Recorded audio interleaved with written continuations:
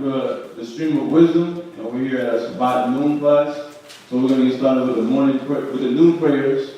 And, I know everybody's going to be starting to slide into class as we start these prayers. So, all right. Let's stand up. First read.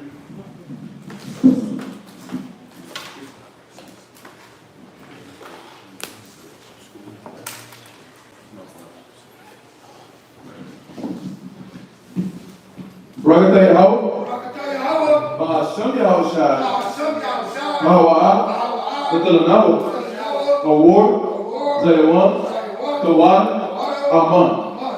Blessed be Yahweh in the name of Yahushai that gives to us the light to see. Thanks so be it. And the light represents the knowledge, wisdom, and understanding of the Most High. You can find it in Matthew chapter 5, verse 16. Barakatah Yahweh, Ba'ashem Yahushai, Mahawah, Betul Raya, Leachka, Tawad, Aman. Blessed be Yahweh in the name of Yahushai that gives to us the sweet Savior. Thanks, so be it. And our prayers represent the sweet Savior going up to the Most High. You can find that in Psalm chapter 141, verse 1 and 2. Right. I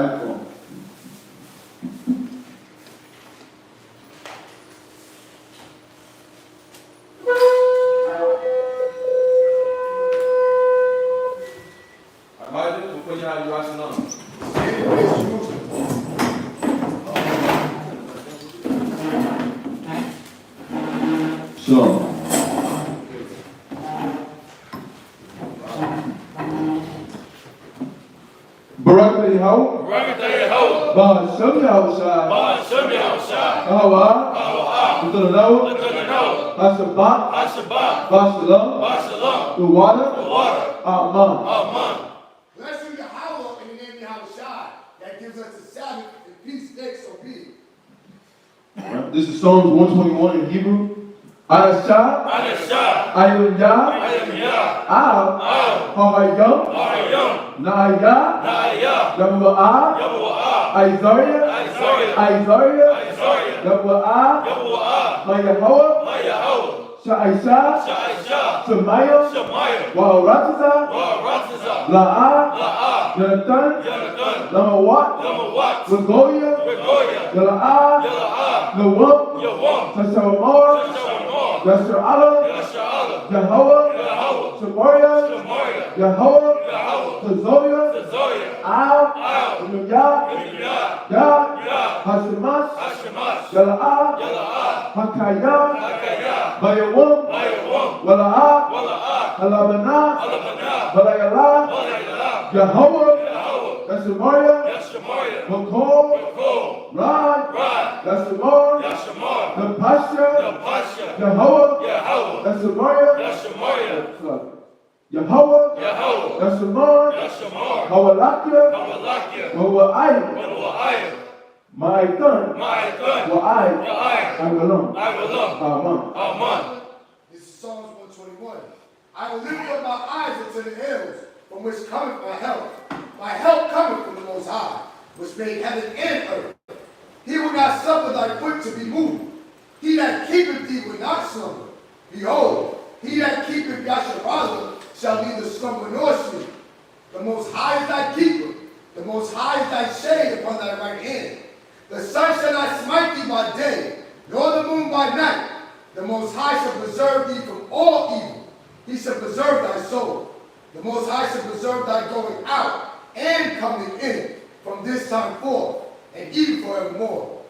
Amen.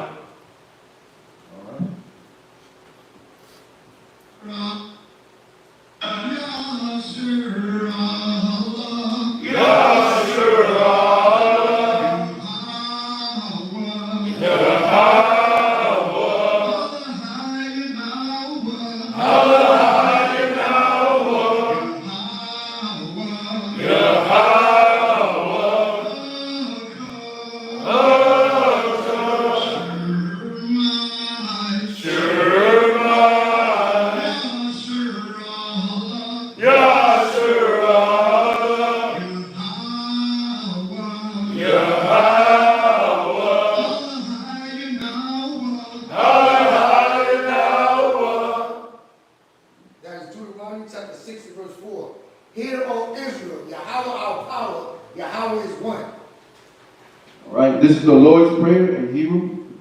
Abinawa, Shabbat Shemayim, Kudash, Hayah, Shamka, Yahweh, Malakwatka, Taba'ah, Ratazaka, Hayah, Aisha, Ba'arataza, Kawa, Hayah, Bashamayim, Ladalanawa, Lacham, Ko, Yawam, Wasalachnawa, Chabawatnawa, Kasalaknawa, Chabawat Yinawa, Wala'a, Tabinawa, what is it, one?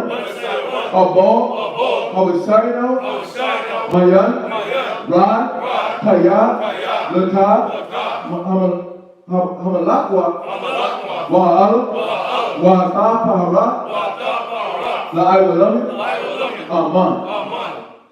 This is Matthew chapter 6, verse 9. After this manner, therefore, pray ye, Our Father, which art in heaven, hallowed be thy name.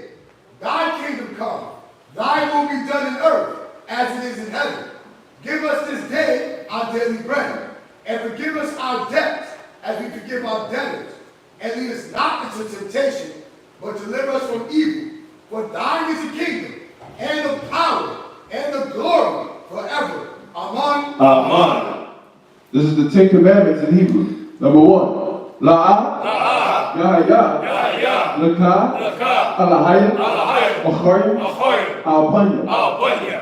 Thou shalt not have no other powers before me. Number 2. La'a, Ta'isha, Laka, Paso, Wala'a, Ta'ibadam.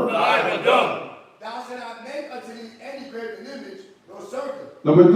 La'a, Talakwa'a, Sham, Yahweh, Bashawa. Thou shalt not take the name of the Most High thy power in vain. Number 4. Zakar, Hayawam, Hashabat, Lakwatashwa. Remember the Sabbath day to keep it holy. Number 5. Kabad, Amaka, Wa, Amaka. Honor thy father and thy mother. Number 6. La'a, Ratazak. Thou shalt not murder. Number 7. La'a, Tana'at. Thou shalt not commit adultery. Number 8. La'a, Tana'at. Number 8. La'a, Tagana. Thou shalt not steal. Number 9. La'a, Ta'ina, Shakur. Thou shalt not bear false witness against thy neighbor. Number 10. La'a, Takaman, Ko, Asherah, Lara'aika. Thou shalt not covet anything that is thy neighbor's. Your shopping was meant to be seated.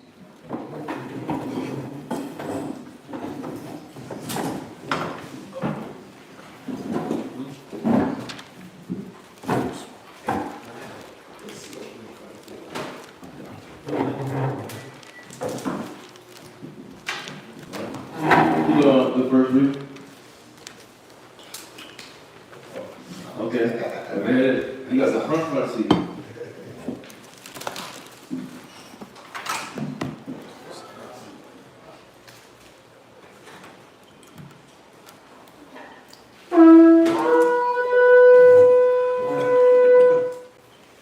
Lionel, Sharp the Shaw, Yahweh, Bon, Yasharel. Lionel, Sharp the Shaw, Yahweh, Bon, Yasharel, Ben Israel, Mike, Barak. Yahweh, Bon, Shum, Yah, Shabarak, Thumb. Yahweh Shem Yahweh Shai Barakah.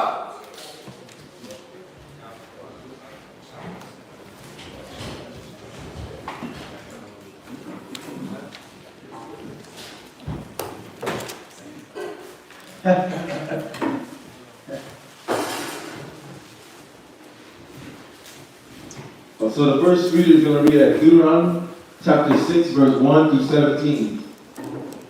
Deuteronomy chapter 6, verse 1 through 17 is what we're going to start off with this Sabbath, this Shabbat reading. So, how's everybody doing this Sabbath? Okay. So what? Yeah. You said concert? Alright. Okay. So you get off these now consistently the on Saturday. I see let's see the last 2 Saturdays. Well, because we went out of town, I had my day switched to Friday. Oh. Yeah. So now it's like this. No. For the time being. No, you're seeing me come more Saturday because the one Saturday I do work out of the month, the last time I had to work, I had it switched to Friday because we went out of town on Saturday. Oh, okay. But I still got to do one Saturday out of the month. Okay. Just saying it's like it's good. Good to see you on Saturday. Come on. That's basically what I'm saying. Yeah. So okay. So everybody there?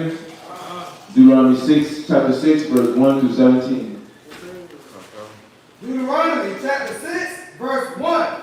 Now these are the commandments, the statutes, and the judgments, which the Most High, your power, commanded to teach you, that ye might do them in the land whither ye go to possess it. So, and just kind of like a little echo in yesterday's class, right? Key words. Read it from the top again. Now these are the commandments, Right? the statutes, Right? and the judgments, So you want those 3 things to stand out to you, but what about those 3 things? Read. which the Most High, your power, commanded to teach you. So the Most High, even in the Old Testament, he said what? He commanded somebody to teach you. God. Right? What's the verse in, what verse is in Acts? How should I know that somebody said teach me? 8:20? Acts 8:20? 8:30. 8:30. Yeah, I can't remember where it was. I was just talking about it the other day with Acts 8:20. 8:20. 8:30? Yeah, 8:30. Go ahead. Acts chapter 8, verse 30. Mm-hmm. And Philip ran thither to him and heard him read the prophet Isaiah Right. and said, Understandest thou what thou readest? Because everybody needs that help. Everybody, especially us in this time, that must be more because we coming from the world, we coming from so much, I always say it, but the pain, the distress, right? The anguish, but think about the situations that led to it, right? And those situations it created a formulation in your mind to where now that's how you process pain. That's how you process, like, you have brothers and sisters, they find ways to disassociate themselves with the reality of what they're going through. So you develop patterns to avoid situations. Yep. And how are you going to understand what you're reading unless you have somebody with a clear mind, with a clear judgment, and that's been ingrained in this word and been cleansing themselves daily for years to teach you. So the Most High had somebody like Moses who was what? Being cleansed. As soon as he killed that Egyptian, right? And he left, his fire was starting. His cleansing process to make him into a priest was starting. And the Most High was clearing out his whole consciousness, his whole spirit, from everything that he picked up in Egypt. Obviously, we know that he was being taught, right? His mother was there, raising him, so they was definitely giving him some word. But, that much the more when he stepped out on his own, right, into the wilderness when he met his rib, his father-in-law, Jethro. So we know that he started getting taught by the Most High. The brother was getting taught. His life was being changed, his perspective was being changed, but, somebody taught him. And we got to understand that we got to get taught too. So we have to be changed too, and we ain't going to be able to understand this word or the things that we go through unless we allow ourselves to be taught. And then the remedy to actually deal with those issues unless we allow ourselves to be taught. So it's asking the question, do you understand what you read? When we first come in, we don't know. We get the basics, the straight to the point scriptures, but a lot of times there's more. Or we got the basic comprehension. I'm an Israelite, I know who Christ came for, right? John 3:16, we got those things, but we be missing the whole variety of how to prospectively look at the Bible. Because Esau, the nations, they diluted the understanding of the Most High so much that it's so intimidating that even when we come into the knowledge, we double dutch in our mind. Is that correct? I got to see more precepts on that, brother. You still play with the Christian mind, you still play with the Catholic mind, or for some it's the atheist mind, right? And sometimes you're just wrestling against the spirit, you're just being stubborn. But how are you going to understand your life? How are you going to understand to be better? How are you going to understand how to grow if you don't let somebody teach you? If you don't let somebody show you your faults? If you don't let somebody show you where you're causing pain in your relationship? Right? Where you're causing arguments in your relationship. This was a moment for you to spit on the fire, but you use what? You threw another match in the fire and made the flame go high. But how do I understand the application of the scriptures unless somebody teaches me? Read. And he said, how can I, except some man should guide me? Because everybody needs a guide. Everybody needs a guide. When you don't have a guide, you're lost. When we don't have a guide, we're lost. And when we're lost, we make a lost people decisions. Right? We do things out of anxiousness. Right? We do things out of distress. We do things out of panic. Everything's a panic thought, a distress thought, a worry thought. And when you do it that way, you do what? You start striving. You start wrestling. Because somebody that's trying to be faithful is trying to show you how to be faithful, but you fight against the faith. And you don't be seeing it a lot of times. Don't worry about the bills. We're going to get the bills straight. You didn't see how it came through for us last month? You didn't see how it came to us 2 months ago? You didn't see last week? We needed gas in the car and money just popped up out of nowhere? Right? You thought the kid was sick. You thought he had a terminal ailment. But then what? We prayed about it. The spirit did what? Oh no, we thought it was a tumor. We thought it was a cancer. We thought it was a diabetes, but we misread it. But those moments is there to teach you, but if you don't let somebody stand there next to you and take you through the scriptures, and you sit there and try to process the scripture instead of processing stubbornness, right? Instead of processing anger, instead of processing worry, then you won't be able to be guided. You're going to stay lost. So the opposite of having a guide with you, or you listening to the guides, you're lost. So do we want to stay lost? No. So you know the knowledge of who you are? So you know who you are? Right? You know where you come from. You know how the true saints are supposed to worship Christ, right? The Most High. So, but now, how do I tap into my spirit and look at me? That's the one thing we be overlooking. We know all those things, but we overlook us. We pass the buck on us. Like, no, I'm gonna do it next week. You know what I mean? I'm good.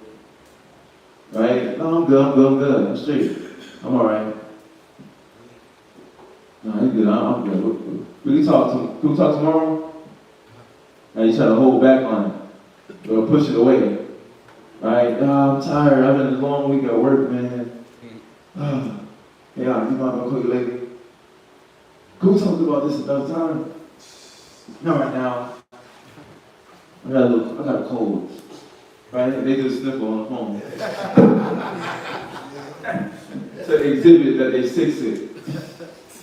But not realizing what?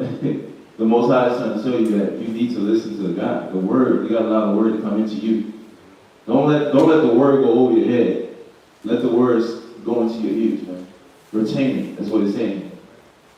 Go ahead. Read that last part, Brother God. And he said, how can I, except some man should guide me? Mm-hmm. And he desired Philip that he would come up and sit with him. But this is a nation.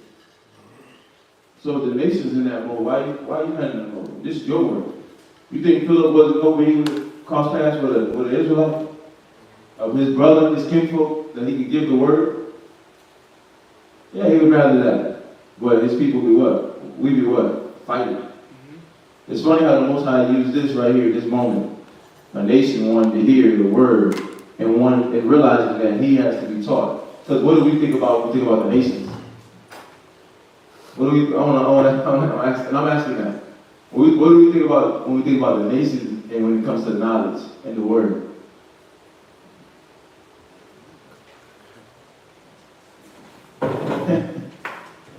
I think about what Yahweh said, you know, let the children first be fed. Yeah. But most of what we're talking about right now, this nation sitting here asking about this nation realizing within itself he don't know. But then what do we as Israelites think about nations when it comes to this word in this time period of life? I want to say it without saying it. I'll agree somewhere else. Go ahead, Delvon. They don't know the knowledge, or they don't know how to expound on the scriptures correctly or apply it. That's not wrong, but this is what we're talking about right now, though. What is it when you think about this nation, Most High had this nation? He used this example of a nation, right? I almost gave a word that would give it all up. But I just want to see if y'all thinking about it. Go ahead, did you have any? Wait for somebody else. Go ahead, Yeah. Why was this example so important to what the Most High wrote it in the Bible? Because y'all think there were different moments where this could have happened, but the Most High choose this one as the significant one? So, I was actually gonna ask, what verse, like, what example? Acts 8, Acts 8:30. Oh, And I'm asking the question, yeah, why was this moment so significant? okay. So you didn't know where we was at all? No, I did, it's just I went in the back for a second, and I Okay. came front, yeah, So so you heard? I was trying to hear, Okay. yeah, I was trying to hear. Yeah. Alright. I want you to think about your answer. Yeah, I just wanted to hear what was going on. I'm gonna give you it, but I want you to think about the answer. Okay. But what was it about this moment when we think about nations now? What we think about nations now when it comes in reference to the word, and why the Most High made this such a significant moment that this nation had realized that he don't know. Go ahead, Jimmy.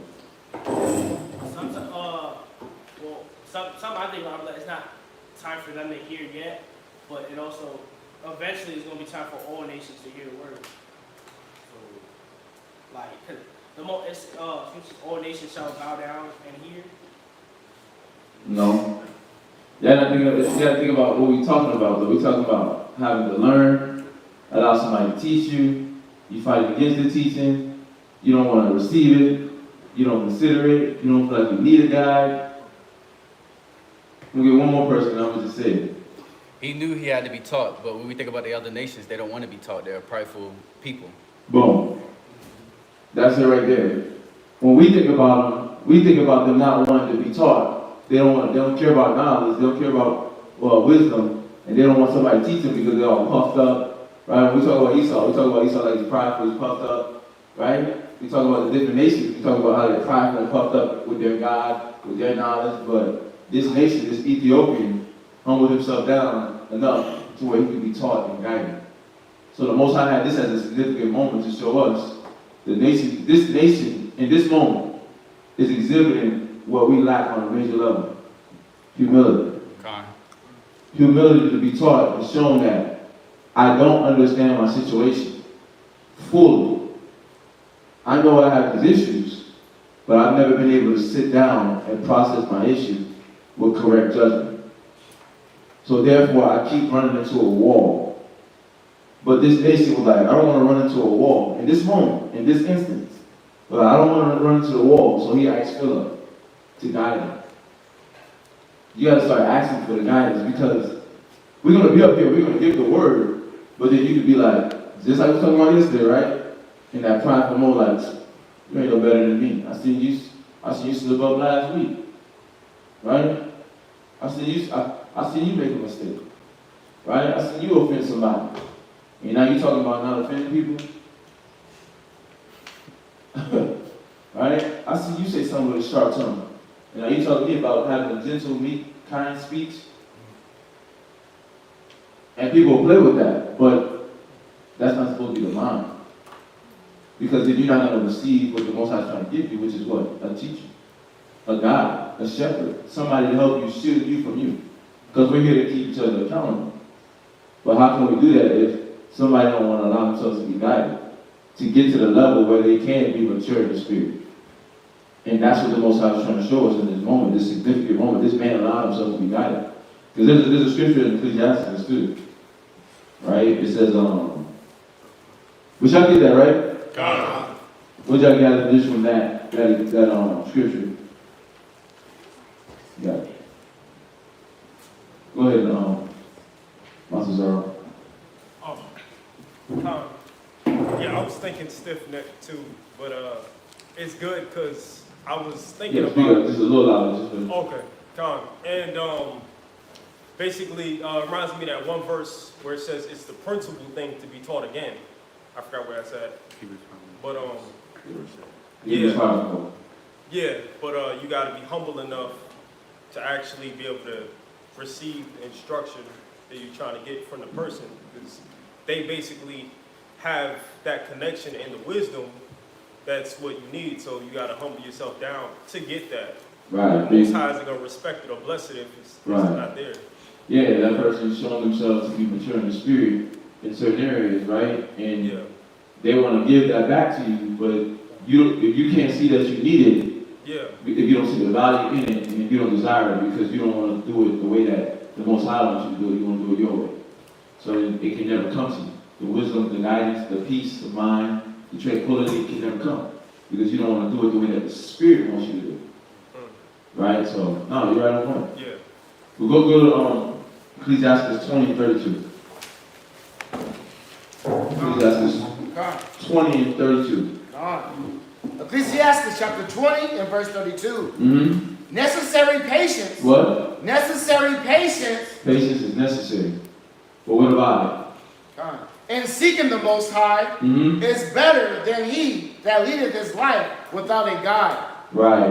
When you're able to control yourself, that necessary patience in seeking the Lord is you have an ability to control yourself and at least realize, let's say you don't have a guide there, you're at least able to realize that, let me take my time.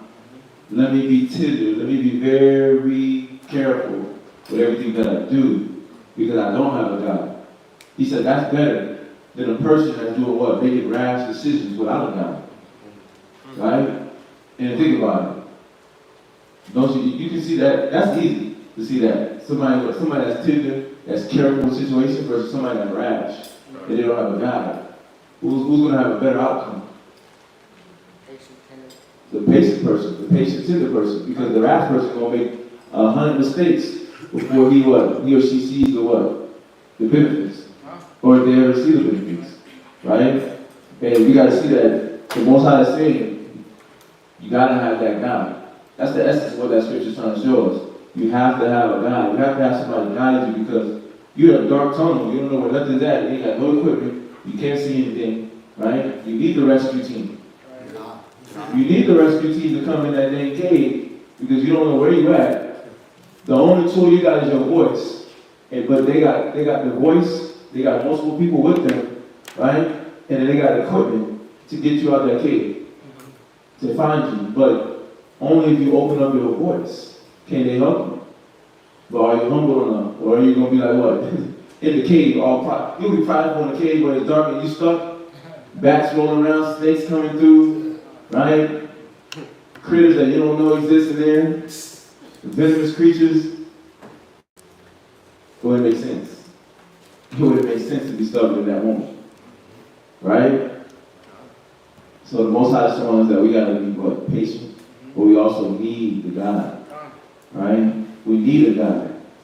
Right? Saul had his guide next to him, but he did what? He didn't listen to his guide. His guide told him to be humble. He ended up coming to the same scenario that Moses came in, where he had to, David was going to be risen up as king, because he already proved himself, he had made that big mess up, and he didn't want to accept that. But Moses did what? Moses accepted his, and he went as further to teach his God. Right? Saul went as far as to try to murder the guy. But he had to listen to his God all along the way, which was Samuel. He didn't listen to Samuel all along the path, and he messed himself up. So you will have that person in front of you, that messenger That messenger sitting right in front of you, right? Like Balaam with the donkey. Don't go that way. And you over here like you got the football in your hand trying to jerk the messenger. Right? And in your mind, you scored a touchdown, didn't know you just fell into a what do they call that? A muddy hill. What do you call that? Quicksand. You didn't realize you just fell into quicksand. And now you slowly dying. Now you're slowly dying. Because you tried to run away from the guy. You tried to run away from being taught. And that don't benefit any of us. Right? That doesn't benefit anybody by you running away from help. When you hide away from help, more pain comes in. You don't realize that you're going to be vulnerable either to the spirit or you're going to be vulnerable to the devil. Who do you want to be vulnerable to? Spirit. Yeah, we got to do it though. Right? Think about the areas where you're trying to work on the application. Right? We got to think about those areas that where we're trying to work on our application.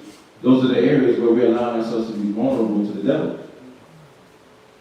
So we got to start fighting against that nature, that weakness. Right? Stop letting the devil be our power. Can't let him be your power. The Most High is your Father, your power alone. So understand this: we need that God. You need somebody to steer you along the path, and that's why the scriptures were saying that back in Numbers chapter 6 and verse 1. Use your back. You know, Deuteronomy chapter 6 and verse 1. Deuteronomy chapter 6, verse 1. Now these are the commandments, the statutes, and the judgments, which the Most High your power commanded to teach you, that ye might do them in the land whither ye go to possess it. Right. It was a preparation to be able to maintain a blessing. Right? It was your defense. Right? Because we think about the words like divide and conquer, because that's what the nations did. But what was the way that they was able to divide and conquer us? Was it, go ahead. To divide the home. Yeah. And to divide the home, you got to take the care of God out. Because when you think about the Bible, I like how you said that though. Because when you think about the Bible is all about what? Forbearing one another in love.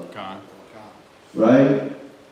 It's about forbearing, and forbearing is you like saying, I'm gonna bear up through the issues with my spouse, right? Or with my housemate. I'm gonna bear up through the issues. Because we both got what? Issues, we both got things that we gotta work on. We all got different things that we gotta battle. And if I'm looking at you like I'm better than you, and I don't have no flaws, because I'm high-minded, high opinionated, and high perceptive of myself, I highly esteem myself above others. Right? Instead of doing the opposite, which is humility, then I'm not going to be able to forbear with my brother. Then I'm doing exactly what Esau does, which is divide and conquer us. This was like our shield. When we talk about like 1 Corinthians, not 1 Corinthians, 2 Corinthians 10 and 4. What was it? Go to that. What was the reward?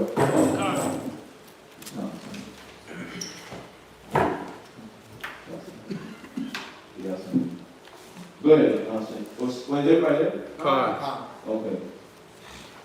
Yeah, I want to establish this one because, you know, that's the only way Esau was able to come into divide and conquer. It's when we let go of the wisdom.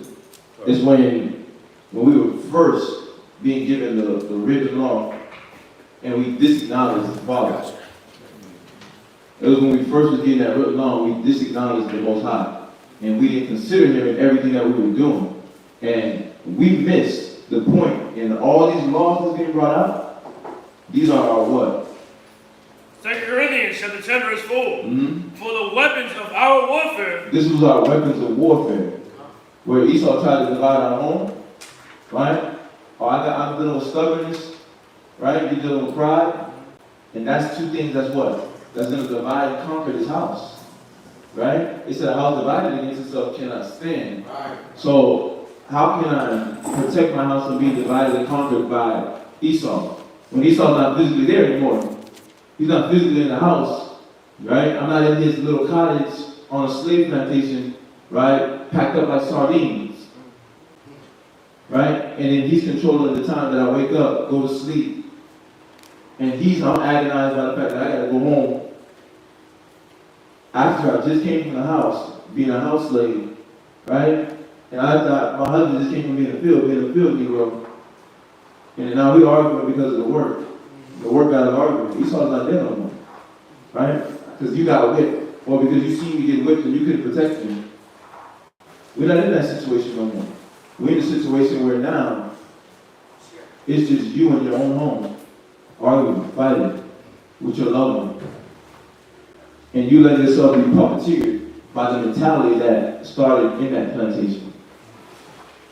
Right? But how do we want to live? We want to live in a plantation mentality? Or we want to live in a free man, free woman's mentality? A free man, a free woman. We should. It's important that we understand. I want you to read that again. For the weapons of our warfare. We can't let that go over our mind. Like, stop using stubbornness, right? I'm hardcore. My stubbornness, that's my weapons of war. No, that's the division. That's the divide and conquer method. Right? That's the thing that keeps you away from listening to the God. The what? The weapons of our warfare. Lust. Stop using lust to what? Cope with your issue. That's your past. Let your past go. Right? Let your issue go. Right? You stressing? Talk about it. Right? You angry? Talk about it. Right? You sad? You talk about it. You feeling lonely? Talk about it. Don't let lust be your coping mechanism. Right? Doubt? Stop letting that be your weapon of war. Right? You have to see that the Most High is giving you new tools, which is really old tools, but they're new because you ain't using them. Read that again. For the weapons of our warfare. The weapons of our warfare. You have to change your weapon. Right? Put away the butter knife, get you a sword. Right? Put away the butter knife and get you a sword. The butter knife's shallow, ain't gonna do you no good. Right? Get you two moments. Give you 2 moments. If you're skilled. Right? Ain't nobody even know how to use butter knife. Right? Ain't nobody took martial arts classes. Maybe a few. But for the weapons of our warfare are not carnal. They're not carnal. So you have to say to yourself, well, what's carnal about me? And what do I use in my time of distress? In my time when panic tries to come in? In my time when anger tries to come in?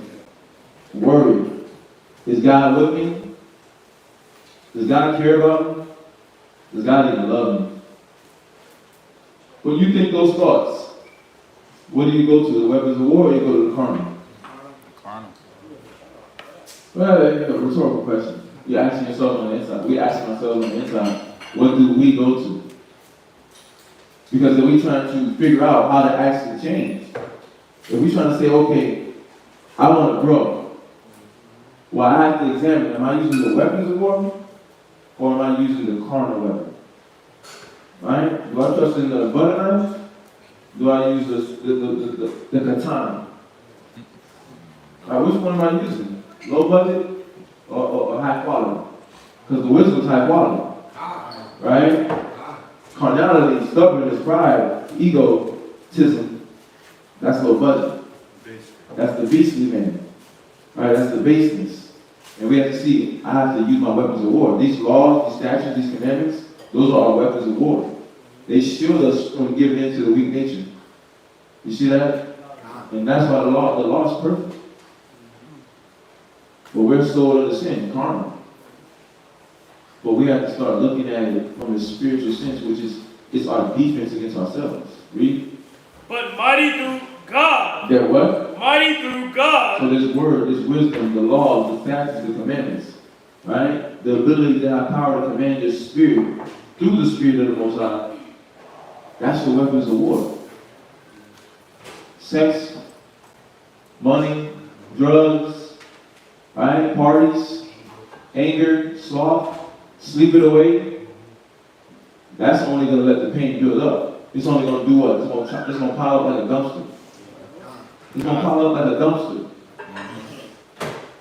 And then what? You're gonna be like, what the hell? How did I end up? Track. What the hell? Ugh. Wow, that's, golly. God. Because why? You let it pile up. Go ahead. No, you got it. You said exactly what I was gonna say. No, what are you gonna say? Yeah, I'm gonna say, you let that garbage build up in your head, and then you don't use the weapons of your warfare to clean out all that filth in your mindset. So when you let that pile up and you just cast it away, you're really just putting aside a bad thought that's just gonna come back. Right. You know what's funny what you said? One may say, well, I'm unskilled. I don't get it. Well, stop fighting against the guy that's trying to help you get it. That's the double entendre for it.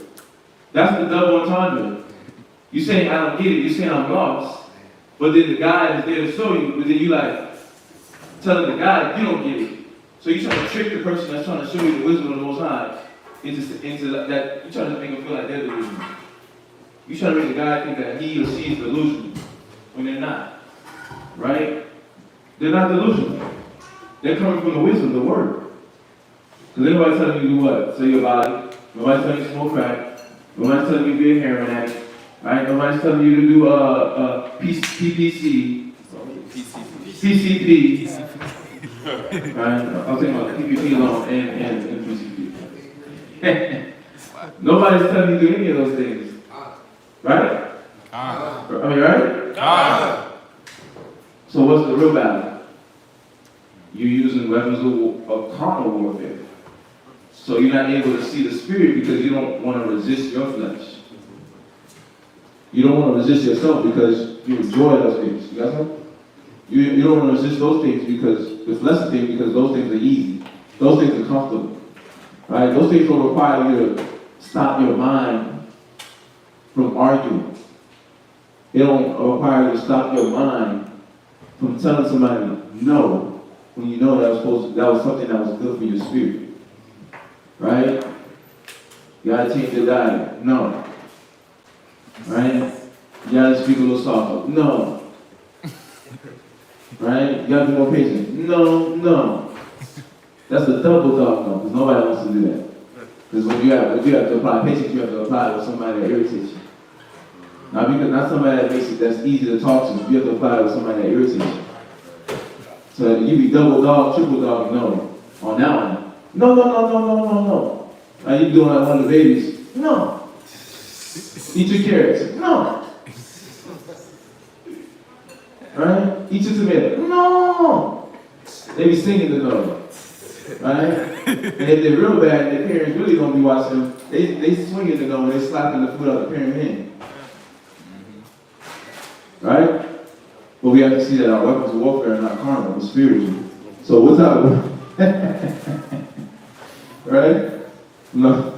You gotta see that the weapons of war is not carnal. We can't use carnal weapons to fight. So if you hear, right, and you, because I know there's a few married couples, there's a single people, but you're married to the ministry.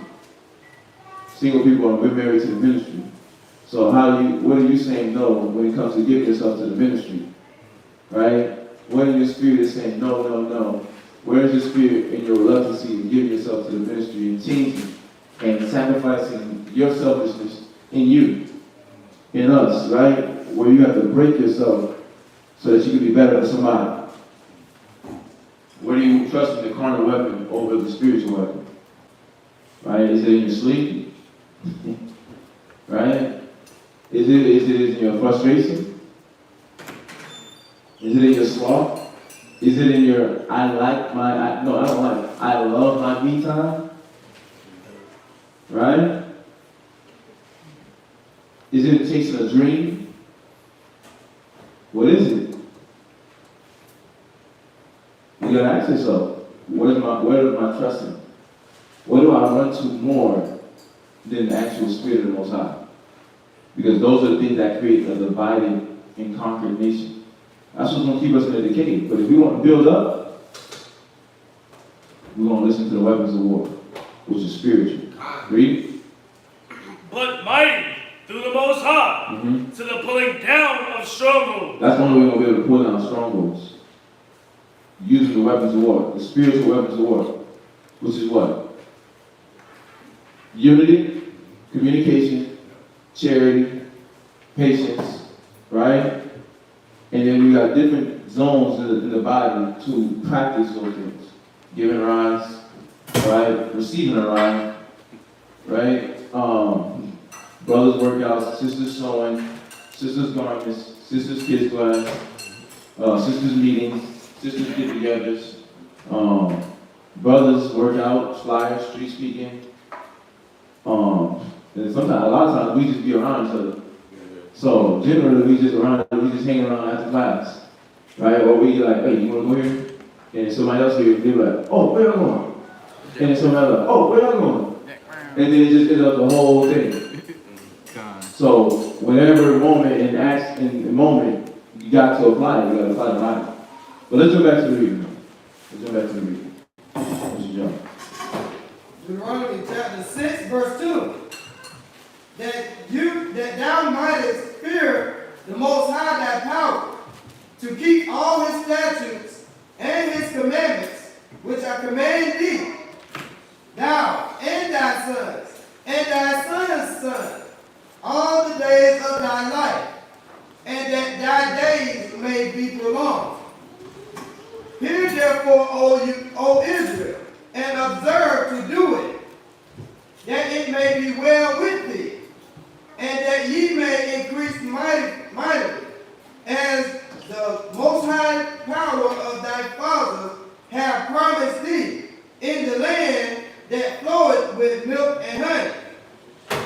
Hear, O Israel, the Most High our power is one Lord, and thou shalt love the Most High thy power with all thine heart, and with all thy soul, and with all thy might. And these words which I command thee this day shall be in thine heart. Our weapons of war. So he's preparing us for what mentality we got to be in, because you're getting a very big blessing. We're getting a very big blessing. We're getting our own homeland, right? We're getting our own home, our own place to call our own. Think about it right now, right? We're in a strange land, but that's not our home. Like, knowing that now, how does that feel? That we're in a strange land. You're in a place that's not your own. You don't got your own government. You don't got your own school. You don't got your own law set up. You got to go by this American way, to a degree. So we always be having a little conversation just about getting land for ourselves, so we can feel a little freedom, just a little freedom from this society. Right. Like having our own water system. You know, we're looking at the water, the rain collector to not go off their water grid, and just different things. They listen. I was about to say the same thing. Right. Yeah, they listen. But it's nothing we can do against the truth. But nah, just going off what you're saying. I know we thinking bigger though. We want to get to the kingdom originally, but just here in this land, we want to even be free in that sense. Yeah, and that's a beautiful thing, but it takes a lot of maintenance. It's a lot of maintenance. Like just reading it. When you don't read like the storybook, like this is cool. Oh wow, cool.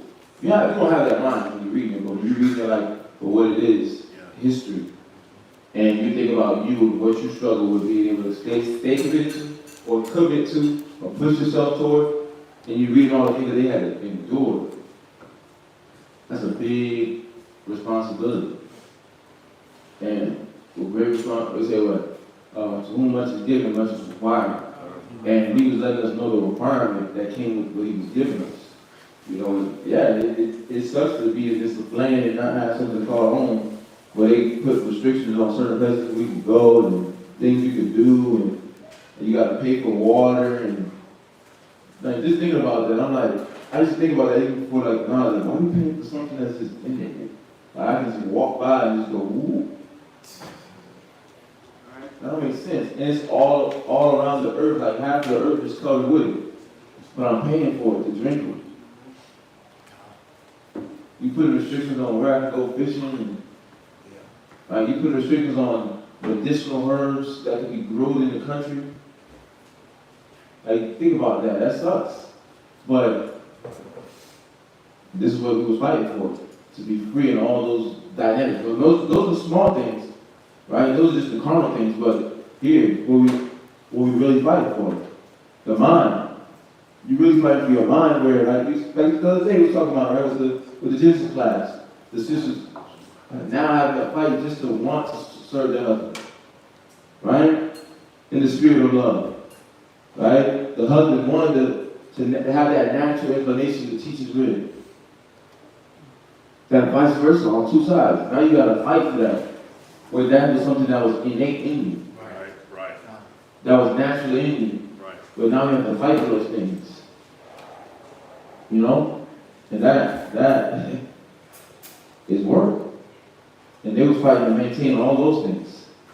But of course, we know we failed, right? time and time again, up until this point, but now the Most High doesn't know what give us that assistance. But we got to fight it this time to uphold the blessing that He's trying to give us. So go on. Verse 7. And thou shalt teach them diligently unto thy children. That's why you can't take it lightly if you have kids. You can't take it lightly if you have kids right now. And you have toddlers, teenagers. You can't take it lightly because you're really preparing them to uphold the next generation. Not just in your family lineage, your bloodline, but their people. Their kids. We be reading Ruth, the book of Ruth. But Obed and Boaz and Salmon, they was that early lineage that came from the Judah, the original man Judah. It was that early lineage. But they was thinking about their nation, because Obed ended up being whose grandfather? King David. Which was what? Helped raise up our nation. And King David plays a big role. We're reading him right now. We're reading the wisdom that the Most High put in his spirit right now, which is the Most High's wisdom. But that's carrying our whole nation, the spirit, the hope, the life. And that's what we got to be thinking about when we're teaching our kids. Your kid can be an anchor in the truth, an anchor in the knowledge to assist somebody. But they can only do as much as you put in them. You see that? You got to put in them. You got to invest in them. But we don't. Okay. Because if we're not taking on that responsibility to train our children, whether it be our physical fruit that comes from our body, some brothers and sisters have stepchildren, or the single brothers and sisters, if you're not considering helping out these children, the Bible, the Most High talks about the fatherless many times in the scriptures. Why? Just going back to how important it is to have a guide. If you don't see the value of being a guide to a young boy, a young girl, you're leaving them to your enemies. You're leaving them to the people that hate us. And what are they going to do? They're going to train them up. They're going to train them to be great, law-abiding citizens to America, to where they say, no, I'm going to stand with my LGBTQYP people because they have the right to love who they want to love. They're going to see America's not that bad. I don't see how y'all hate it. All the things that we're fighting to wake our people up to see, they're going to be in opposition against us because we didn't take on that responsibility. We didn't see the value of teaching them who they are, right, and what the Most High requires from them. Because when you do that, you have somebody that's going to be in that same mind as you. And even when you're physically not here, whether you are in another state, another city, or the Most High takes you and you're dead, they're going to still move in that same mind. So I did Ecclesiastes 30. Ecclesiasticus chapter 30, verse 3. You 30 where I was at, okay. Read. He that teacheth his son grieveth the enemy. Right, because you can't indoctrinate that son, that daughter to be that vessel that they want to use to manipulate the people. Right? When you teach these children now, think about it. Think about it like this. Think about all the child celebrities, right? You had to Raven Simone. Her parents put in her mind the the value of being famous, the value of being seen, right? Oh, it's good to be on Hollywood. Look at, y'all know what Miss Moore's going through now? She done had how many surgeries? She don't even look the same she did. She's playing for the other team, right? She's not a value to her people. And all that acting, all that fame is not even a value to our own sanity. Y'all see that? All these Hollywood stars, all these child Hollywood stars that go to Hollywood as a child, what's the other one named? He's like on drugs. I was thinking of somebody else. Britney Spears. You got Britney Spears. No, it's the brother I'm talking about. Oh, I know who you're talking about. Her name's Yeah, he's gone. He's gone. Orlando Brown. Oh, Y'all see Orlando Brown, right? It's sad though, but that's what happens when you train up your child to say America is where you want to be comfortable at. America is where you want to shine. We're not saying don't teach your children to get a job, to learn how to financially take care and support their family, but when you teach your children to value and to be comfortable here, America's going to use and abuse them. That's your enemy. Now you should want to grieve your enemy by teaching your children, no, you are the Hebrew Israelite. The Most High laws, statutes, and commandments are going to keep you safe from all the pitfalls that America wants to see you go through. Because they laugh at Orlando Brown. All them TV shows, the celebrities that he worked, who's helping him out? Who's there for him? Look at, who's the other one? Kodak Black. Where the people trying to help Kodak Black out? And he was a young guy in Hollywood or the music industry. But see, you gotta be trained. You gotta constantly train them up from young. Don't wait till they're too old. Start now. Huh? Keep going. He that teacheth his son grieveth the enemy, and before his friends he shall rejoice of him. Because it's a beautiful thing to see the little ones in here. You see Casa Daya back there. She's got her dress on, and she got her little fringes, and she's going to see the value and the beauty in dressing modesty. She's not going to be like, oh man, I can't wait to take this off, put my leggings on, and show my belly, and have my piercing showing for all these strange widow men. Because she's being trained up by her father, she's being trained up by her mother. And those sisters that interact with her, she sees y'all example too. It's important that the examples that y'all show these children. Y'all know that, right? Keep reading. Though his father died, yet he is as though he were not dead. Because he's remembering all those lessons, all those experiences, all those examples, right? For he hath left one behind him that is like himself. Yeah, we talk to verse 6. Verse 6. He left behind him an avenger against his enemies. Right. You want to leave something, you want to make sure that that heritage is going to continue. They're going to continue with that trailblazing that you set forth. Like you're not going to just, you don't, nobody wants to see the child that being raised in the truth, and as soon as they get 18, I'm going to the club. I'm going to be an OnlyFans star. Or I can't wait till I get out dad's house so I can roll this blunt, so I can be a black boy. Because we know the consequences that come with these things, right? So we're training up our children now so that they can avoid them. And again, those of us that don't, you got nieces, you got nephews, you got cousins, you got the little kids in school. What are you training them up to do? What are you training them up to be? Read. And one that shall requite kindness to his friends. Right, because it's going to reciprocate. You're going to have that, man, that's a well-raised, well-managed child. Beautiful. Your father, your mother put some foundation in you. Or I can tell you how. You're not out here. Y'all see the videos now that go viral, the mothers be thinking it's cute, the little kids be sitting there cursing them out. Or they be using more profanity, y'all. I mean, and right on point with it too. You have big dicks, but I'm like, who taught you to talk like that? Who told you to speak like that? Their parents. Now how do you think of that? Now what do you see, what do you feel when you see the kids acting like that? Is that something that makes you rejoice? Do you say, man, that kid's good. Man, I would definitely let my daughter marry him. You know what I mean? Go ahead. It was yesterday in the mall. It like lit a fire in me. The kid, this Jake too, but they just bought some sneakers And the kid, the son, he probably like 16. He's The 16. Yeah, the father there too. The father, the daughters, the mother, they come out the store. The son's storming out the store.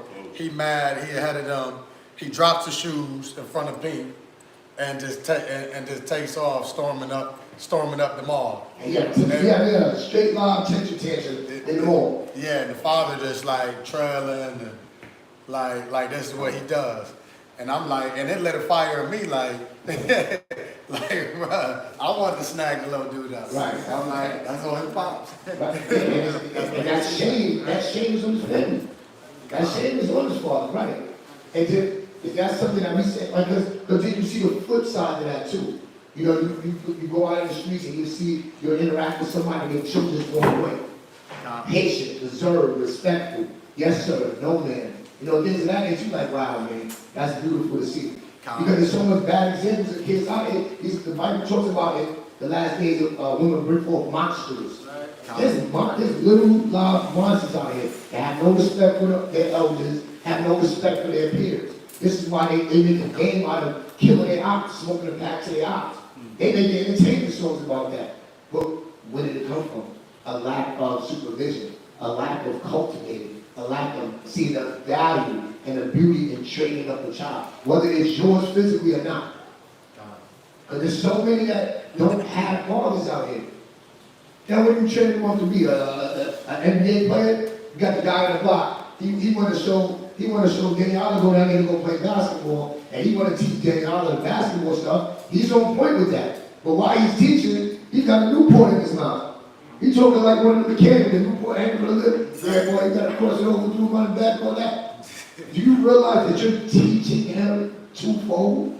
You're teaching him that basketball, you're also teaching him to smoke. You're also teaching him to be dependent on something carnal.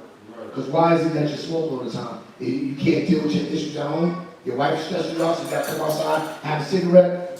You know what I mean? If you're addicted, you can't break an addiction. You don't know how to break that stronghold. See, you're teaching these children twofold. So whether you pick up the job to do it in the spirit of the Most High, or you lazy or don't consider, you're teaching them. Y'all see that? Did you finish that? Okay, that's it. What's that in there? Good. One day I was coming home from school in Shanghai, and it was like the weirdest thing. Like the bus driver took a girl's water bottle, and then she was like storming home. She was stomping. She was just cursing. Like she was saying, she was like just cussing her out. And then when her mom said stop cursing, she cursed her out too. The daughter cursed the mother out. Yeah. Well, that comes from that lack of teaching and demanding, right? Demanding that respect. So if it's not done at home, then you can't expect it to be done outside. But that was it. Y'all see that, though, right? And it's important to teach. To teach. Where are you at? Verse 7? Yeah, read it again. Verse 7. And thou shalt teach them diligently unto thy children, and shalt talk of them when thou sittest in thine house. Go ahead. And when thou walkest by the way. Come on. And when thou liest down. And when thou risest up. What are you talking? What is your conversations like with your children?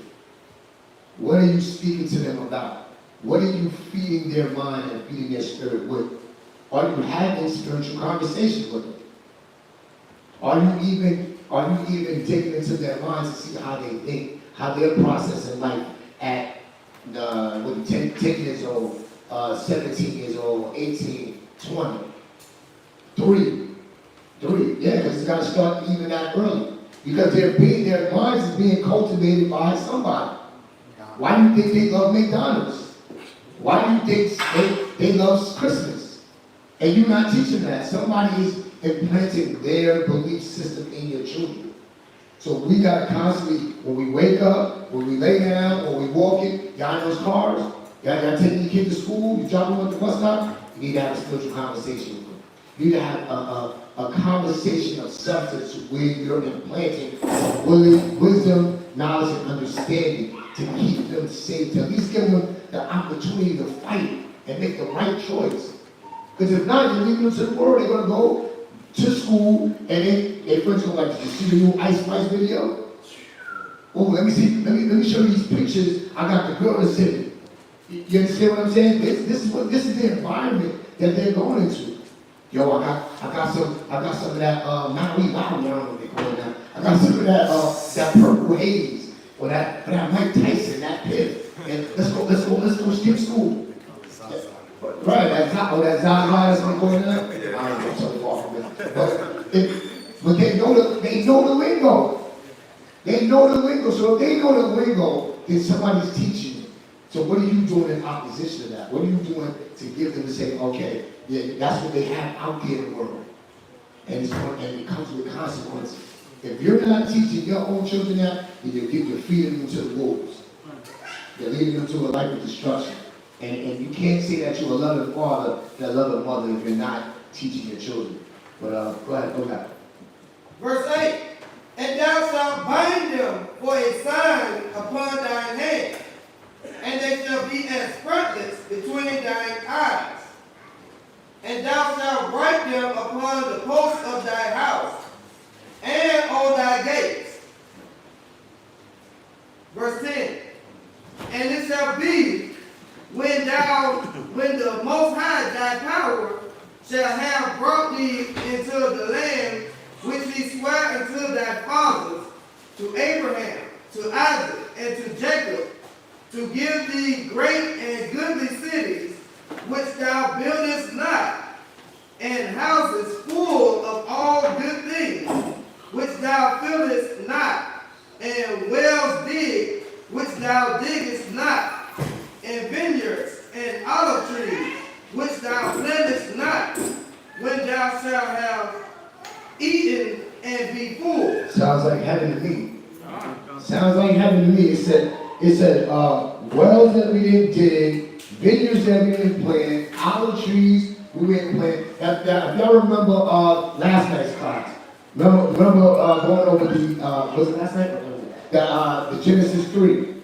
Right? The punishment of Adam and Eve. What was the punishment of Adam? Right.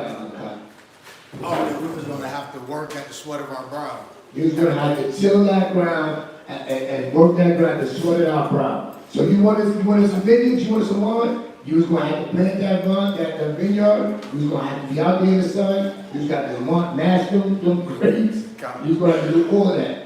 Right? That was a curse. That was a curse because before that, it was right there. The land was producing it. But the Most High said that in this promised land, it was going to be just like that for us. Now, we got that here? We definitely got that here. Shoot, if you want some wine, some of us got to work 2 jobs. You want that? When we was in the store, every store that wine, that was $44,000. Yeah, that's crazy. But you don't deserve wine that's $44,000? You do. You do. But how you going to get that small car? That's a picture. That's a $44,000 for wine. Yes. $44,000 for wine. Yeah. But it's like you talking about, yeah, that's some people's salary. That's more than some people's salary. You talking about tilling ground? There's gonna be a lot of tilling to get that. Go ahead, sis, you got anything? Verse 8, frontlets is like an eye covering? Read that verse 8 again. Verse 8, and thou shalt bind them for a sign upon thy hand, and they shall be as frontlets between thine eyes. You ever seen like racehorses? Yeah. If you ever watch racehorses, they put frontlets to keep them focused. But that's what the law is supposed to be. The law, the word, this gospel is supposed to be, is supposed to keep us running straight. And so we're not looking at the right, looking at the left, that we have to keep it straight running this race. You see that? And that's what you want to do, again, going back, because it's telling us to do that for our children so that they're not distracted by the things of the world. They're not looking at, oh yeah, he got a lot of followers because he be up there rapping about killing, or she's got a lot of friends because she be out there half naked.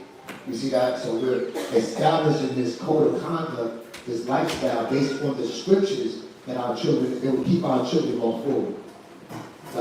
Yeah. I mean, you see that? Yeah, I agree with that, Con. 2 Timothy chapter 4, verse 2. You know, it talked about how we should be instant in season and out to preach the word, right? And everything you spoke of earlier, every conversation we have, we get every opportunity to have a conversation with our children. We need to have it. Why? Because Proverbs 22:15 says foolishness is bound in the heart of a child, right? Yeah. So we need to take those moments and every opportunity to cast out that foolishness from the heart of the child, so that that child can be taught in the correction of the Most High. So when they get old, they won't depart. But if we don't take the every opportunity, right? They're like, oh, again, Dad? Yes, again. Right? We got to take the every opportunity, right? We got to have conversation, you know, have a relationship, but still, yes, the Word of God says this. The world is showing you this. Right. The world providing you with this. Right. But the Word of God says this, right? Train up a child in the way they should go. You know, and we got to remember that. We can't be punks and say, oh, you don't want to hear it today? Okay, I won't show you today. I won't tell you today. All right. You want to just play your game today? Okay, I'll let you play your game today. No, we got to, every time we get an opportunity. Wait, it's what? Takes, what, 30 seconds for me to get to the kitchen, to the living room? Let me tell you about the Lord. We got to take every opportunity to do that. Because the enemy is what? He's taking every opportunity to pull them away. And that's what we have to do. Yeah, Satan ain't gonna give you no rest. And I like that you said that, because there's a spirit in everything. Absolutely. The spirit going into the video games. There's a spirit in why they wake up and before they even brush their teeth, they want to play 2K. You know, and you could show them like, yeah, there's nothing wrong with 2K. No, seriously, I walk Danny Holland do it.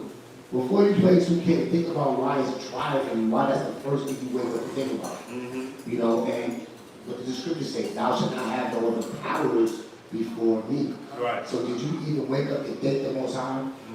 Did you consider that? Right. Did you consider even going through and checking on your brothers, checking on your father, your mother, you know, all these things? But no, America's showing you.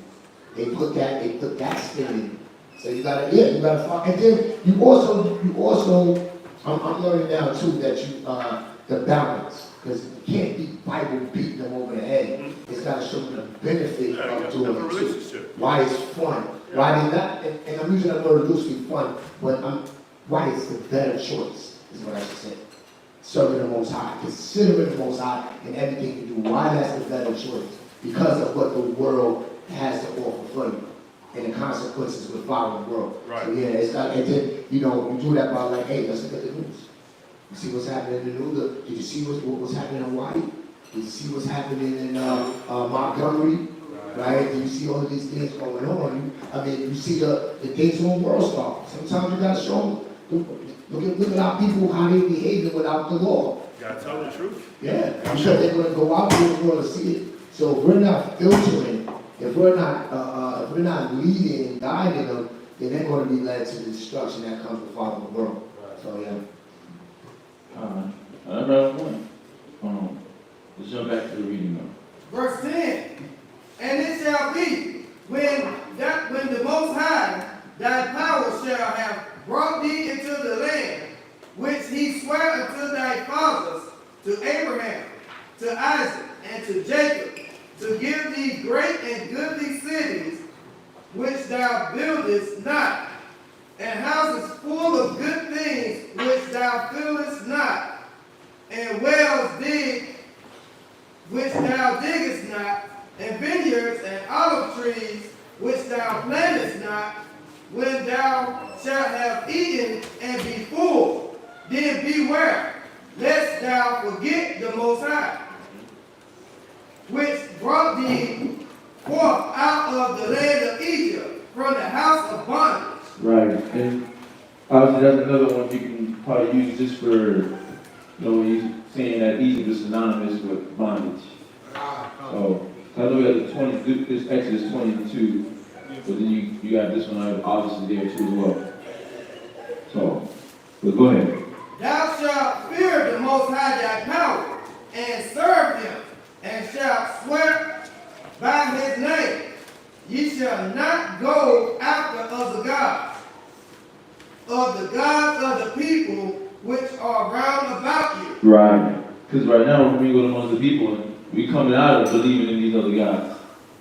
Some people coming from, it's rare, but it's like you got people in Hinduism, or they just literally believe in ism. Right? I ran across that one time. He's like, he finds something in every religion that fits him or fits her. And yeah, that's the thing. That's like he was Cherokee. He was Cherokee Indian. It was the guy that taught me how to play basketball. He believed in ism. His son believes in ism. Yeah, and like I was like, ism, what is that? He's like, I'll take from the Bible center, I'll take from the Muslim, I'll take from everybody. And I'll take the good that I want, I'll take what I want, the good that I want from him. He labeled it as isms, when he was saying it. Never tapped into it, but I know I'm just going off with what his understanding he gave me, isms. But that, so it's like we coming out of all these different beliefs of all these different gods, and or just our own mind, right? You come out of believing your own mind, and the Most High is trying to prepare us for this blessing. He's giving us all the precursors to look out for. He's giving out, watch out for this, do this. Watch out for this, do this. Don't think like that, think like this. He's giving us all the precursors of what we're supposed to be looking out for that can have us fall into these sticky situations. Because the world can influence you. The world can have power over you. The world can trick you. He pulled the verse yesterday, in Ecclesiastes chapter 9. Pulled the verse yesterday, Ecclesiastes chapter 9. What Ecclesiastes 9 and 11? Ecclesiastes chapter 9, verse 11. That's right there. This is what we're supposed to watch out for. And it was said in Psalm 73 as well. So we got to watch out for this spirit. Read. Oh, it's not there. It's wisdom or something. Oh, okay. Ecclesiastes chapter 9, verse 11. Envy not. Ecclesiastes chapter 9 and verse 11. Make sure y'all got the right scripture. Yeah, don't just pop up. Don't just pop up when you ain't got the right scripture. Envy not the glory of a sinner. Right. And envy, just look at the definition. Is jealousy, is zeal, or devotion. And he says that envy is desiring what others have. Right? It's when you desire what somebody else has had. And you don't want to have that spirit on you because you could be envying the people in the world, the nations in the world. And that's why he said you should not go after the gods of the other people or the other gods. You should not go after the other gods and the gods of the people because then you're going to look at what they got. You're going to look at the way they're living. And look how we look at I don't know but when you look at these rap artists and you'll think that they're living it up. Man, take a trip to Cancun and Maui, Hawaii. Turks and Caicos. Huh? Maui on fire right now. Oh yeah, I seen that. They didn't hit no more. They ain't going in no more, but that was one of those hot vacation locations. They go to all the hot vacation locations in an hour, 2 hours, 3 hours. They taking a private jet. You thinking they living it up, but they really stressing, right? They really stressing. They really depressed, and they taking all these pills and crack, and cocaine, and they snorting at Hollywood parties.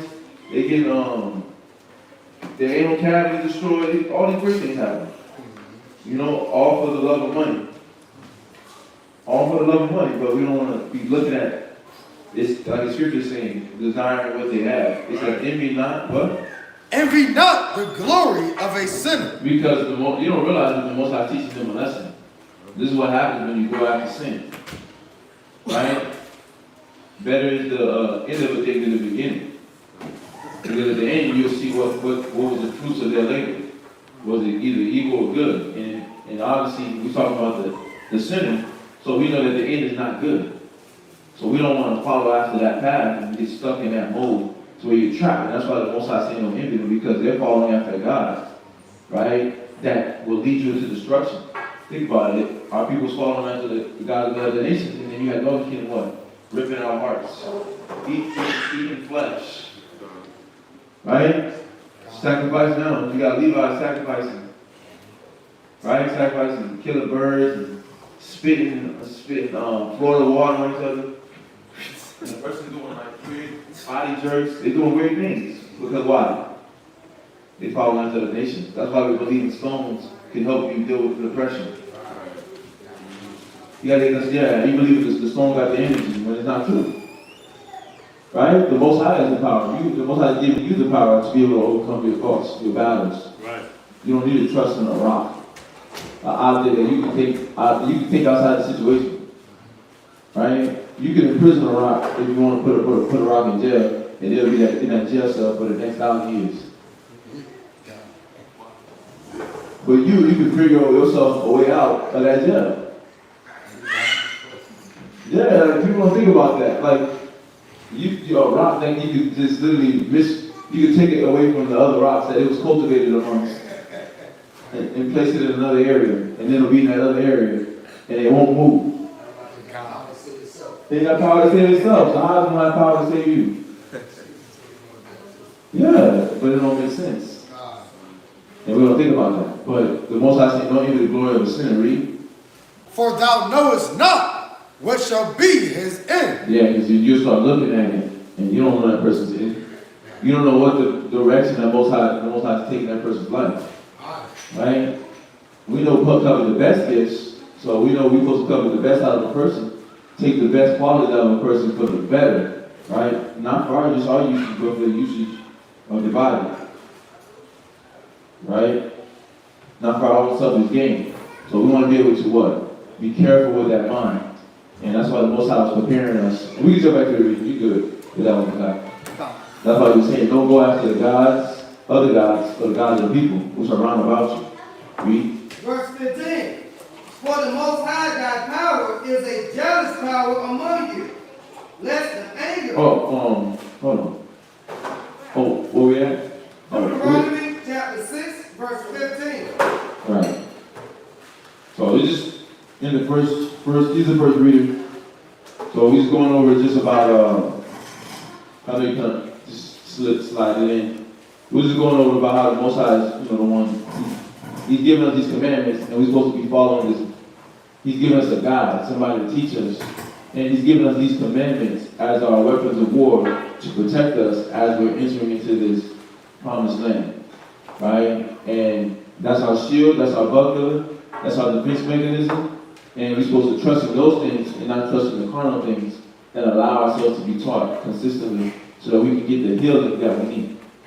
So that's kind of what we've been going over, and being able to maintain those blessings through showing our maturity and being taught and being humble. So that's what we've been going over so thus far. Well, you can read on. Verse 15. For the Most High thy power is a jealous power among you, lest the anger of the... And his jealousy is not our jealousy. You get emotional. Right? You want to go look for the dude. You go looking for the dude. You go looking for the woman. I'm gonna beat her butt. Right? They say worse things, but I'm gonna beat him dead. Right? But the Most High jealousy is not our jealousy. He's looking at like, bro, sis, I'm giving you something that's beneficial to you. What are you doing over there? Look, you don't see you have a castle made out of gold right there. Why are you standing why are you dressed in a tutu in the middle of in a hut in the middle of the swamp? Why are you over there? That don't make no sense. You're harming yourself. So it's a fervency in trying to help you heal yourself. And he's like, what's wrong with you? But it's not an impatience like us. It's not an I'm frustrated. It's just like, you hurt you. But I'm trying to get you over here. So he does what? The punishment. To get you on the right track so you can see the betterment. So it's not a jealousy that we have. It's not the same type of jealousy. Just to clear that up. You got it? Go ahead. Lest the anger of the Most High thy power be kindled against thee, and destroy thee from off the face of the earth. Ye shall not tempt the Most High your power, as ye tempted him in Masah. Ye shall diligently keep the commandments of the Most High your power, and his testimonies, and his statutes, which he hath commanded thee. Yeah, let go of that little leaven that you had over there in the sun. Let it go. And start diligently keeping the commandments, the testimonies, and the statutes. Read. You know what, though? It's not the first time Moses has said this to our people. But think about it. We're in Deuteronomy. Moses has been dealing with the Most High in Exodus. So you got Exodus, Leviticus, Numbers, Deuteronomy. Moses constantly telling us to keep the Lord's statutes and commandments, telling us it would be a blessing, telling us it would be a curse. Why do he have to keep continuously keep saying that? The Bible tells us we're stiff-necked, rebellious people. I mean, are we still those people here in 2023? How we are.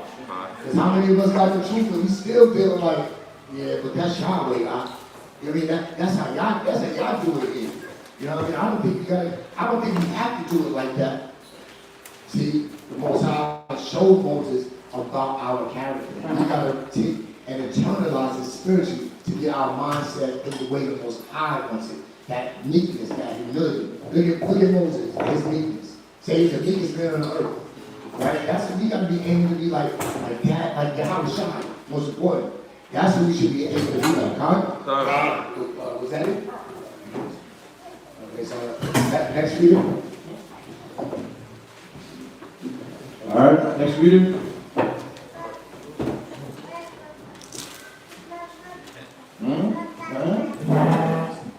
No. Oh, you want it back?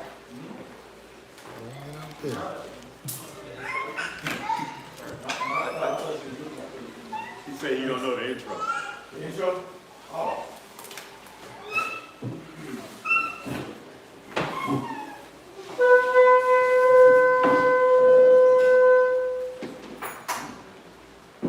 Lakat the Khan, Shabbat the Shah, Rabban, Ban Yashala. Lakat the Khan, Sabbath the Shaw, Rabban, Ban Yashala. Merid Rahman, Barak. Yahaba Shem Yahushua Barakathon. Yahweh Shem Yahushua Barakatah. I almost said you. I had to stop myself. I had to catch myself. Deuteronomy chapter 6. So the second reader is starting at Deuteronomy. So the first reader, he read Deuteronomy chapter 6, verse 1 through 17. The second reader is reading Deuteronomy chapter 6, verses 18 all the way to chapter 7 and verse 9.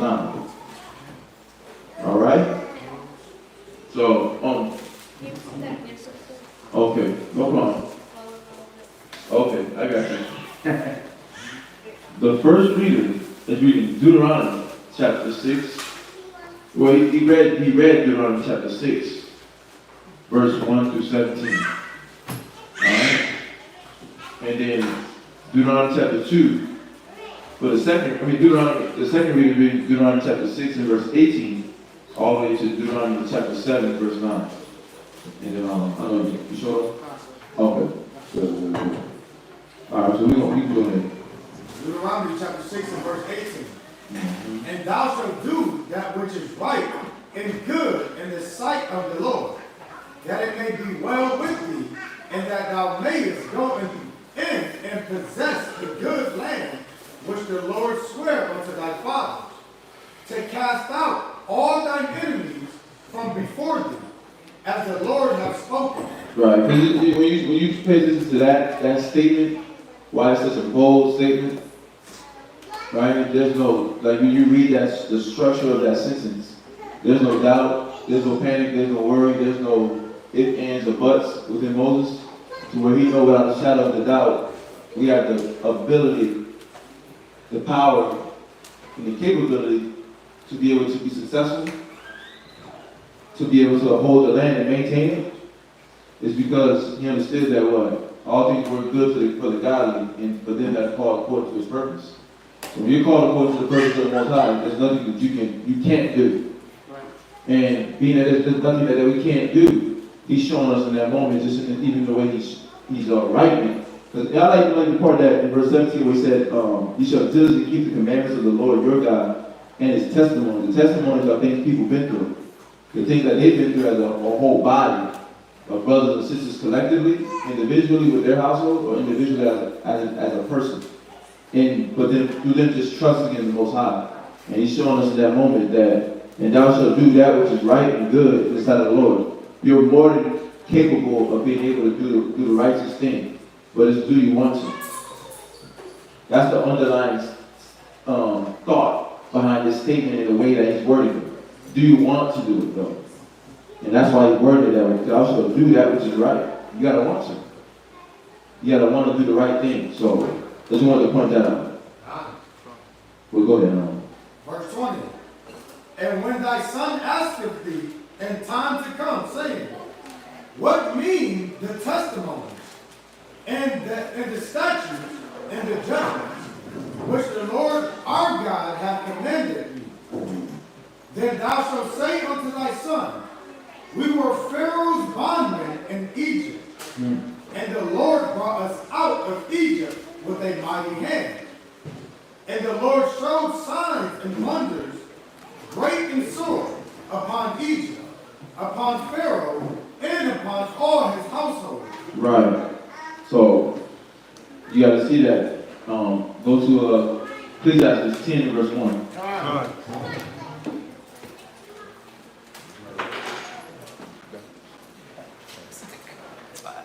Ecclesiastes chapter 10 and verse 1. Ecclesiastes chapter 10 and verse 1. Just on verse 19. When your son asks you. A wise judge will instruct his people. Right. You being a judge, because you're a guy in the house, you're the director in your house, right? You as a parent or you as a brother, you want to be able to be this wise judge that instructs his people. Why? Read. And the government of a prudent man is well ordered. Yeah, because you want them to understand the past, what happened in the past, so they don't recreate what was done in the past that was wrong, but then that they're able to follow the right path and do the things that are right. So you want to be able to give them a clear breakdown of what happened just even in your past life. The things, the mistakes that you made, so that you... I'm sorry, sir. What verse? Yeah, you said this is reference to verse 19? Verse 19. When your son... Oh, verse 20. Oh, okay. My bad. When thy son asketh thee, your soul can join. Verse 20. So it was reference to verse 20. Yeah. So it's a reference to verse 20. And basically just showing how, a wise man, he's going to instruct his people. He's going to instruct his brothers, his sisters, his children, and the individuals that he's around, because he wants everything to be well ordered and well instructed. But you have to give the knowledge alongside of the spirit. You have to give both together, because then that's them being able to have the experience or the foreknowledge on what went wrong. Because think about it, there's nothing new under the sun. So each experience that every brother, sister, and person experiences, it don't change. It pops up at different times, though, right? But when you prepare your son, you're instructing him. You prepare your daughter, you're instructing them. Then you're giving them the best opportunity to be successful. So that's allowing them to order their life right? And that's allowing them. That's giving them the ability to prepare their minds. Like in Ecclesiastes, it says, Ecclesiastes chapter 2, to set their heart right, constantly endure. You're giving them the ability to set their heart right before they actually get in that situation, right? Before they get married, right?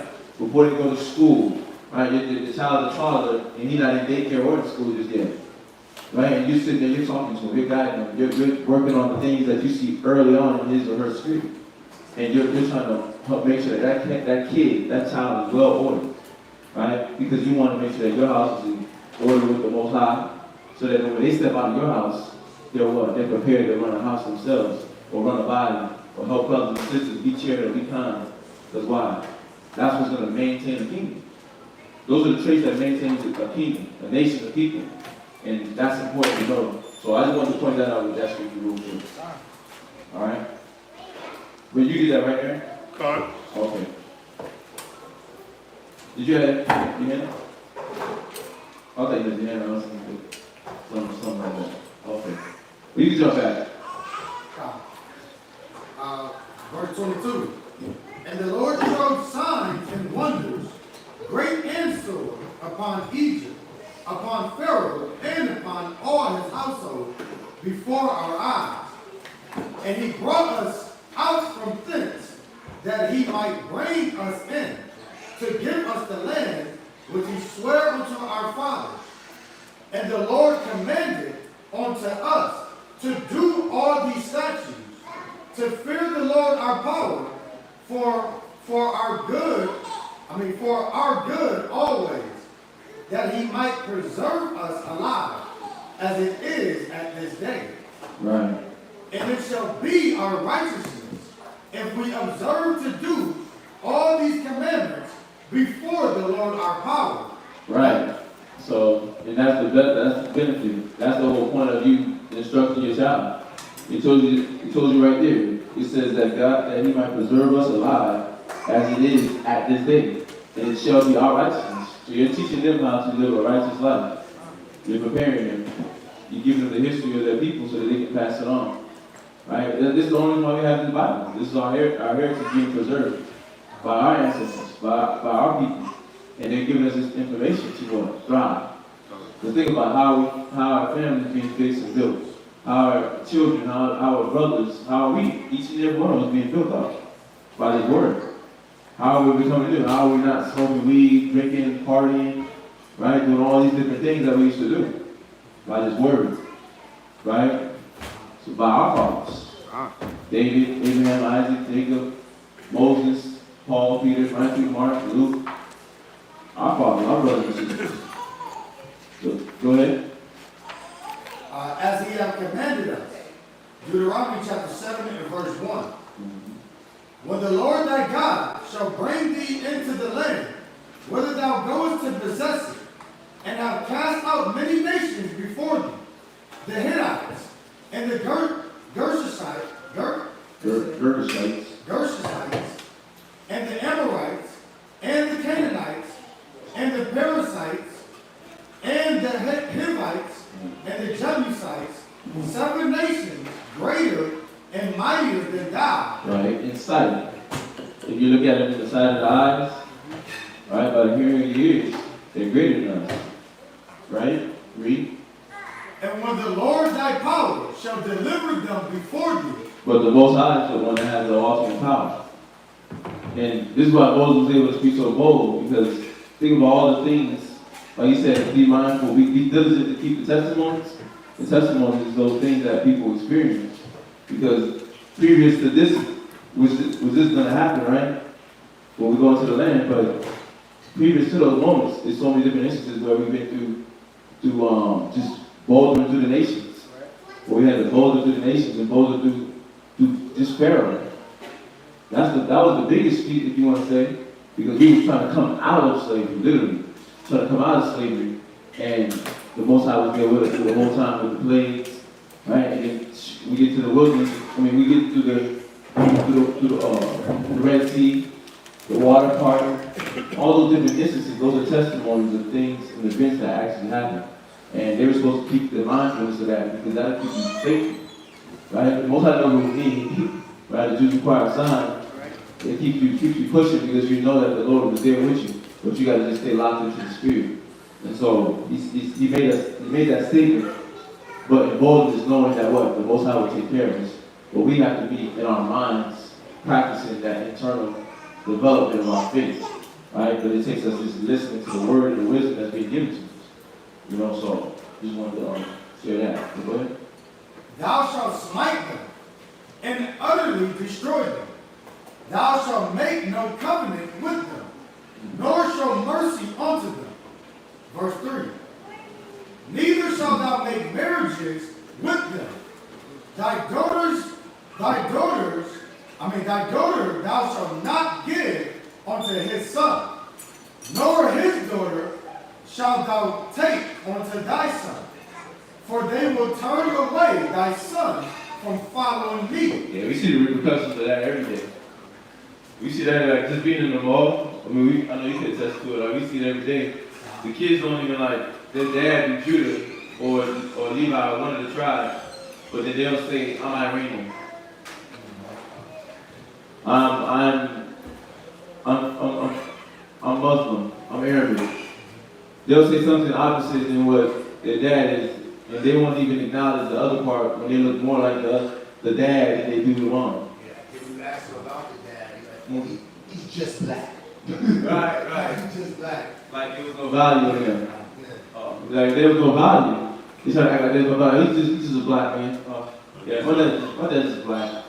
But I'm Iranian though. He's just Puerto Rican. Yesterday, he said he's just Puerto Rican. His mom was Filipino. Yeah, he knew more history about the mom than the dad. He didn't really care about the Puerto Rican side. Right. But we're seeing the repercussions of what this scripture is saying. Right? It's letting us know that what? When you give them up to them, then what? That's going to dilute the generations, and then what's going to happen? They're not going to care about all the history that we were just told to keep diligently. They're not going to care about, I'm an Israelite. They don't care about, I'm from this tribe. Now, you know, so it's important that we see that why the Most High made that statement. Because you don't want to be in that scenario. So, we'll read on. Verse 4. For they will turn away thy son from following me, that they may serve other gods. So will the anger of the Lord be kindled against you. Right, and a lot of them be like, well, I was going to church when I was little, but you know, I don't really believe in God anymore. I don't really believe in the Bible. I think it's like rhetorical. I think there's some good things in there, but you know, not everything's kind of accurate. You know, they changed it, you know, his story, you know, and they'll talk like that too. That's the part of it that's acknowledging their black culture, right? Their black heritage. And it's like, you know, that's his story. You know, they just put anything, they want you to just believe everything. They just want to control you, religions for control. That's how they talk. Right? Talking like the nations talk. And they don't realize that what? Parents, people, men, women don't realize that when they get in a sticky situation, when they put them in that realm, that environment. Because something's going to dominate the one or the other. Somebody's going to have to submit. Or even go to, like a girl I was talking to on, like a few weeks ago on the street speaking. She couldn't see that the word was just for the Israelites. Because she's like, my mom is white. Oh. My mom is white, so I just don't feel that God will do that. Right. You know, so in that sense, she couldn't see the word for what it is because her mom is white. Right. Yeah. But you see that, and you know, by the grace of the Most High, it's something that they able to do it. Go past that emotion, you know, because you got the brother, another brother, Sakari, his mom was white, and his dad Levi. But he's able to push past that mind, that carnal mind, the emotion of like, that's my parent. You know, but sometimes it can block out the spirit from you trying to look into the word because you feel like it's leaving somebody out that you care about. And you'll try to push it past in your mind, and you'll push the word away. But then that also comes in with examples of how you deliver things that issue. But a lot of times it makes it hard. Because they were just having a cordial conversation. And she was into it at first, right? Yeah. But then when it came to that question, she got like, you see her spirit change. Yeah. Where she felt for that side of her family. That she couldn't, even though the word was clear, she's seen it, but she's just like, but I just don't feel that God is like that. You know? But yeah. Yeah, I was his reader. Like the way he approached, where he got her to open up, because she was just there to take in the beach. She was there on some church trip, and when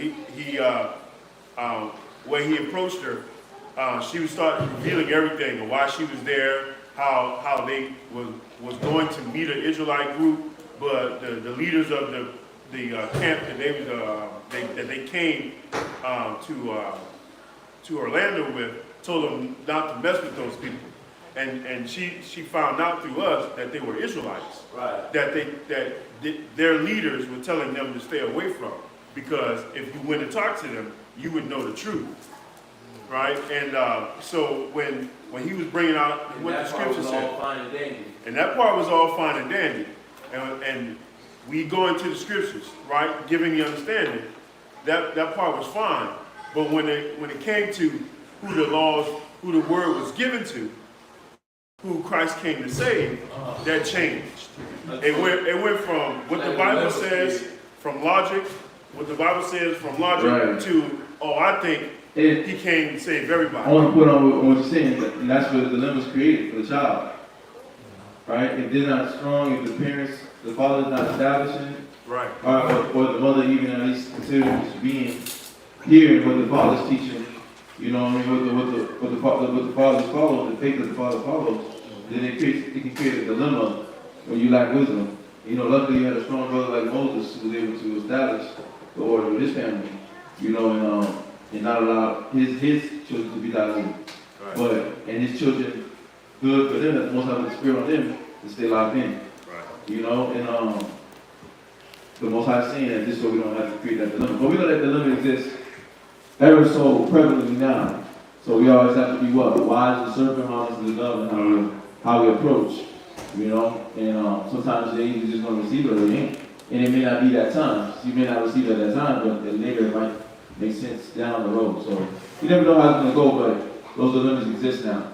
But this was just the early, this is like the heads up in the Old Testament, in Deuteronomy, just the heads up. Don't do this. Because you'll create a dilemma, you'll dilute the nation. Everybody will be everywhere. Right? Mentally. So let's jump back to the reading now. Verse 4, last precept. And destroy these suddenly. Yes. The Lord be kindled against you and destroy you suddenly. Verse 5. But thus shall ye deal with them. Ye shall destroy their altars and break down their images and cut down their groves and burn their graven images with fire. You will protect the minds of the people, of your people, Right, your family, right, right, your nation, so Right. that their minds wasn't diluted by the world, right, right? What the sight right, of what it may seem to be. Because in sight, people look at it and it may look like they're having fun, they're free, they're happy, right? People, they walk around the mall, laugh, they laugh. This is what we don't realize. I quoted it yesterday, but I'm gonna find it real quick. I'm gonna find it real quick. I quoted it yesterday.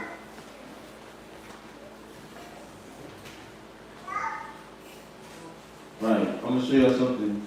This is what we don't be realizing about the world. It can seem like they're free, they're happy, they're go-lucky, they're having fun, but this is what the Most High says about that spirit that we have to realize. And it comes out when we have those conversations with them. When you slow them down, you have a conversation, you see where they really at. Like we had a guy yesterday, his nephew got shot in the head just yesterday. He left work because his nephew, and he works in the mall, he's getting rid of the dealer stuff. And he be in there every day. He said, that's what he said, I ain't seen him, but he said he would pass by. But his nephew got shot in the head, and, he was, he's talking about the city, yeah, Portsmouth this, Portsmouth that, Portsmouth this, about raving about Portsmouth, but in the sense of like, it's dangerous, but it's not dangerous, like Norfolk. He was giving us the dynamic of the city, but that was all to distract his mind from the pain. He was distracting his mind from the pain, and he literally left the hospital because everybody was crying, but because he wasn't trying to cry like everybody else. He was trying not to register the pain. And the world does the things that they do because they don't want to register the pain. They act like the images they try to do. When they serve runs to other gods, they set up these altars, the brujeria, the people that serve Santa Maria. They act like these things is dealing with their issues, but that's just what. So they don't register the pain. Did you find it? Proverbs. Watch. I'm gonna find it real quick. Because it goes right with what we're talking about. Yeah. Proverbs 14 and 13. Proverbs 14 and 13. God. Come. Proverbs, Is that right there? Come.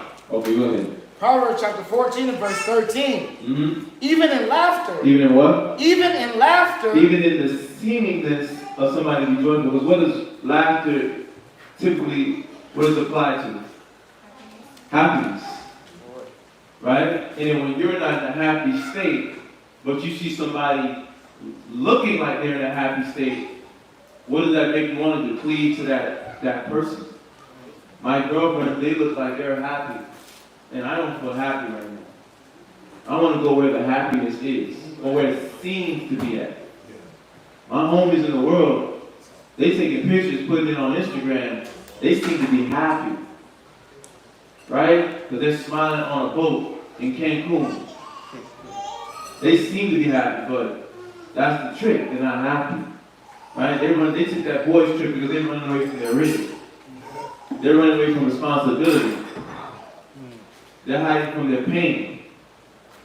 Right? And my boy, he got 3 businesses since he got out of the military, since he got out of college, since he graduated. He was talking about it. I remember. Dang, he living his best life. He seems to be happy because on those pictures, he's taking pictures. He's taking pictures. And he looks like he's happy in those pictures, but that's the trick. That's the deception that Satan uses to what? Play on your mind. Right? The kids in school, they don't gotta make sure they watch over their speech. I gotta make sure I watch my speech. Dang, my dad always told me about my speech, how I talk. Right? Brothers always told me about my speech, how I talk. But I ain't gotta watch my speech. They ain't really gonna watch theirs. They went through all the girls they went through, you know what I mean? They dad and their mom let them wear all kind of revealing tight clothes. Oh, I gotta be modest, I gotta be chaste. They're doing it with laughter. Right, oh yeah, and everybody loves them. They're laughing while they do it. Right? But that's the trick though. Even the laughter is what though? The heart is sorrowful. The heart is sorrowful. Even the laughter, the heart is sorrowful. And that's why the Most High wants to break those images, because they'll paint this image that they're happy, that they're free. Right? The feminist act like she's happy, she's free. The lesbian, the homosexual, they'll paint this happy-go-lucky spirit, but it's not true. And they're deceiving the weak mind, the feeble mind. Because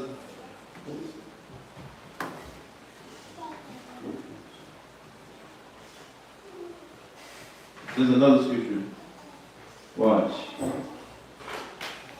I'm going to show you. I'll read that again. I'll show you. God.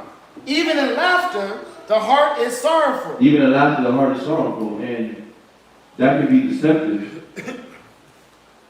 And that can be very deceptive. And that can trick your mind, especially when you're in a vulnerable state. Go to Proverbs 27:7. Finish you at. God. And the end of that mirth is heaviness. Is what? Is heaviness. The end of that mirth. That mirth means joy. The end of that joy is heaviness. Because that person's not really happy. They're not really free. Right? I mean, you can just think about it now. Like, think about all the experiences y'all been through, just partying and doing things, brothers and sisters, obviously, that's been in the world. You know, it's like, when you do those things come with pain. You just finished smoking the weed, you light the blunt. Right after that, how you feel? The very reason that you like the blunt for it, things come right back even heavier after you did it, because you're like, damn, I tried to use this to get away from it. It didn't work. And then now the thought comes back in even harder, even faster, even with more pain.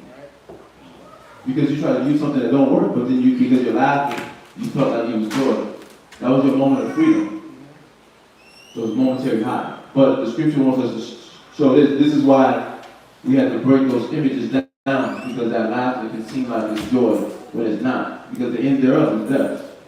And I want you to read that on say one. Proverbs chapter 27, verse 7. The full soul loatheth in honeycomb.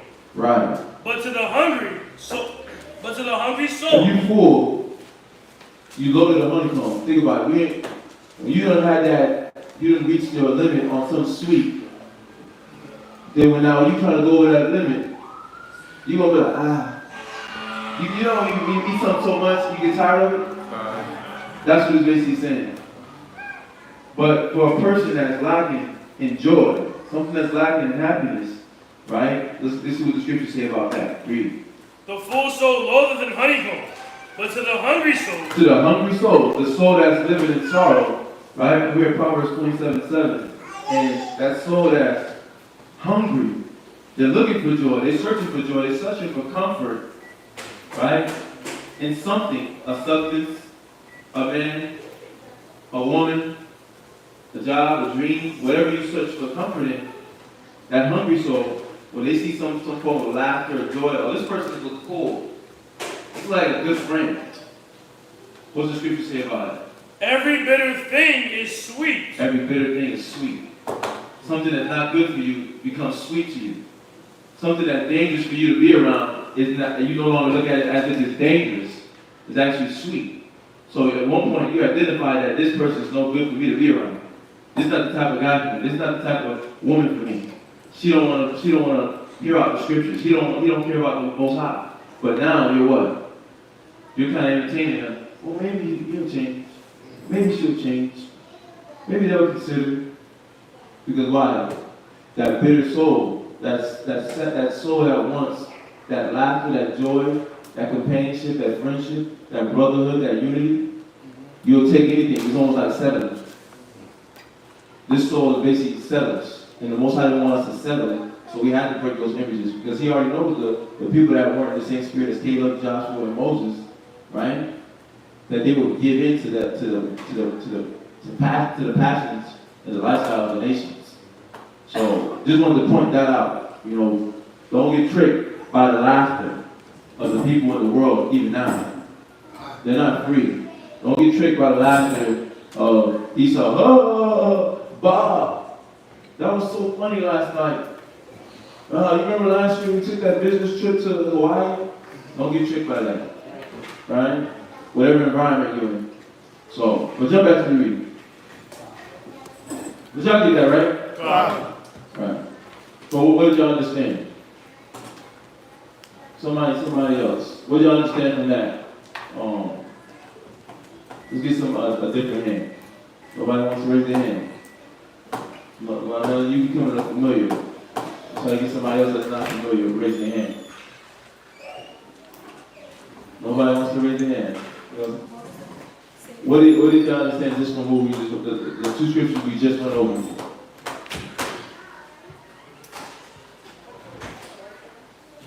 Go ahead, she ready. That a person's outward appearance doesn't always express what's on the inside. Right, basically. That about sums it up. What you say, Alice? That proverb in the world, everything that glitters is gold. You know what I mean? Right. Like everything, like she just said, everything on the outside may appear to be good, but you never know what they're dealing with on the inside. Right, never know what somebody's dealing on the inside. So don't get tricked by the world. Right. Yeah, so, but let's jump back. Let's jump back. We're going through the class. Right, y'all in the class, so y'all want to interact. I'm trying to make sure that y'all understand what we're going over. So y'all want to be interactive. Can't have the same people just raising their hand. Because they're consistent. Y'all consistent with your hand. Y'all want everybody to just interact. So I'm trying to make sure that y'all understand what's being said. Because if I just went through those two scriptures and nobody really caught that, then what was the whole point of that dispensation? Right? So I'm just trying to get everybody to interact. Go ahead. I got a precept with it. Ecclesiastes 2. You're basically saying like it's vanity, right? Right. Okay. The book of Ecclesiastes chapter 2 and verse 1. I said in my heart, go to now. I will prove thee with mirth. Therefore enjoy pleasure. And behold, this also is vanity.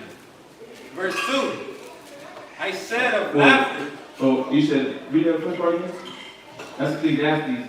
Ecclesiastes. Oh, okay.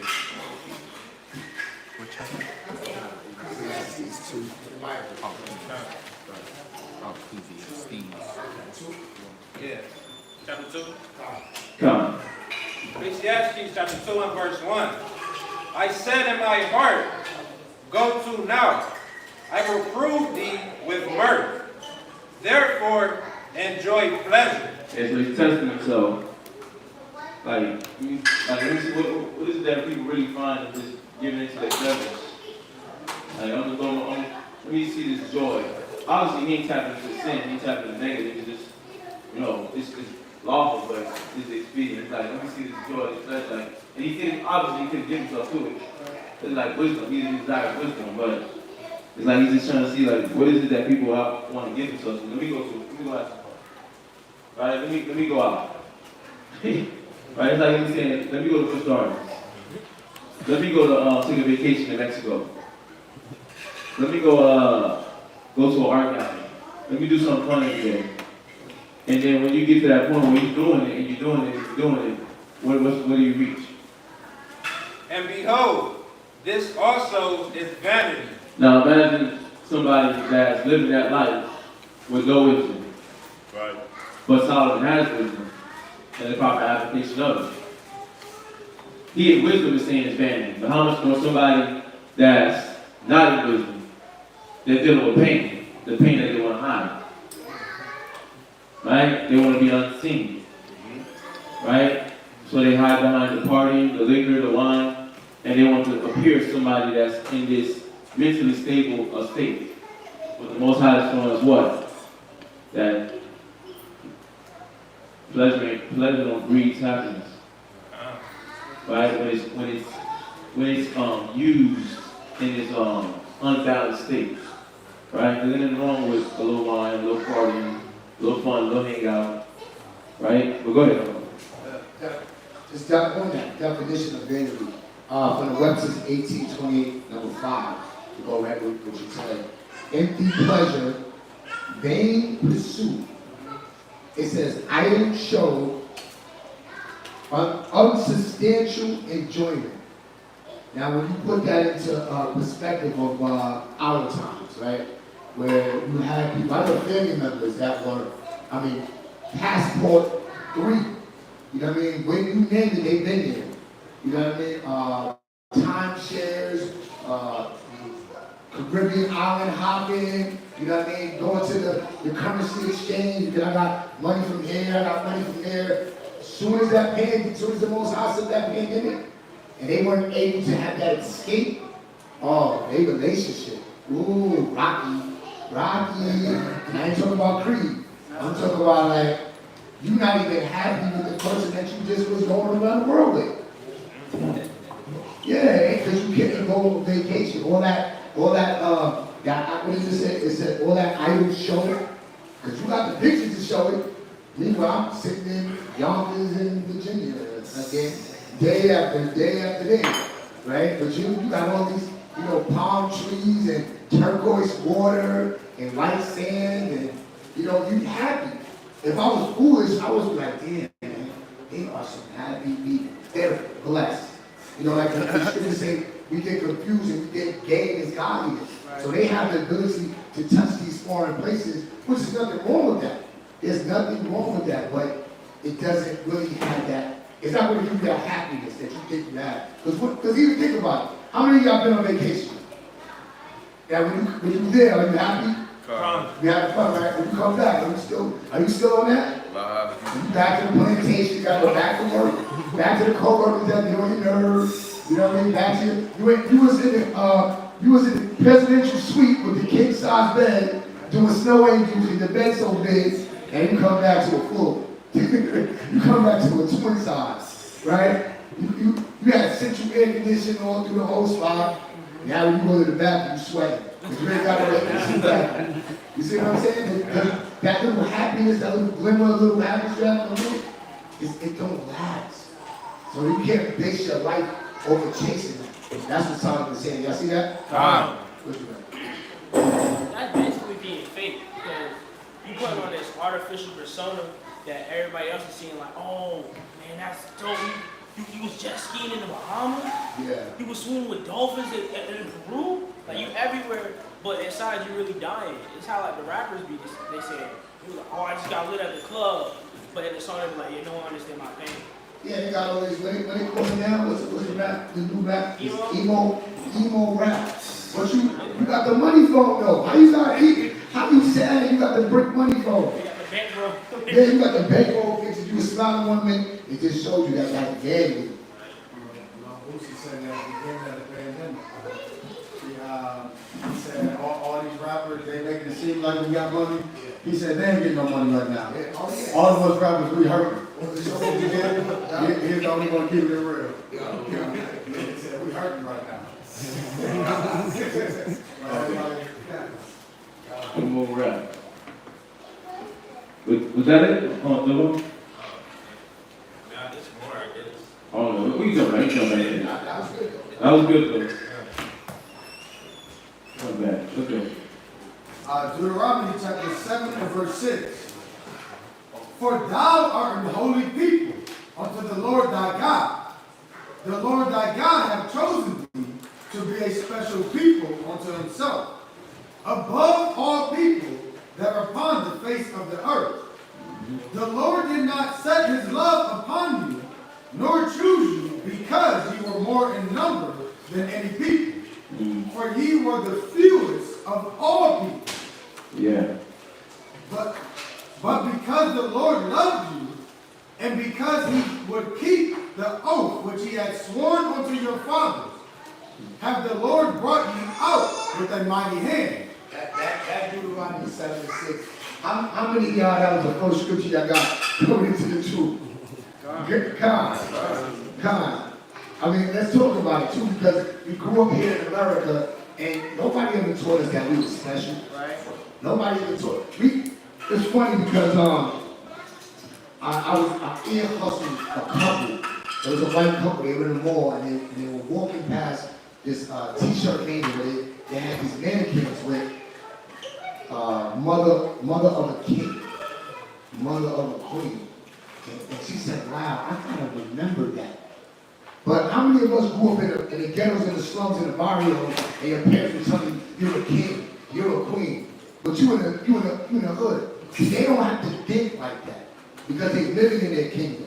They're teaching their children that they're free. But the Bible is telling us that we special and we above all people. Literally, we know it's in that same book that was on grandma, mom, dad, dresser. You was going to church, never heard this scripture. Never knew that this was talking about the blacks, Latinos, and Native Americans. I know when I heard that, I was like, what? I was lit, like, really?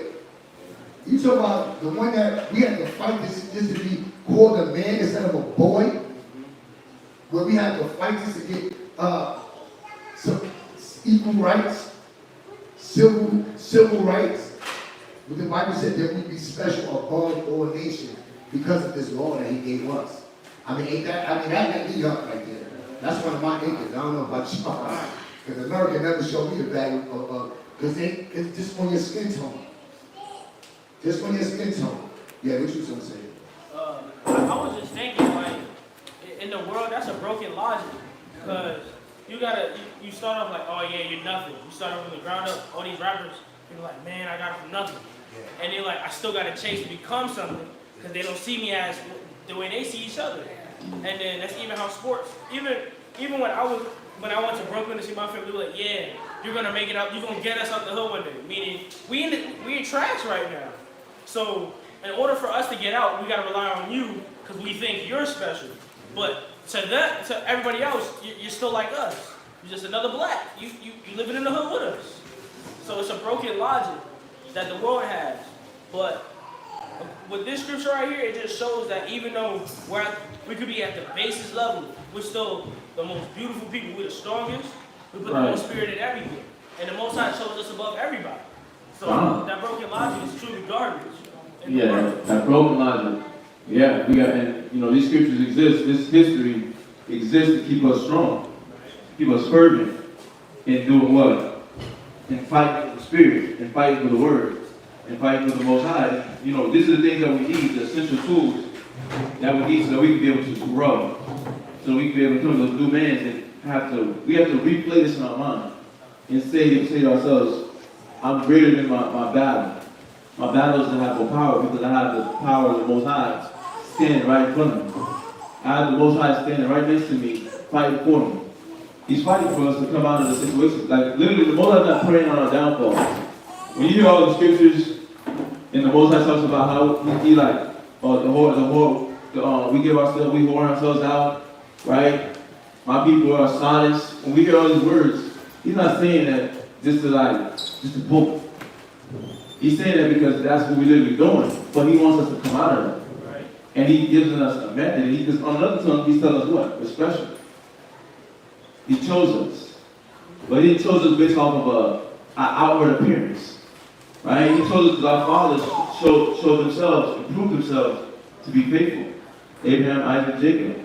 And he's going to keep that oath, but you have the capability that Abraham, Isaac, and Jacob has. So all we have to do is get up and fight and push. Right? And that's what we have to do. Yeah. And it's important that we realize that we are special.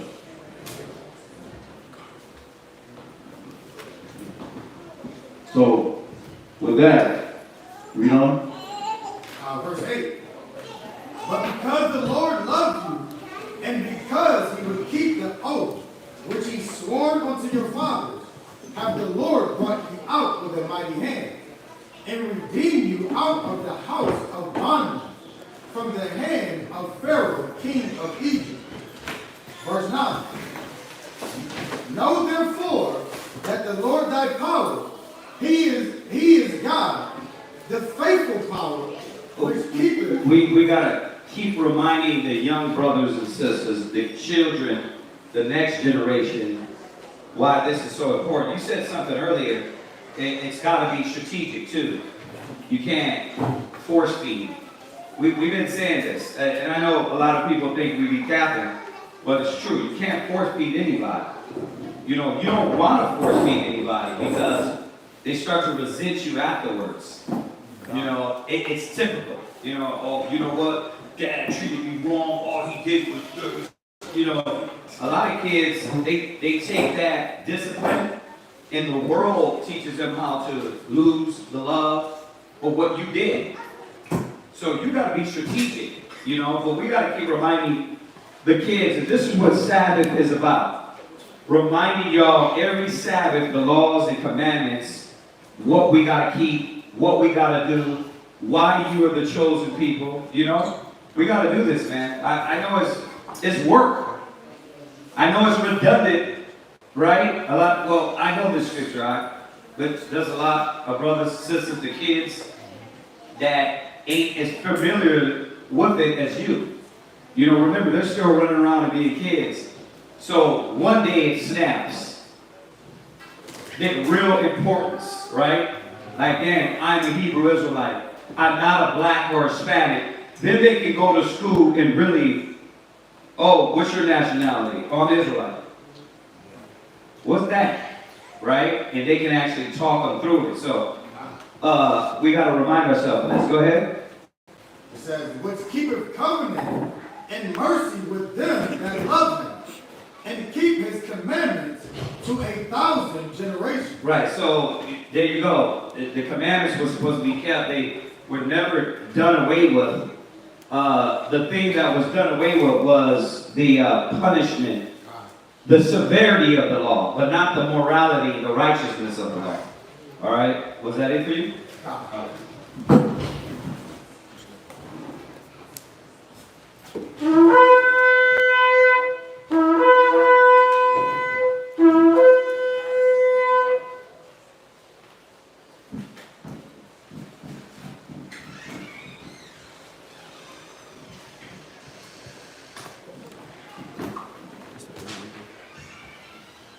Aharon, Shabbat Yahweh, Bon, Yasha Allah. Aharon, Shabbat Yahweh, Bon, Yasha Allah. Imagine.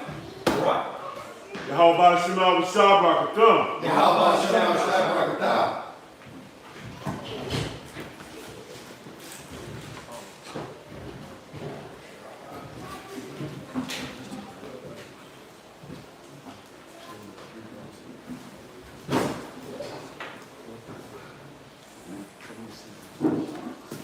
So he's number what, 4? 3. 10th verse down to 26th verse.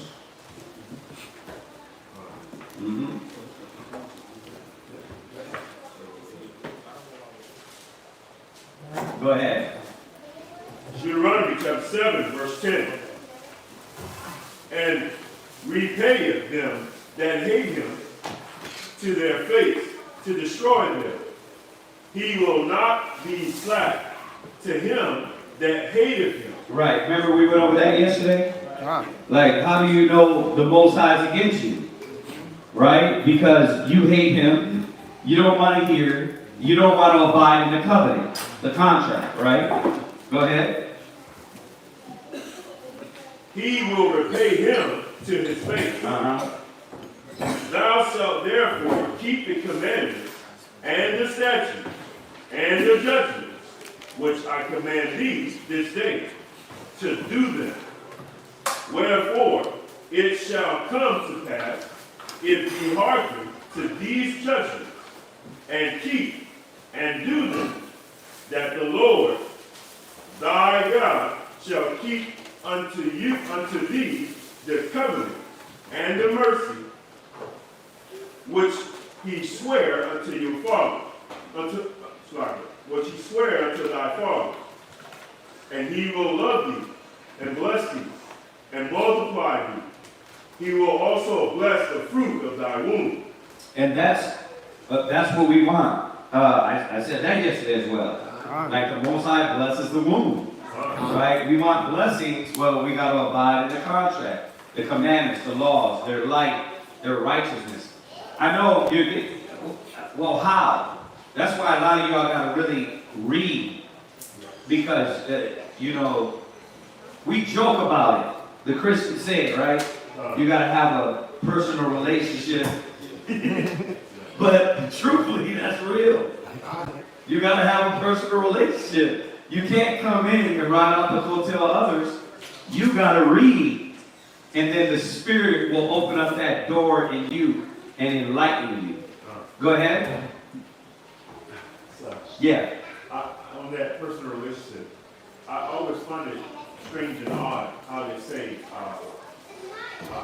or teach having a personal relationship with God. Yeah. But nobody can define their relationship. Right. Like the scripture says, let your light so shine that men will see your good works. See your good works and glorify your Father which is in heaven. But if you're the only one that can define your personal relationship, how men see the good works to glorify God? Very good point. Very great point. Beautiful. Go ahead. And the fruit of thy land, thy corn, and thy wine, and thy oil. Right. So, children, wives, brothers, how do we get blessed? Right? All the bare essentials, it always comes back down to it. Like, y'all hear us talk about finances and money and houses and cars and all these things because we're petty. Israelites are petty. That's really what you come down to, what it comes down to, right? If you can't clothe yourself, you can't eat, you can't, dress yourself, what happens? You get your feelings hurt. So the Most High is like, okay, for the petty people, this is what you got to remember. All those things you want, I'm going to give them to you. You got two options. You can get them through Satan, right? Because we read yesterday in Psalm 73, the wicked prosper as well, right? You can get blessed through negativity, right? If you want to call that a blessing, because we know it's a booby prize, right? It's a fake prize. Or you can get blessed through the Most High with longevity and a mind, which we keep talking about, a mind that actually is stable through whatever you get. I think that's the most important thing, and you see why we're constantly touching on those things, because what is the disease of America? Mental disease, right? That's what we're talking about. The sad, the face, the fake laugh, the fake smiles. Nothing wrong with the vacation, but we know that's all fake, right? I mean, you said it best. You come back to a twin sun, right? It's all fake. So what we're trying to do is we're not trying to say, hey, the vacation is wicked. We're trying to say, listen, if you look at things that way, then you're not going to see that what is really the stability, right? And that's what our point is. That's what the scripture's point is. To get the next generation not to have as many as mental diseases. We don't want our kids cutting themselves. We don't want our kids biting their nails so they bleed. Right? We don't want our kids. One pet peeve with me is when you're sitting down, you're shaking your leg. What are you doing? What is that? Like you're not 3. You gotta rock yourself to ease. No, that y'all don't understand that we train ourselves with weak things and that soothes us instead of the word. So when we point these things out, just remember that the Most High will give you all these things that you desire. You don't gotta trick yourself out and do wrong and do against the Most High. You can get it with the Most High. Y'all get that? So we got to keep resonating that with the kids because they're going to grow up and they're saying what? Yeah, what do I want to do in life? Well, whatever you want to do, Yahweh got to be first. Right? Or else, what you think you're going to do ain't going to happen. Right? And that's what we learn. Go ahead. The increase of thy kind, and the flocks of thy sheep in the land which he sware unto thy fathers to give thee. Thou shalt be blessed above all people. There shall not be male nor female barren among you. Check that out. Male or female. So the Most High is going to bless the men and the women. He's going to bless the male cattle, the female cattle. He's going to bless everything in your land. And that's, you see, a lot of us, we keep asking ourselves, why am I not getting blessed? Right? We know why. I know I went over it technically. I went through the technical aspect. You got pride, you got rebellion. But when you break it down to simplest terms, is you're disobeying the commandments and the laws of the Most High. Go ahead. Or among your cattle. And the Lord will take away from thee all sickness, and will put none of the evil disease of Egypt, which thou knowest. Right. Listen, I bear witness. Whatever disease, illness, if the Most High is with you, you will stumble on the healing. I'm telling you, if the Most High is with you, you will stumble on the right thing that is needed for you to heal yourself. I'm telling you. If the scriptures tell us that. But the problem is that we don't be pleasing the Most High and we want everything good from the Most High. It's like, no, you're going to suffer this. You're going to have to suffer with this. So you gotta remember the key is Yahweh. Locking into the Most High, pleasing the Most High. He's supposed to be at the forefront of your conscience before you make a move. Y'all get this? Go ahead. Upon thee. But will lay them upon all them that hate thee. Yeah, you see that? Why are we getting the disease? Because a lot of us hate the Most High. Right? We hate the Most High in actions. We hate the Most High in mouth. We don't think the Most High is real. When we second and question, if I do this, really is there God there? You don't gotta say it. It's in your actions, right? You just said it. It's in your actions. So we gotta show through our perseverance in the gospel, dedication in the gospel. Then you will see that, look, I'm consistent. Guess what? The Father's consistent. Y'all see that? But he that soweth sparingly shall what? He that soweth bountifully shall reap bountifully. Hey, Israel always wants, you know what I mean? Israel, it's not only Israel, it's the generations, they want what? You want to be the manager right when you kick it, come in the door. Right? You don't want to do nothing. It's like, dang, you don't even require nothing of yourself to say, you know what, that won't be the honorable route. We got to look at it like that, man. How am I going to be honorable in the eyes of the Most High? Go ahead.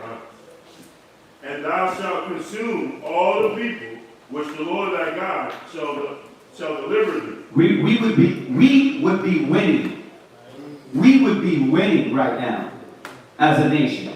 But we're not because the Most High is not at the forefront. Go ahead. Thine eye shall have no pity upon them, neither shalt thou serve their God. For that will be a snare unto thee. Okay, do not have pity when it comes to standing up for righteousness. Don't feel guilty because you got to look at them in the face. Nah, I don't celebrate Christmas. Don't feel like, awkward. A lot of you young kids, you go to school and you feel awkward telling them, oh, stand for the Most High. They stand for that, all the foolishness and folly and things they do, right? But that's why you gotta prove yourself. You know what I mean? You gotta show to yourself you believe, outside of mommy and daddy and your husband and the brother, right? You gotta show yourself. I always tell y'all about the time when I was 15 and it was in New York. I had wore fringes to school just to get mocked because I wanted to prove myself. And of course, bro, you wearing fringes to school, they're like, on the pants, not on the shirt. Right? On my pants. And what do they do? At 15, what are those? Mocking and laughing. And then what? You got to walk through that hallway and like stand for the Most High with your head up. God. Right? God. But that's how I was at 15. I was like, well, why are we all suckers now? Why are you scared now? Why you let them question you? They can be the most twisted, demented, homosexual, bisexual, having sex with everybody in school, and then you let their opinion matter? Bruh, their opinion should never matter. Don't let no kids bully you in the school that's weed heads, pill heads, that don't know how to conduct themselves, that don't know how to be right. Like, don't let their opinion matter a bit. Trying to keep it PG. Don't let it matter at all. You understand? Stand bold, be honorable, be respectful, but keep your head up. Look at them right in the face. No, I don't do that. Well, why not? Because I'm an Israelite. Oh yeah, what's that? Well, what's African American? What the hell is that? Let's get this. What is that? You see what I'm saying? Right. That's how I used to deal. That's why it was like they weren't messing with me in school. I was lit, guy. To where teachers was like, you're doing too much. Yeah. You know what I mean? But I was respectful. I wasn't a niggard in what I did. So that's what we're trying to do. We're trying to empower this next generation for you guys to have a backbone and not be scared of people around you. That way when you get out in the world, you're not, what's wrong with you? It's like, let's stand up. Let's man up. Women and men. You see what I'm saying? You sisters should the same way. You ain't gotta tuck your tail. For who? Wig wearing, right? Homeless. Right? Come on, man. We gotta, y'all understand, don't tuck your tail for these people, man. You know what I mean? I'm not saying be belligerent or be foolish with them and argue with them. I'm saying have some confidence and pride, righteous pride in the word. Right? Y'all feel me on that? God. You got you, man. Bold as a lion. Right. The righteous are bold as a lion. It said the wicked fleeth when no man pursueth. Right? What you running for? What you tucking your head for? Go ahead, read on.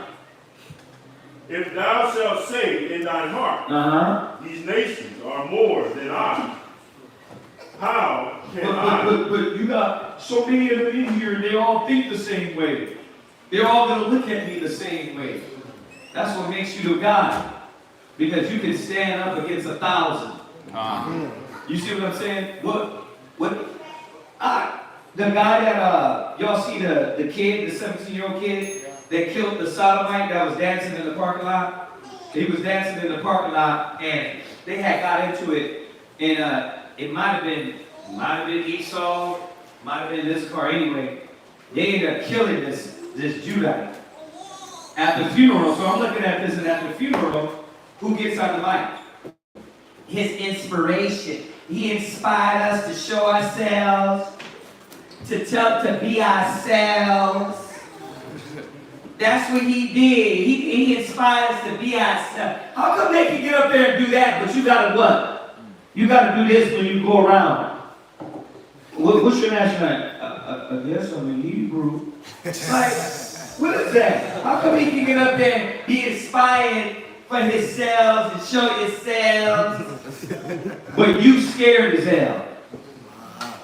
Man, that's disgusting, man. We are those honorable men, those honorable women. We have something to stand for. We're the light. And you can still be humble, still be respectful, still be loving. But you gotta stand up though. You know what I mean? Don't be afraid to say we don't do that. Nah, that's not what we do. You know what I mean? I do it sometimes at the bank. You mess around with the bankers. Oh, so how's your Easter? Oh, I don't celebrate that. I celebrate Passover. But one time they asked me, do I celebrate things? I said, oh, I'm Native American. Yeah, that's actually just another. I was just feeling it that day. I was like, put my gangsta on right now. Right? And just to see how they were going to react. But you gotta be free. Y'all get this? Because it's you against the world. Go ahead. Yeah, you gotta be free. John 8:32. Right. All right. Verse 17 last week said, how can I dispose of them? Thou shalt not be afraid of them, but shalt will remember what the Lord thy God did unto Pharaoh and unto all Egypt. The great temptation which thine eyes saw, and the signs, and the wonders, and the mighty hand, and the stretched out arm, whereby the Lord thy God brought thee out. So shall the Lord thy God do unto all the people of whom thou art afraid.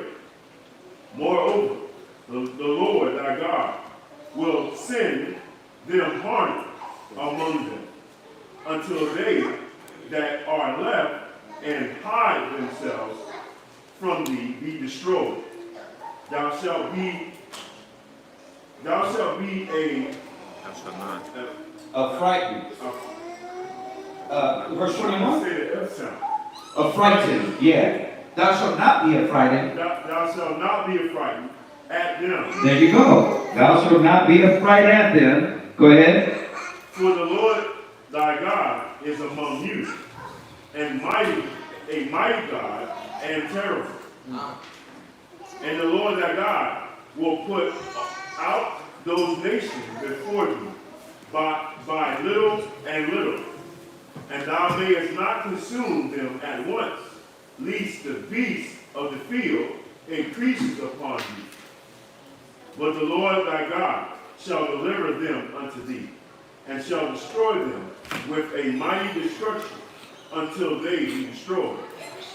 And he shall deliver their kings into thine hand, and thou shalt destroy their name from under heaven. There shall no man be able to stand before you until thou have destroyed them. The graven images of their gods shall ye burn with fire. Thou shalt not desire the silver or gold that is on them, nor take it unto thee, lest thou be snared therein. For it is an abomination unto the Lord thy God. Neither shalt thou bring any abomination into thine house, lest thou be a cursed thing like it.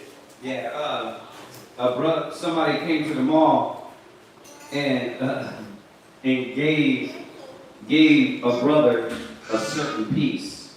You gotta be careful with that. You get, what is this? Who gave it to you? Did a witch give it to you? You know what I mean? Granted, you don't believe in all that.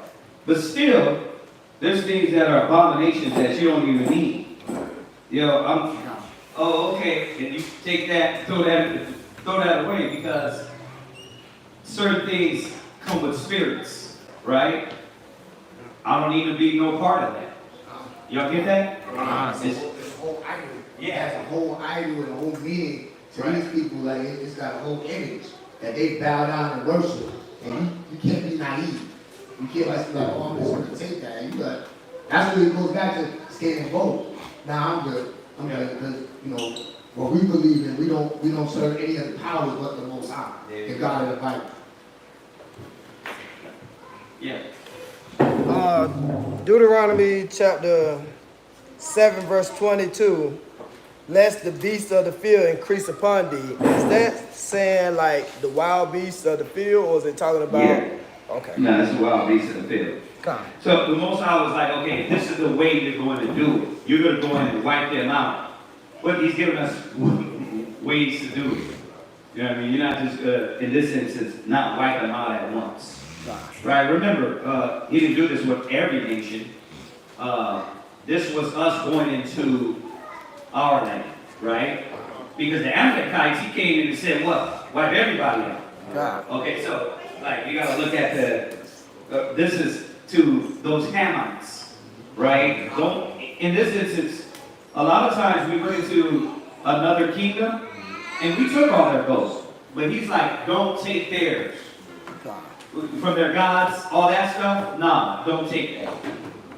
Why? If you know your history, this was the problem. Israel started locking into these Canaanite gods, right? So the same reason he told them not to take it, they started what? Getting these things, worshiping them, bowing down to them, right? In secret and then in open. So, right. Go ahead. But thou shalt utterly detest it, and thou shalt utterly avoid it. Right, and that's the thing. We have to utterly detest it and utterly abhor it. Right? We have to utterly detest it and utterly abhor it. You gotta hate it. You gotta hate the things of the other nations. You gotta hate the things of these other gods. You gotta hate when we detest it and you see that spirit on us, you gotta see why. Why we're so passionate. You know what I'm saying? Because look what it does to our community, our neighborhood. Some of us have grown up and seen hand in hand how these things corrupt us and destroy us. So that's why we hate it. Because we're like, damn, man, it's man, we're bad. Even though we're waking up, we're Hebrew communities coming back together, look how much work we still have to do in our households, in our families. So we got to start to detest and be disgusted at these things of the world, right? Once again, you don't got to be a loony. You don't got to go crazy. You don't got to flip over every table, but at the same time, we're gonna show that now we're not with that. We're different. Go ahead. For it is a cursed thing. All the commandments which I command you this day shall ye observe to do. All right, that's it. Next brother. Yeah.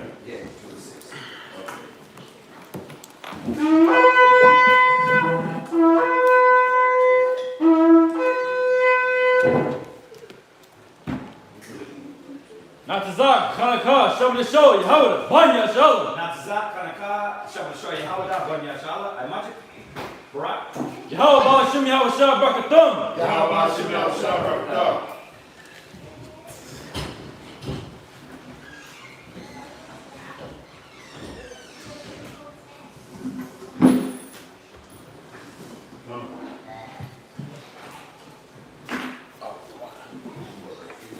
Yeah, verse 1. Start 8. You're going to read 8, 1 down to verse 17. Deuteronomy chapter 8 and verse 1. All the commandments which I command thee this day shall ye observe to do, that ye may live and multiply, and go in and possess the land which the Most High sware unto your fathers. And thou shalt remember all the way which the Most High thy power led thee these 40 years in the wilderness, to humble thee and to prove thee. See? To humble thee and prove thee. Right? So now we understand what the whole process was about. Why are you marching us around 40 years? To humble you and to prove you. To prove where your heart is. Why do we go through things in our life? To humble us and to prove us. To prove what? Are you loyal? Or is it fake love? Right? Are you going to be 1 minute a believer and in the next minute abandon ship? Right? So the Most High does things like this. We try to figure it out in our life. Why? Is the Most High humbling me? Or is he proving me? Y'all get this? Go ahead. To know what was in thine heart. See, to what? To know what was in thine heart. This is not rocket science, y'all. Right? The Most High puts you through these to show what type of person you are. Then when you reveal, you can't act, well, I'm not that. Yes, you are. When you were in the position to be humble, you abandoned ship. You lashed out, you rejected, right? You weren't consistent in humility, right? You weren't consistent when you were brought low. You weren't faithful. So what does the Most High keep doing to you? What does he do? He keep putting you through the whole cycle. And you know how many of our people go through that cycle in their life? Because you've never learned what you're supposed to learn? That's the destruction. The Most High has ever patience. He is eternity. So he can sit back and be like, okay, I'm waiting for you. I'm going to give you mercy. And you what? You keep going through it and I don't understand. I don't understand what's happening. You keep going through it. I don't get it. And the person tells you, this person tells you, I don't understand. Why is it? Okay, you keep playing games. I will keep putting you through it to humble you, to prove you, right? Go ahead. To know what was in thine heart. And to know what's in your heart. Go ahead. Whether thou wouldest keep his commandments. I like that. Or no. Go ahead. And he humbled thee, and suffered thee to hunger, and fed thee with manna, which thou knowest not, neither did thy fathers know, that he might make thee know that man does not live by bread only. See, once again, we're so petty, we think life is only what? I gotta get this bread. I gotta get this bread. Y'all holding me back. Life is not only about bread, y'all. Go ahead. But by every word that proceeded out of the mouth of the Most High doth man live. Mm-hmm. Thy raiment wax not old. So what you saying is the Bible's gonna feed me? So I'm supposed to read the word and the Bible's gonna feed me? Like they really think they come with some like an esoteric get back on that. Yes. Because the Bible is literally logic. That's like saying, so if I read the manual to fix this car, I'm gonna fix the car? I know, right? Yes, you read the manual, you follow the manual, and you can fix the car. Like, but that's how they look at us. So what, the Bible's gonna feed me all of a sudden when I read it? Yes. You're so slow, man. And that's what we gotta realize, that this is the method, the way, the truth, the life. And the more and more you start to read it, you start to find the details in the method. Huh? How to be healthy, what to eat, tells you again. How to dress, it tells you again. How to keep your mental stability, state, outlook on life, people, things. It tells you in here. But what happens is you don't get in it, and therefore you walk blind. Right. It said the wicked, they know not where they stumble. Y'all get this? But the law, the commandment is a light. Y'all get this? You got to, man. We keep pushing it in your head because we can see some of the young brothers and sisters, you still don't get it. You still don't get it that if you study, it will answer and fix your problems. This ain't religion. This is literally the proper method. Y'all get this? Go ahead. Verse 4. Thy raiment wax not old upon thee, neither did thy foot swell. There you go again. You got to remind them what the Most High did. Right? And that's how we make it. You hear brothers use the word acres. Right? How do you make it through the truth? Well, you got to keep reminding yourself what the Most High did in the past. Because once you forget, you wax fat and kick, and you forsake the Most High. Go ahead. These 40 years. Thou shalt also consider in thine heart that as a man chastiseth his son, so the Most High thy power chastiseth thee. Therefore, thou shalt keep the commandments. And we went over that the other day. He chastised the one he loved, right? He chastised you as a son. If he doesn't, I always remind y'all, let's understand this. He chastised his sons. If you don't get chastised, you're a bastard, right? So what's the weirdest thing to look for when somebody leaves the knowledge? Is it them getting whooped or not whooped at all? A lot of times they're like, yeah, the Most High ain't whooping them. He chastised the one he loved. They might be a bastard. You see them go out in the world, they get back into the world, and nothing's happening. You still look at the TikTok, when they leave, all the way to years later, you're like, damn, nothing's happening to them. He chastised the one. See, you see how backwards we think? Because we're not seeing the logic of the scriptures. It told us. But you're still looking for a butt whooping from this person. Right? You err not knowing the scriptures. It said, some shall not taste death till they see the Son of Man coming. It says, some men's sins are revealed in the beginning and some in the end. Yeah. Everybody ain't going to get the thunder right when they leave the truth. The Most High got to prepare. He's got to have the crescendo. You know, the build-up. Right? So you always want what? Right when they leave, the Most High, cheat God. Most High's like, nah, bro, I'm poetic. I'm going to let you build all the way up. Right? So remember that. You shouldn't be looking for the cut or the check. You should be looking like, wait a minute, is the Most High going to check this person? Oh, wow.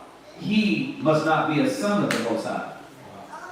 She must not be a daughter of the Most High. Because I haven't seen them.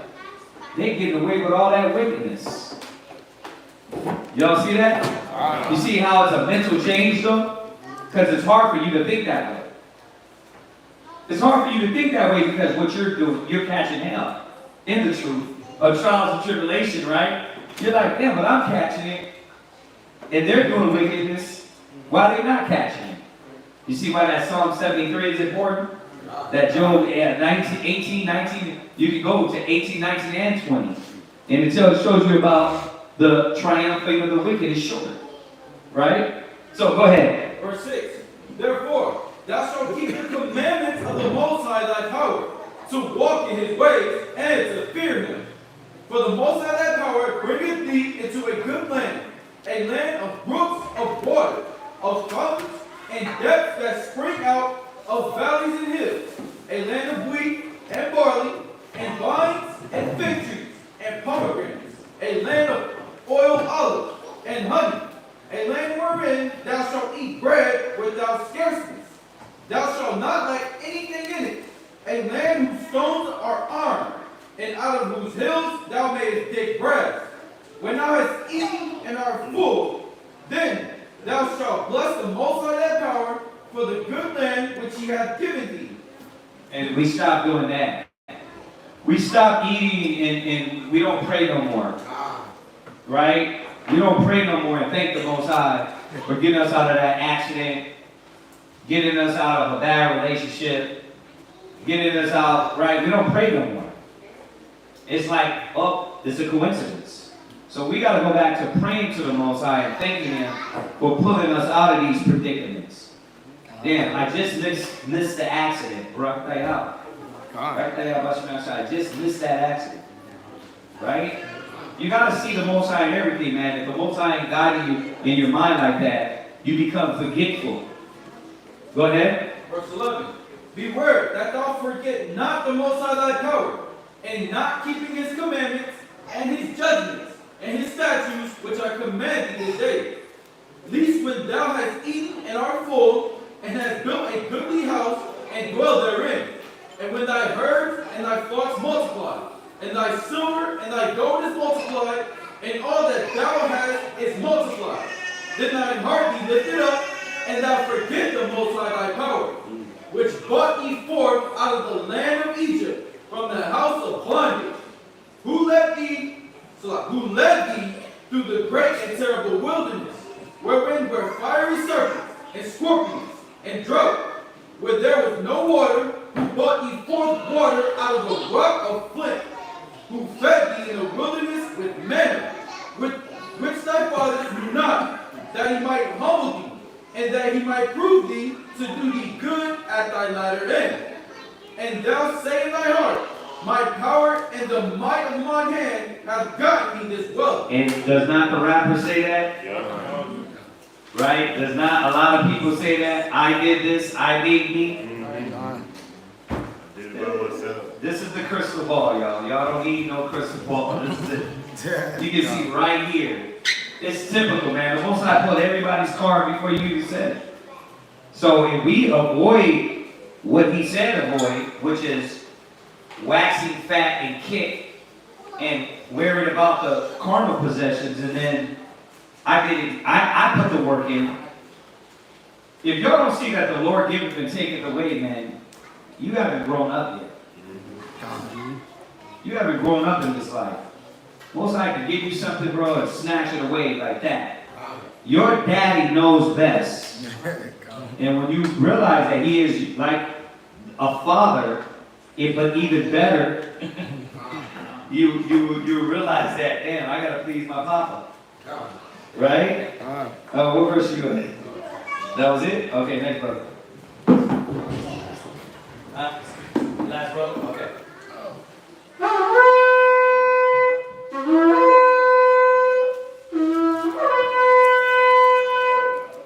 Ashariyah, Shabtashon, Yahawah, Ban Yasharala. Ashariyah, Shabtashon, Yahawah, Ban Yasharala. I might. Right? Yahawah, Bahashem, Yahushua, Brakatham. Yahawah, Bahashem, Yahushua, Brakatham.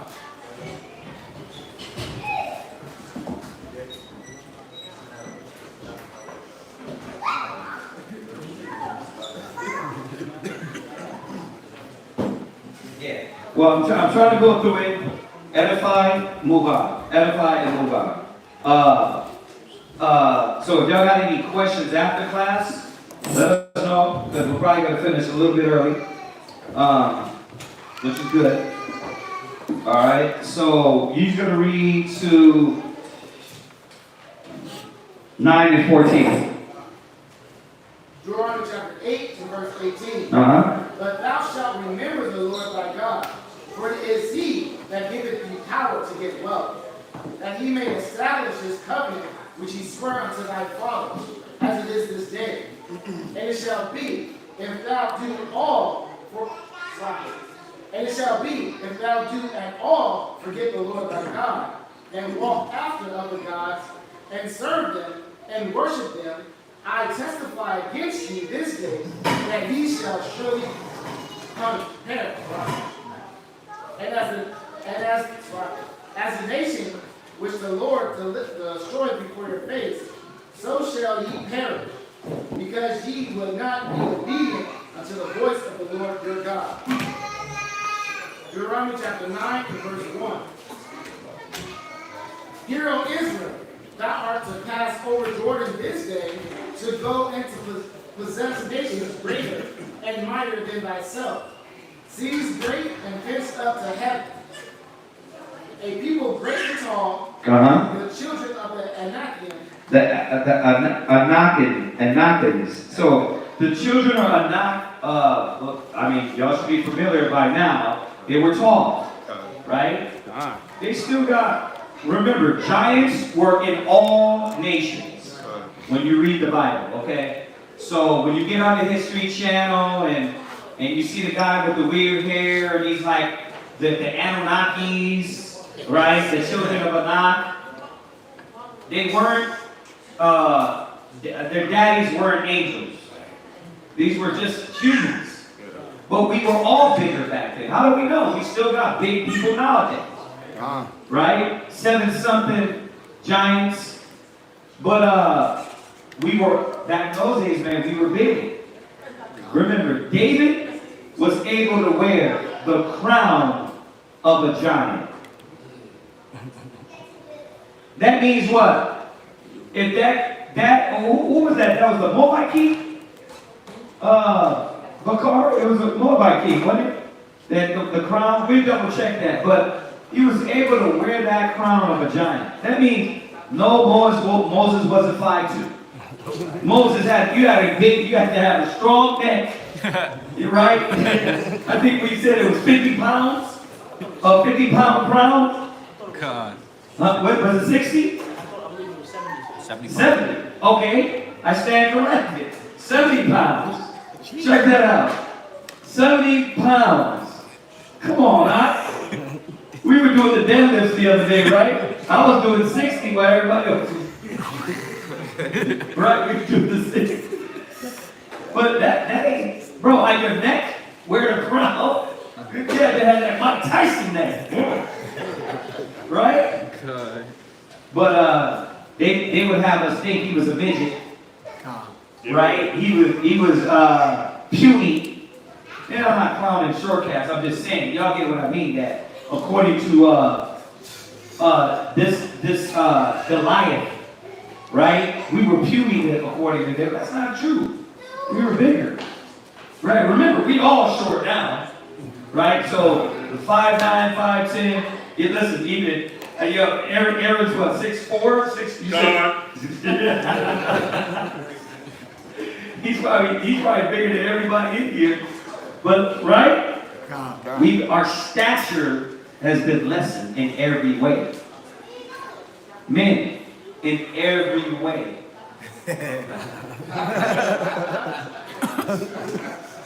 Still blessed.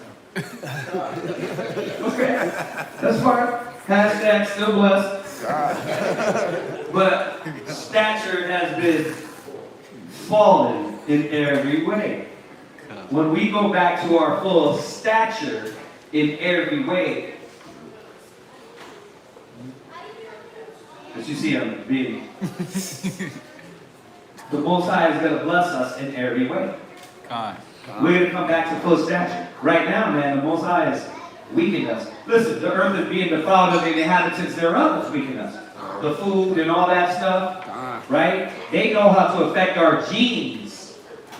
Man, there be people in the islands. Bro, these island cats, man, they be old and strong. You come over here to America, bro, we be breaking down 40, 30. You go to these Jamaican islands, bro, these islanders they be chocolate, they be shining. You be like, how old are you? Oh yeah, I'm 65. Like, what are y'all doing over there? Well, you go over there and you start seeing all the stuff in the food is different. So we're bound to be the most broken down version, y'all. And I'm not saying they're not broken down too, but you can see how the earth in its strength has broken, man. Right? The food, the disease, the air, the water. Right? It's broken us down to this less stature of men. But yeah, so the children of Anak were, yes, they were, like it says, grasshoppers. But that means that they had a tower over a lot of brothers back then. Right? Go ahead. Whom thou knowest, and of whom thou hast heard say, who can stand before the children of Anak? Right? Understand therefore this day. Now who was that talking though? Moses is repeating what they were saying. Moses wasn't scared. They came back with that scary attitude. Scared business. Yeah, they came back with that scary business. Right? But Moses wasn't scared. Right? So we have to see, man, that that's another thing. There's a lot of people that come with that fear. We cannot let the fear guide us. Right? Go ahead. Verse 3. Understand therefore this day that the Lord thy God is he which goeth over before thee. As a consuming fire, he shall destroy them, and he shall bring them down before thy face. So shalt thou drive them out, and destroy them quickly, as the Lord has said unto thee. Speak not thou in thine heart, after that the Lord thy God has cast them out from before thee, saying, For my righteousness the Lord has brought me in to possess this land. Before the wickedness of these nations, the Lord doth drive them out from before thee. Not for thy righteousness, or for the uprightness. Listen. Time to touch the ego of the Israelites. God. Because we were so pure up. What do you say? Not for thy righteousness. Not for thy right. No. You were so chocolate and pure that the Most High had to say, man, behold, a chocolate people. Right? His nappy hair. Right? His wide nose. Huh? Him is light skin. His riz is on 10. Bro, your riz ain't making you pure, y'all. I know some of y'all think it is. You know what I mean? The black man loves to think they riz is making them pure. No. Go ahead, read it. Come on, bro. Our people love that. Your swag is it, right? No. That wasn't what made us right. Read. Not for thy righteousness, or for the uprightness of thine heart. What is he telling us? That we didn't have it together, y'all. We weren't upright. We came out a faulty nation. You see that? Yes, it's in us, but we didn't tap into that. We were faulty, right? Go ahead. Dost thou go to possess their land? Uh-huh. But for the wickedness of these nations. But you see that? The wickedness of these nations. Right. Yeah, a lot of people, so they just went in there and killed babies and people because they were wicked as hell. What were they doing? What they're doing now, same thing. Sacrificing kids, right? Chopping off their penis, dismembering humans, right? The same thing. It's nothing new under the heavens. Go ahead. The Lord thy God doth drive them out from before thee, Uh-huh. and that he may perform the word which the Lord sware unto thy fathers, Abraham, Isaac, and Jacob. Understand therefore that the Lord thy God giveth thee not this good land to possess it for thy righteousness, for thou art a stiff-necked people. Remember and forget not how thou provoked the Lord thy God to wrath in the wilderness, from the day that thou didst depart out of the land of Egypt, until ye came unto this place, ye have been rebellious against the Lord. Also in Horeb, he provoked the Lord to wrath, so that the Lord was angry with you to have destroyed you. When I was gone up into the mount to receive the tables of stone, even the tables of the covenant which the Lord made with you, then I abode on the mount 40 days and 40 nights. I neither did eat bread nor drink water, and the Lord delivered unto me 2 tables of stone, written with the finger of God. And on them was written according to all the words which the Lord spake with you in the mount, out of the midst of the fire, in the day of the assembly. And it came to pass at the end of 40 days and 40 nights, that the Lord gave me the 2 tables of stone, even the tables of the covenant. And the Lord said unto me, Arise, get thee down quickly from hence, for thy people which thou hast brought forth out of Egypt have corrupted themselves. I can see now why they keep reiterating. Because you got generations growing up. You got kids growing up, so they keep reiterating, in the history of what their forefathers did. So it can teach the kids not to repeat what their forefathers did. Yeah. I was going to ask about the 2 tables of stone. Yeah. So, for it to have the covenant on it and all of the information, obviously had to have more than just the 10 Commandments on it, correct? Right. Okay. Yeah. Well, when you look at the other time, it tells us the 10 Commandments. And I guess you just pointed out the stones, right?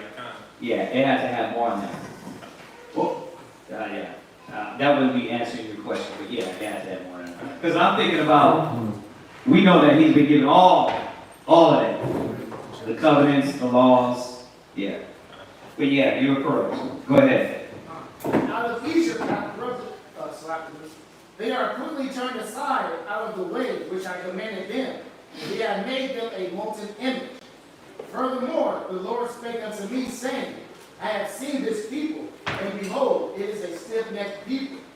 Let me alone, that I may destroy them, and blot out their name from under heaven. That's one of our greatest diseases. We're stubborn, y'all.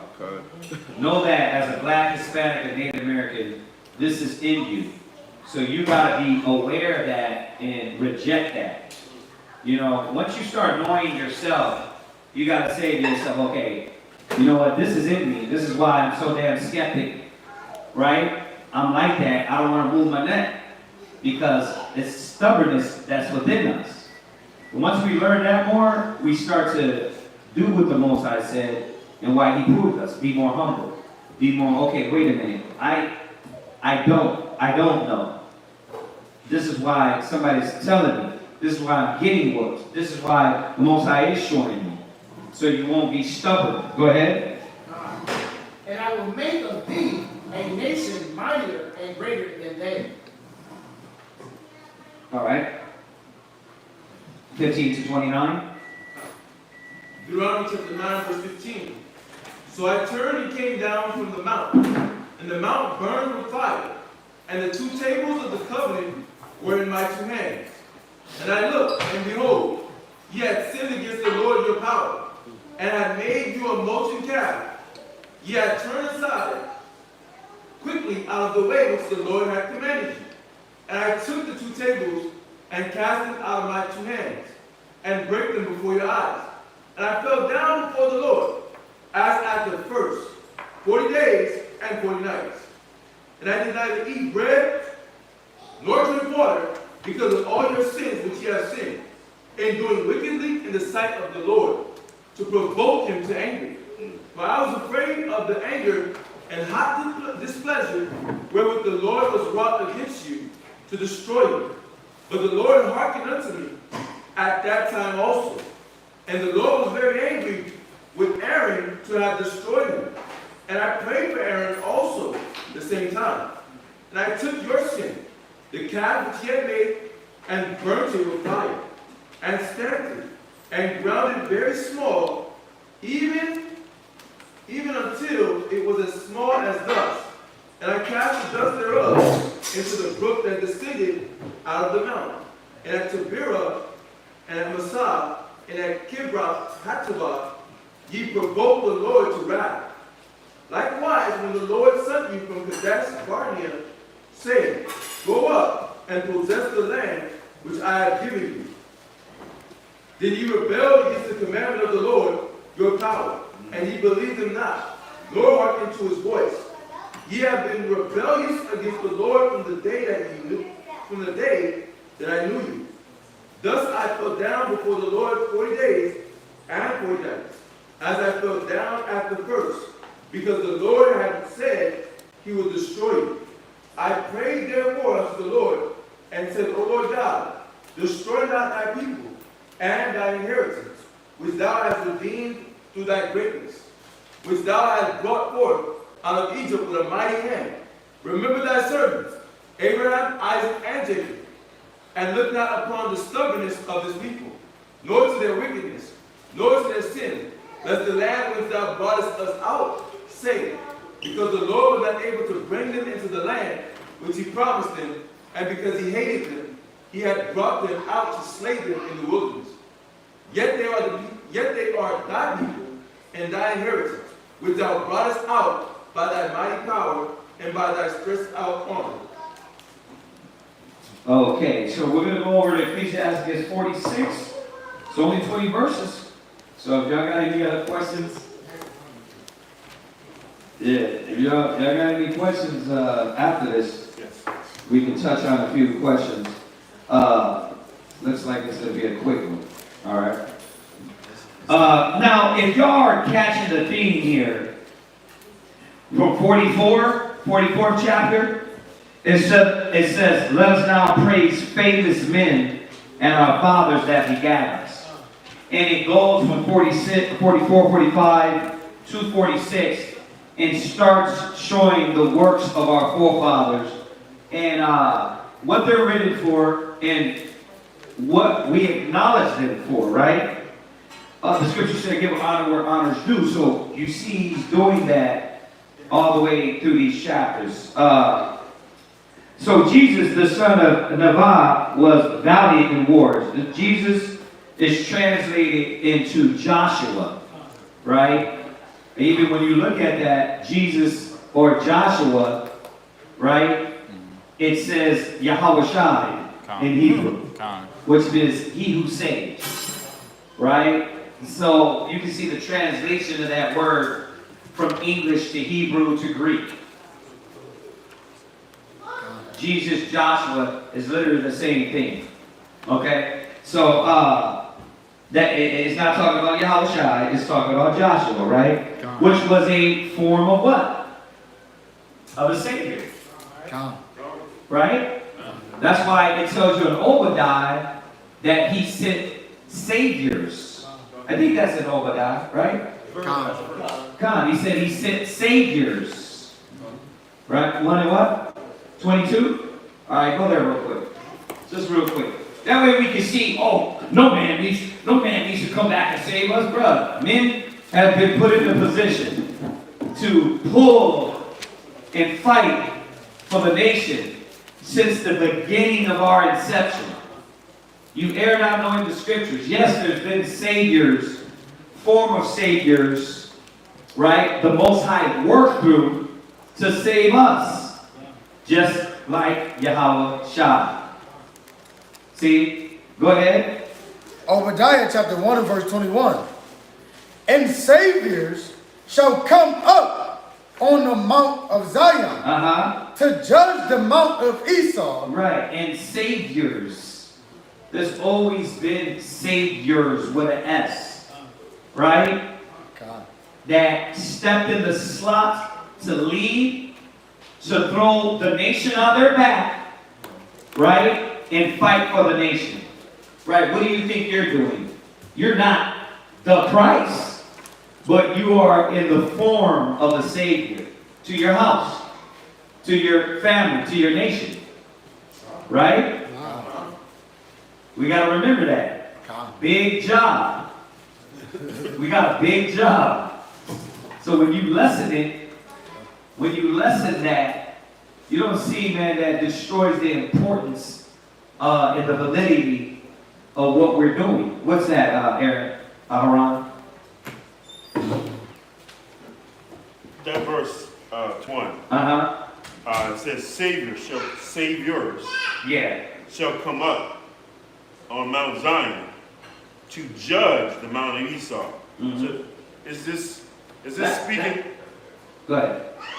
I'll let you ask a question. I was going to answer. Go ahead. Is this, like I know this is talking about when Christ comes back, but it says saviors, like plural. So is this talking about the kingdom of the world that Esau infiltrated? That no, this is talking about future prophecy that the Most High, we're raising up the 70 elders, the 144,000, right? The 12 apostles, all these men. What we're doing now is a form of being in that form of Savior, right? The other scripture says, we don't know when we shall be, but when we see him, we shall be like him. Well, because what are we doing, right? We are the, who was it that ran with the insect? I keep forgetting his name. No. Eric, it wasn't Aaron, it was Aaron's son. Eleazar, right? He ran with the incense? Oh, yeah. Was it Eleazar? Yeah. Yeah, to stop the plague, right? Now you got me questioning. Was it? Eleazar, right? To stop the plague with the incense. Well, we're those individuals. To close the breach. Right? We don't know. Give me that one too, in the first John. We shall be like him. This is what it means. Remember, I'm not saying you're Yahweh Shai. The scriptures ain't saying we're Yahweh Shai. What it's saying is that these 144,000 that are going to be in white robes, what did they do? What did they do? They follow Christ. It tells you in Revelation. I mean, I could go through all these, but it tells you in Revelation that they follow Christ whatsoever he went, and they were washed by the blood of the Lamb. So we are what? Just like him. Right? Yeah. Yeah, go ahead. 1 John 3. Is that it? Go ahead, read that. 1 John chapter 3, verse 2. Beloved, now are we the sons of the Most High. And it doth not yet appear what we shall be. Right. But we know that when he shall appear, right, we shall be like him. Check that out. Why? Because you are like him. You're hopefully, right? And I don't want to be presumptuous with this. That we, and I say we sitting here, standing here now, we continue in what we do. We continue in the fight and endure to the end, right? And we shine like Christ, right? Because as we continue to do this, you are the one that are closing the breach for your brother, your sister, your family, your house. We were talking about it yesterday, Aaron. What you're doing for your house. You're the guy, the prophet that has no honor in his own city, but the voice of reasoning with wisdom, knowledge, and understanding in your house. And every other brother is the same thing, right? You go back to your family, you being around them, they're gonna, your other side of your family, they're gonna see your example, right? You're the breach, right? All of us that are in the truth, you're the voice of reasoning.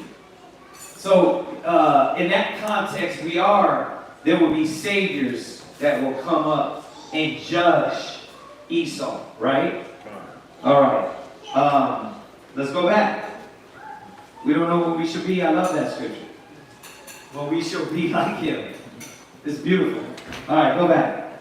Well, you have something else, Scott? Oh, no, I thought you wanted to go back to Obadiah. Oh, Obadiah? No, we got that. We got that. You had something? What's up? I just wanted to say it was Aaron. Yeah. Okay, I stand corrected again. Number 16 and 47. Okay, all right. So it was Aaron that ran. Okay. I mixed that up when he killed when they it made that strong. It did. No, it was that was Eleazar, right? Mm-hmm. Yeah. Okay. The water for correcting. Yeah. Yeah, I was mixing that up. I thought that was good. See? I'm messing up. I'm messing up, y'all. Sorry. Oh, see what happened? I'm getting all my stories mixed up. The water for correcting me. I stand corrected. Go ahead. Go ahead. Let's read on. Right there, y'all. It's you, right? Or is it me? Oh, it's me. Yeah. It is me. Okay. Yeah, we're at Ecclesiastes 46. All right. 46. So we got that about Joshua, Jesus. It says, was valiant in the wars, because remember, he took us in and we started going to war, right? With these other nations.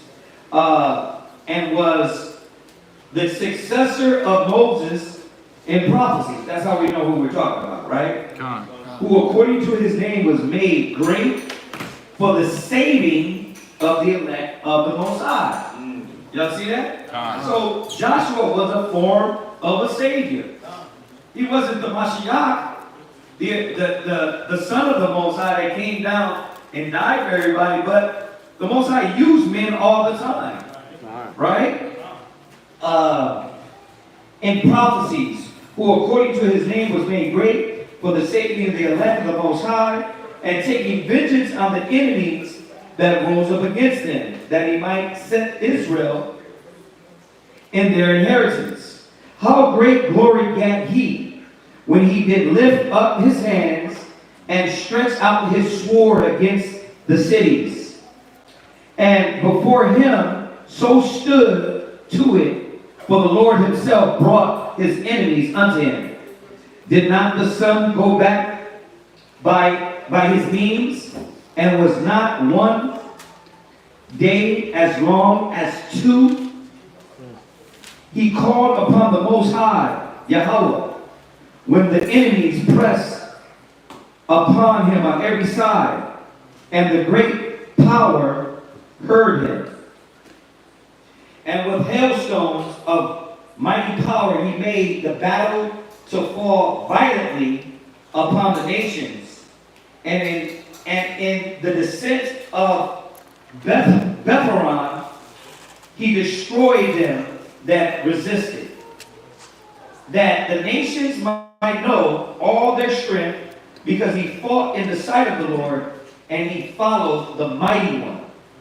In the time of Moses also did a work of mercy. He and Caleb, the son of Jephunneh, and that they withstood the congregation and withheld the people from sin, and appeased the wicked murmuring. And we've been over that, but you can see that there was more men that stood up, right? It wasn't just Moses. Now, that being said, you still had a lot of men that were taken out, but these men stood out above all men.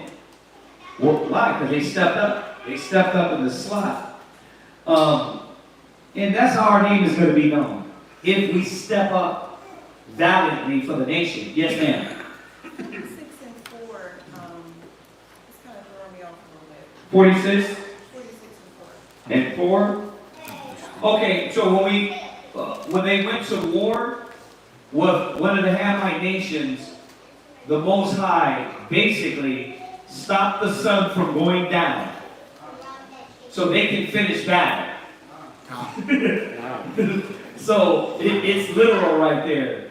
Oh, so one day was really longest to get. Yes. Beautiful, right? It's powerful. How is that possible? Only the Most High. Only the Most High can do that. But yeah, in the story, the Most High did not let the sun go down so they can have enough of daytime to kill the other nations.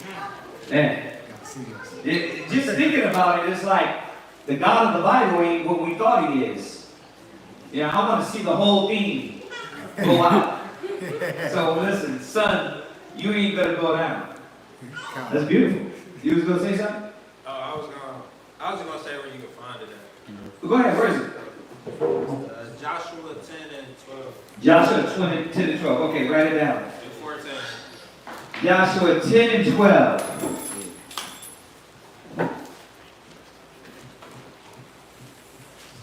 All right, so, yes, so you might want to go back and kind of refresh on that story. But where are we at? Murmuring. Okay, verse 8.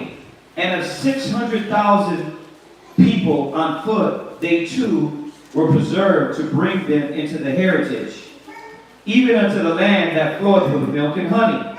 The Lord gave strength also unto Caleb, which remained with him unto his old age, so that he entered upon the high place of the land, and his seed obtained it for an heritage, that all the children of Israel might see that it is good to follow the Lord. And concerning the judges everyone by name whose heart went not a whoring, nor departed from the Lord, let their memory be blessed. Let their bones flourish out of their place, and let the name of them that were honored be continued upon their children. Samuel, the prophet of the Lord, beloved his power, established a kingdom, and anointed princes over his people. By the law of the Lord he judged the congregation, and the Lord had respect unto Jacob. By his faithfulness he was found a true prophet, and by his word he was known to be faithful in vision. He called upon the mighty Lord when his enemies pressed upon him on every side, when he offered the sucking lamb, and the Lord thundered upon the heaven with a great noise, made his voice to be heard, and he destroyed the rulers of the tyrannous, and I'm trying to figure out what word is that. Yeah, what Hamites are those? Oh, Tyre, the Tyrians. Okay, right, Tyre, right. And all the princes of the Philistines, and behold, his long sleep he made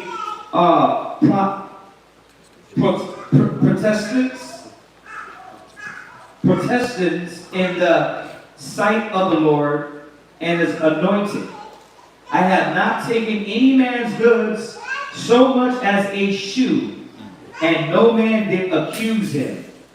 And after his death he prophesied, and showed the king his end, and lifted up his voice from the earth in prophecy to blot out the wickedness of the people. So, Joshua to a little bit of the Judges, finishing it off with Samuel and what he did during his time. And we're going to get into all that too. We're in Deuteronomy. We still got to go. We still got to read all the way through to Samuel to get all that. So we're not going to miss that. All right. Any questions on that? All right. This is a quick one, man. This is a quick one. We ain't had one of these in a minute. We ain't had one in a minute, yeah. Yeah, about the Phineas thing played, that was Numbers 25:7. Phineas? When he stabbed the man, the Moabite. Right. Right. I got my Phineas and Eleazar's. And the Aries. I got that all mingled up. Okay. All right. Any other questions? What she said? Is Deuteronomy 8:2 the reason that we are going through the wilderness again? Deuteronomy 8:2. Let's go there. Go ahead. Deuteronomy chapter 8, verse 2. Go ahead. And thou shalt remember all the way which the Most High thy power led thee these 40 years in the wilderness, to humble thee and to prove thee, to know what was in thine heart, whether thou wouldest keep his commandments or no. Right, exactly. You know, in this, we were talking about that the other day, about this timeline of the wilderness, because I think we were talking about that brothers are saying race wars, right? Now, the Bible don't talk about an actual Esau, Jacob, until Christ comes back. So it's kind of like brothers got the timeline mixed up. Like, just think about this. If we're going to be brought into the wilderness and the rebels got to be cast out, right? And that's after Christ come back, how is there going to be so much of a unity when we're all still rebels amongst us? That power to where it says we're the battle axe and weapons of war, and we're going to do in Edom, that's after Christ throws the first blow. Because right now, think about it. We can't even unify in the truth. So to say we're going to have this race war, race skirmishes, more like. There are going to be uprisings. We know that. Matthew says that. 2nd Ezra says that there'll be uprisings. But an actual all-out... Now, just think about this. Let's deal with some common sense in the Bible. When you say race war, what does that mean? Negroes against who? When you say everybody else, who? The nation. That. Like, think about it. So when brother said the race war thing, is that just the tribe of Judah? That's the whole. Okay, then. Now, let's put it together. Are the other tribes in sync and step with the tribe of Judah? So how the hell are we going to have a race war when our own brothers are still like, we don't mess with the negritos? Right? Or the tribe of Judah is like, we don't mess with the Moskins. So what has to, the timeline of this, I think brothers got it all wrong. There's certain things that got to happen. We got to be united. The envy of Judah and the envy of Ephraim got to stop. Then that's going to unite us. But you see, all this sync and step comes after Yahushua does what? You got to cast out the rebels. So I know she's like, well, I'm asking about the wilderness. I had to throw that part in there because you're right. We are going to be brought to this second wilderness to where the rebels are going to be cast out. Then we're going to be able to march and be in order with each other. Then the Most High is going to be able to say, now I can give you orders. You can't give no cat that is ready to stab another brother in the back orders. You can't do that. And right now, we don't got it together as a nation, as a nation, as a camp, as a school, as a dang household. Let's be real. Right? We don't got it together yet. We will get it together, though. It's going to happen. But it's got to go through these steps. So, going back to her question, yes, the wilderness, it's going to happen again to what? Prove us, to humble us, right?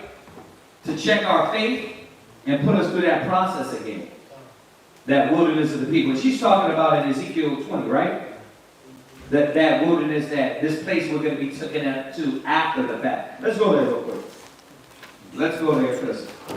We start quoting, and some brothers and sisters don't even know what we're talking about. Go there. Ezekiel chapter 20 and verse 34. Start at see, this is another thing.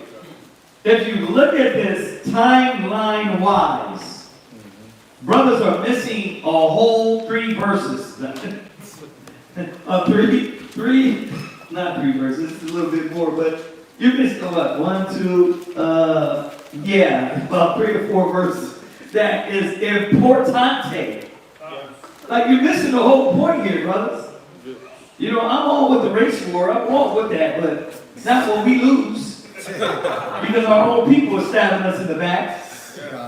I'm with that. I'm with it though. When we got all of us on the same team, and they cannot win. Right? Little boat fight. Look at this. Sloppy as hell, bro. That's sloppy. The race wars is coming for what? Race wars with beers and come on, man. Chubby white people, come on, bro.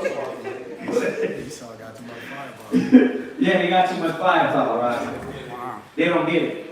All right, verse 33, though. Ezekiel chapter 20, verse 33. Go ahead. As I live, saith the Most High Power. Go ahead. Surely, with a mighty hand, and a stretched out arm, and with fury poured out, will I rule over you. Right. And I will bring you out from the people. See, that's the part they miss. You missed 33, that his fury, he's going to bring us out. You're missing that, and you're missing Isaiah, where he said he was going to do it alone. That there was none to help. Huh? Gone. Yeah, you're missing that. So, if you don't put this in sequence, you jump and skip certain things that gotta happen. Yahweh Shai is gonna bring us out. Okay, don't miss the 33rd verse and jump all the way down. I got it. Read. You got me what? Oh, What you got? Isaiah 36 and 3. Okay, hold that. Read on. Yes, sir. And I will bring you out from the people, Right? and will gather you out of the countries wherein ye are scattered, with a mighty hand, and with a stretched out arm, and with fury poured out. See, he's gonna gather us. He's gonna gather us out of these countries. So, what is the Bible telling us? That until he does this, we are not going to be fully gathered. Right? Go ahead. And I will bring you into the wilderness of the people. Right. This was going to happen. He was going to bring us to this wilderness. And like I always say, I'm not going to speculate. There's some speculation where it's going to be or this or that. I'm not going to do that. It's a place that the Most High said he will bring us. Right? Go ahead. And there will I plead with you face to face. Right. Why? Read. Like as I pleaded with your fathers in the wilderness of the land of Egypt. Right. So will I plead with you, saith the Most High Power. And I will cause you to pass under the rod. Right. So wait a minute. Before this happens, when there's going to be a race war? So we're going to do this without Yahweh Shai. Or are you saying we're going to do this with Yahweh Shai? Now, if you're saying we're going to do this with Yahweh Shai, you still are not knowing the scriptures, because the scriptures say he's going to do it alone. You said 36? I don't think it's a 36. No, 63. My bad. I just. Oh, yeah. It's in 60. Bad. Right. Yeah, my brain is off. Right. We're touching that. Finish this up. Go ahead. Saith the Most High Power. Go ahead. And I will cause you to pass under the rod. Right. And I will bring you into the bond of the covenant. Right. And I will purge out from among you the rebels. Once again, how are we going to do this race war what rebels? Rebels means what? Those who have what? Those who have rebelled against them. The rebellious. Yes. So the Most High. Wait a minute. How the hell are we gonna fight them when we rebellious? It says the two walk together these days we agree. We know what we're dealing with right now. There's too many egos out there, right? Everybody want to be the home of the truth, the only ones with the truth, and we're the ones only to see it, and we're not part of this, that, or this, right? That gotta be stopped. Right? So if you know the scriptures, when is that going to be stopped? Who can answer that? When is the rebels going to be cast out? When are we going to be able to get us lock and step? I know this is saying, and you're like, it says right here. Well, let's add one more scripture. When are we, how about this? I'll give it away. When are we going to see eye to eye? That's a David scripture. Where is it? Okay, I got it. See, and this lets you know that, and I'm answering the sister's question, and I'm kind of throwing some extra in there too, because it's been going around about this race war since that one white folks, black folks is fighting. I'm like, brother, we got a lot to do. Maybe a little bit more push-ups. How about that? Maybe a little bit more locking into the spirit of the Father before we can unify to this point, right? You got it? What is it? 1 Corinthians chapter 13 and verse 9. No, it's in Isaiah. Oh. Nah, it's in Isaiah. You quoted here. Okay, all right, go ahead. Let's go there. No. No, let's go there. Let's read it. I'll just go on what you was quoting. I'm not saying this is it. Go to Isaiah. It is Isaiah. Get it right here.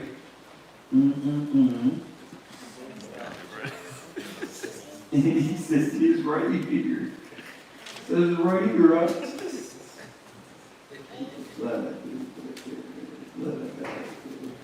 All right, it's Isaiah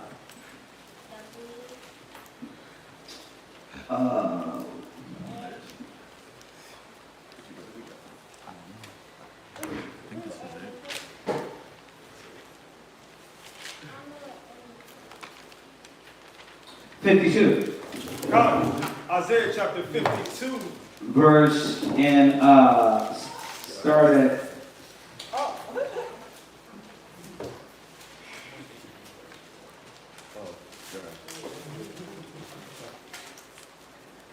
let's just read 8. Go ahead. Isaiah chapter 52, verse 8. Go ahead. Thy watchmen shall lift up the voice. Right. With the voice together. With the voice what? Together. When?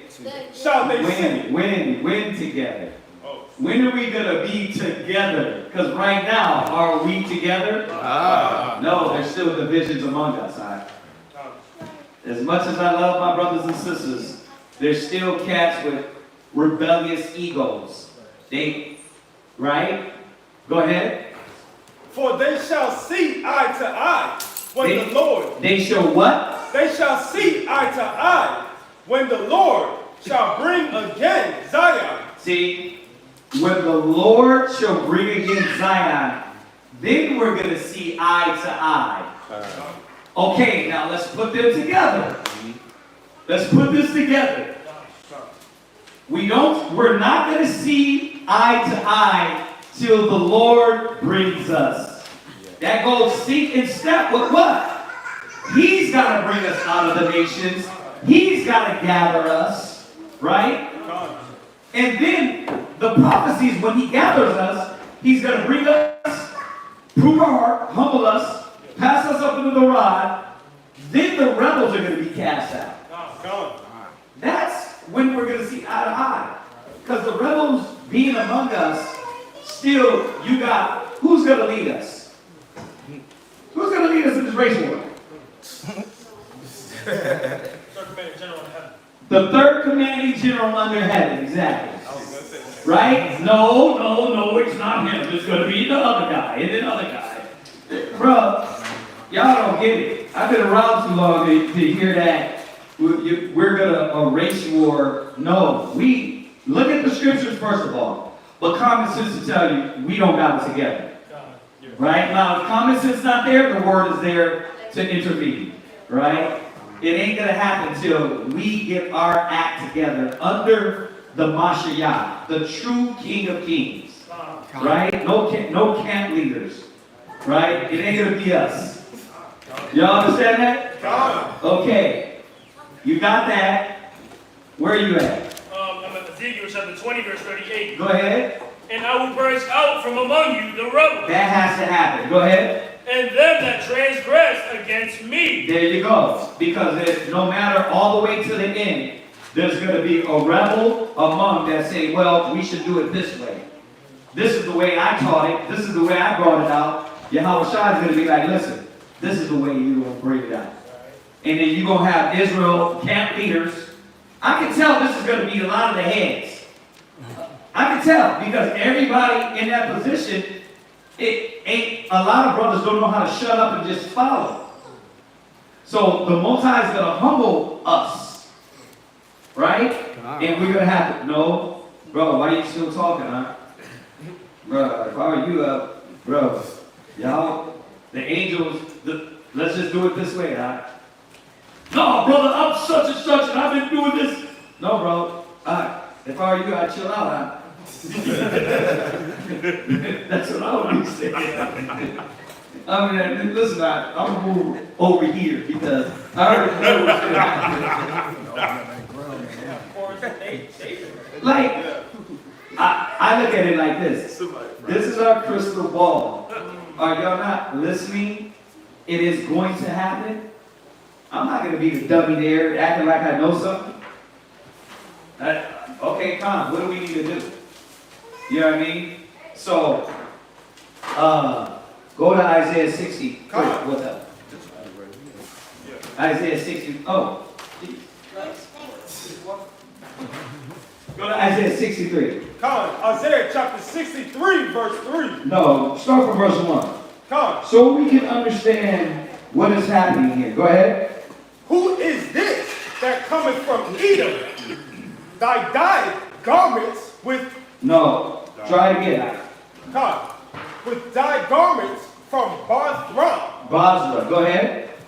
This that is glorious in his apparel, traveling in the greatness of his strength. I that speak in righteousness mightily to save. Go ahead. Wherefore art thou red in thine apparel, and thy garments like him that treadeth in the winepress. Right, and it goes with Zechariah. It goes with the valley of Jehoshaphat. It goes with Joel, that he will march with his troops. It goes with Revelations 19. It goes with everything the Most High showed us, that Yahweh Shai is the Savior. He's gonna do the ultimate blow. Right? Think about it. We're still rebels at this time. Right? We're still thinking we know better than this or that. Right? Go ahead. Isaiah chapter 63 verse 3. I have treaded the winepress. I have trodden the winepress. Go ahead. I've trodden the winepress alone. Go ahead. And of the people there was none with me. For Wait. Listen. Race wars? There was none with me. There was none with him.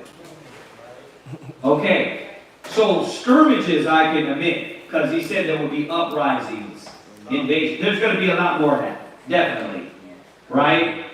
You see it now. Dude goes in the damn Jewish church and shoots up everybody. Bro, you're going to see that all day. You're going to see more of what you seen at that, the Judah and Esau fighting. You see that, but as a whole thing that brings on in the days, I think they got to edify a little bit more. It's not going to bring on the end of days. You're missing a whole lot of prophecies, brothers. Go ahead. For I will tread them in my anger. Right. And trample them in my fury. Go ahead. And their blood shall be sprinkled upon my garment. And I will stain all my remnant. For the day of vengeance is in my heart. See, the day of vengeance, this is why it says vengeance is of the Lord. He gets the first blow. We're going to get the leftovers. When the rebels are cast out, and when we're in line and step, then he's going to be like, okay, go now what? Thou art my battle axe and weapons of war. Right? We're going to go stump the residue of the nations and get the leftovers. But the first blow has to be mighty, to take down all the missiles and powers and weapons and all these things, right? And humble a lot of nations. Right? Go ahead. And the year of my redeemed is come. Go ahead. And I looked, and there was none to help. Wait a minute. There you go again. Another key to show that we are not going to help him. You're not going to grab guns that, once again, you are my battle axe and weapons of war wasn't. I'm going to show y'all something since we're on this topic. Thou art my battle axe and weapons of war was after the fact. After we get in line to step. But I'm going to go to the other scripture that even High Priest Yeshaya had to correct not only me, but a lot of brothers on. And a lot of brothers still don't want to bear witness to it. Go ahead, read on. And I wondered that there was none to uphold. See, so the Bible don't contradict itself. Nobody's going to help him, right? Okay, so what about Joel? Let's go there. What about Joel? Because I think this is where the confusion is. This is the confusion. All right? Joel 3, is it? Go to Joel 3 and read verse 1. Joel chapter 3 verse 1. Go ahead. For behold, in those days, and in that time, when I shall bring again the captivity of Judah and Jerusalem, I will also gather all nations. And okay, it's not Joel 3, it's, is it? Hold on, 1 second. It is Joel, the mountain. Yep, the date, yep, 2. You are correct. Go ahead. Verse 2? 2, yeah. Come on. Verse 2. Uh-huh. I will also gather all nations. No. Joel, the 2nd chapter, the 1st verse. Joel 2 and verse 1. All the way down. Go ahead. Blow ye the trumpet in Zion, and sound an alarm in my holy mountain. Let all the inhabitants of the land tremble, for the day of the Most High cometh, for it is nigh at hand. Now, we're going to see that this is not any contradictory to what we just read in Isaiah, in Revelations, where Revelation 19, right? Where he said he's going to come with his armies. It's not contradictory, right? Who is his armies? I know we want to be in his army, but we're not ready for that yet. All right, go ahead. A day of darkness and of gloominess. Right. A day of clouds and of thick darkness. Right, we know that because the earth is going to be filled with chariots covering the heavens. So there'd be nothing but darkness that covers up the sun and the moon.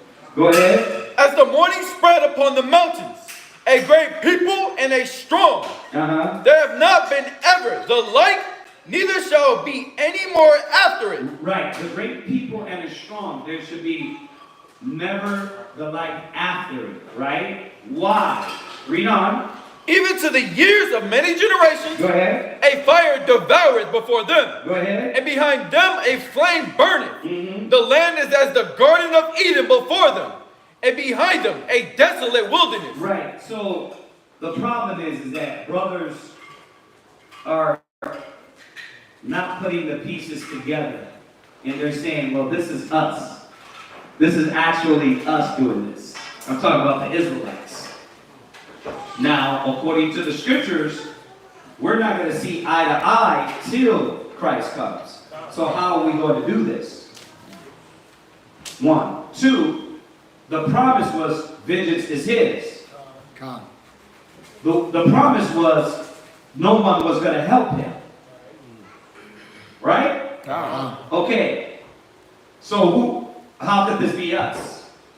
Brothers are misreading this. Go ahead. Yea, and nothing shall escape them. The appearance of them is as the appearance of horses. Right. And as horsemen, so shall they run. Like the noise of chariots on the tops of mountains shall they leap. Right. Like the noise of a flame of fire that devoureth the stubble. Well, when you read the scriptures, brothers, it tells you that the angels move like lightning. We're not going to have that power until what? The rebels be cast out. He is not going to give General such and such the power to move like Flash. And then we don't like another brother. We don't like this system. Yeah, like brothers gotta think. They're not thinking. Go ahead. As a strong people set in battle array. Go ahead. Before their face the people shall be much pain. Right. This pain is going to be brought on by who? If you read the scriptures, this is pain is brought on by Yahweh Shai and the armies of heaven. Yes, we are going to be in the army, but there's a certain thing that has to happen with us before we join that army. Go ahead. All faces shall gather blackness. They shall run like mighty men. Right. They shall climb the wall like men of war. Right. And I get it. They're like, okay, see, the Most High is going to give us the power. Right? But when? You see, that's what I'm saying about the sequence of what things have to happen before they're saying, well, this is us. No, this is the angels. Because Christ gets the first blow. Hold that. Go to Revelation 19. Right? Just to make the sense of this. Just to make the sense of this. And we're going to go back there. I know some of y'all already know this. But for the ones that don't, go ahead and read that. Revelation 19. 7. Revelation chapter 19 verse 7. Let us be glad and rejoice and give honor to him. For the marriage of the Lamb is come. Go ahead. And his wife has made herself ready. And we touched over this the other day. it said Israel was likened to a tender and delicate woman, right? So his wife is the Israelites, the church, right? I know the Christians will come back and say, that's everybody. No, it's the Israelites. He said, I liken them to a comely and delicate woman.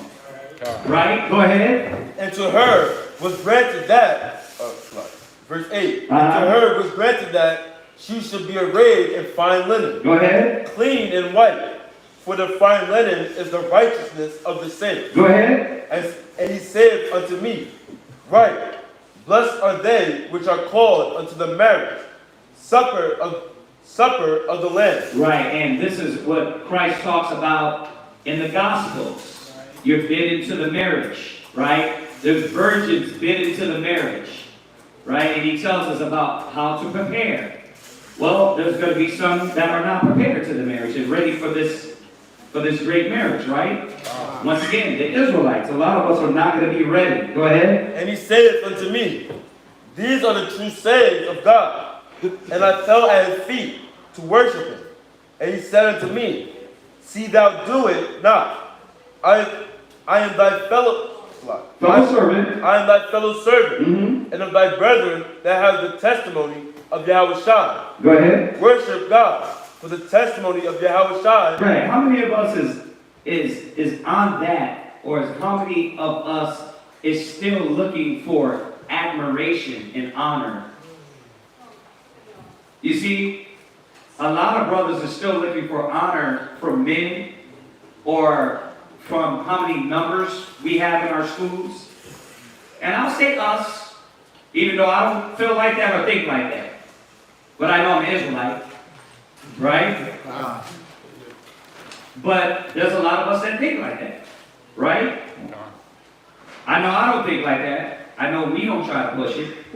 But I'm not trying to be Mr. Clean either, right? I'm just saying we don't believe it. We don't push that. But there's a lot of us that do. That think their school is the only one, right? Something got to get right before we march. Christ says what? Read on. For the testimony of Yahweh Shai is the spirit of prophecy. Go ahead, read on. And I saw heaven open, and behold, a white horse.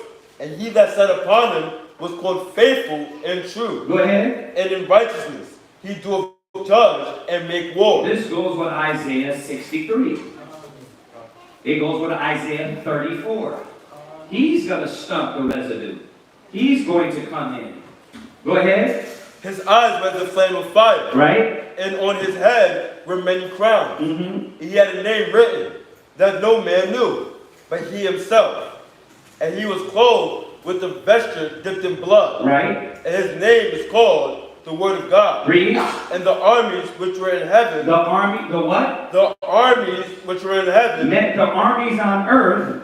The armies which were in heaven. Meant the armies on earth. The armies which were in heaven. Meant the already army united together army on earth. The armies which were in heaven. Nah, we are not a army yet. Go ahead. Followed him upon white horses. Go ahead. Clothed in fine linen. Right. So the prophecy was the armies in heaven is coming with him. So let's go back. Now we can understand what Joel is talking about. Because John is saying the same thing Joel is saying. He's saying the same thing. Go ahead. Go back to Joel. Joel chapter 2 verse 7. They shall run like mighty men. That's the armies of heaven. It's going to get us there and show us why. Go ahead. They shall climb the wall like men of war. Go ahead. And they shall march everyone on his ways, and they shall not break their ranks. Stop. Before we get to, like Yeshua says, there's no Negro that can go ahead and climb through any walls and any windows and on the buildings. Before we get to all that being funny, are we in the position not to break our ranks? The schools ain't even in order. What are you talking about? Right? It says when he comes, they shall see eye to eye. Right? But when he comes, what had to happen? We had to be what? The rebels had to be cast out. Right? And then he promised us he will get the first blow. He said nobody will be with him. So I don't know how they're getting that. I don't know how they're getting that we're going to be out there part of the first blow of this, dealing with the nations. We're going to be crying, screaming, begging for the Lord to save us with all the chariots. That's what we're going to be begging for. And for the Lord to deliver us. Right? Go ahead and read on to Joel. Neither shall one thrust another. Wait, because right now, go look at camps. How many brothers are arguing with each other? Yeah, I left them, and the reason why is I don't see no ranks in order. I see what? A lot of backstabbing. Right? So, and I don't know, don't trip. The scriptures say there must be heresies. There's going to be these things. It was no different than during the time of us preaching the gospel, right? I keep trying to remind you, if Paul went to Corinth and said, I hear that a man is sleeping with his father's wife, that should show us itself that there wasn't all in these churches cleanliness and righteousness. The point was to cast out the uncleanliness, right? Okay, so don't get spooked off of that. Those are things that are going to happen because we need to get our act together. But we don't stop fighting to get our act together. Y'all get this? But the main point I'm trying to show is that there's something we don't have. We don't have unity enough to an army meet an army, right? Ezekiel 37 said what? They shall stand upon their feet an exceeding great army, right? But are we an army? Are we unified? Okay, so why would we think we're going to be fighting on Yahweh Shah? Why would we think there's going to be enough of us united to get a race war going? Then we get in this war and we are what? We start looking at each other and bringing out the things we don't like with each other, and that's where the backstabbing comes in. You see that? So the Most High the Most High is doing this, and He did it to the point to where we can now work. Schools can work on each other themselves in those schools, right? And then when the King comes, He's going to get everybody together, right? He's going to work it all out. Go ahead. They shall walk everyone in his path. Right. And when they fall upon the sword, they shall not be wounded. Right, and I know they can argue that. See, the Most High is going to give us the power. But listen, ain't none of us can fall on the sword and not be wounded. That's angelic beings that are going to be doing this. The armies of the Most High. Go ahead. They shall run to and fro in the city. They shall run upon the wall. They shall climb upon the houses. They shall enter. They shall enter in at the windows like a thief. Now, if you want to get technical, I can go to the scriptures and tell you what, and Zephaniah tell you what, that the chariots were prepared for the what? The thief. Not you, the chariots were prepared to enter into the windows of the thief. So once again, the scriptures every step of the way show us this is Yahweh Shai making his grand appearance and doing what he said he was going to do in 2nd Ezra 13. You understand? Okay, go ahead. The earth shall quake before them. The heavens shall tremble. The sun and the moon shall be dark. And the stars shall withdraw their shining. And the Most High shall utter his voice before his army. Wait, before his what? Before his army. Okay, that goes right with Revelation 19 and 11. He's going to come with his what? His army. All right. So, chew on that. But by all means, if you think you're going to fight Esau without Yahweh Shai, guarantee you, right, good luck, you will lose.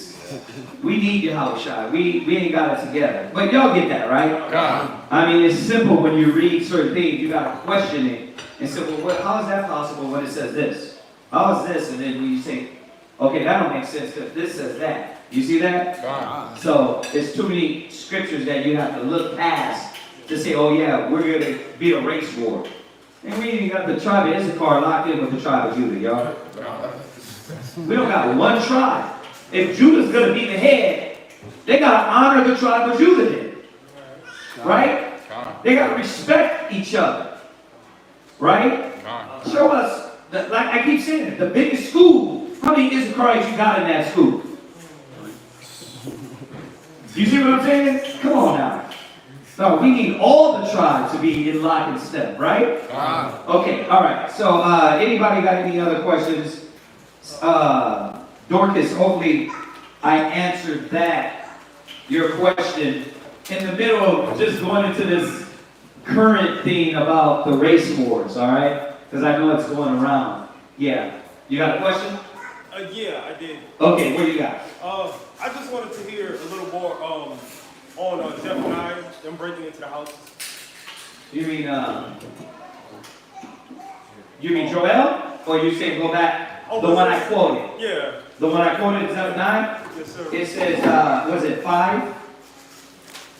It says, it's Zephaniah, I think it's 5. It says, let's see here.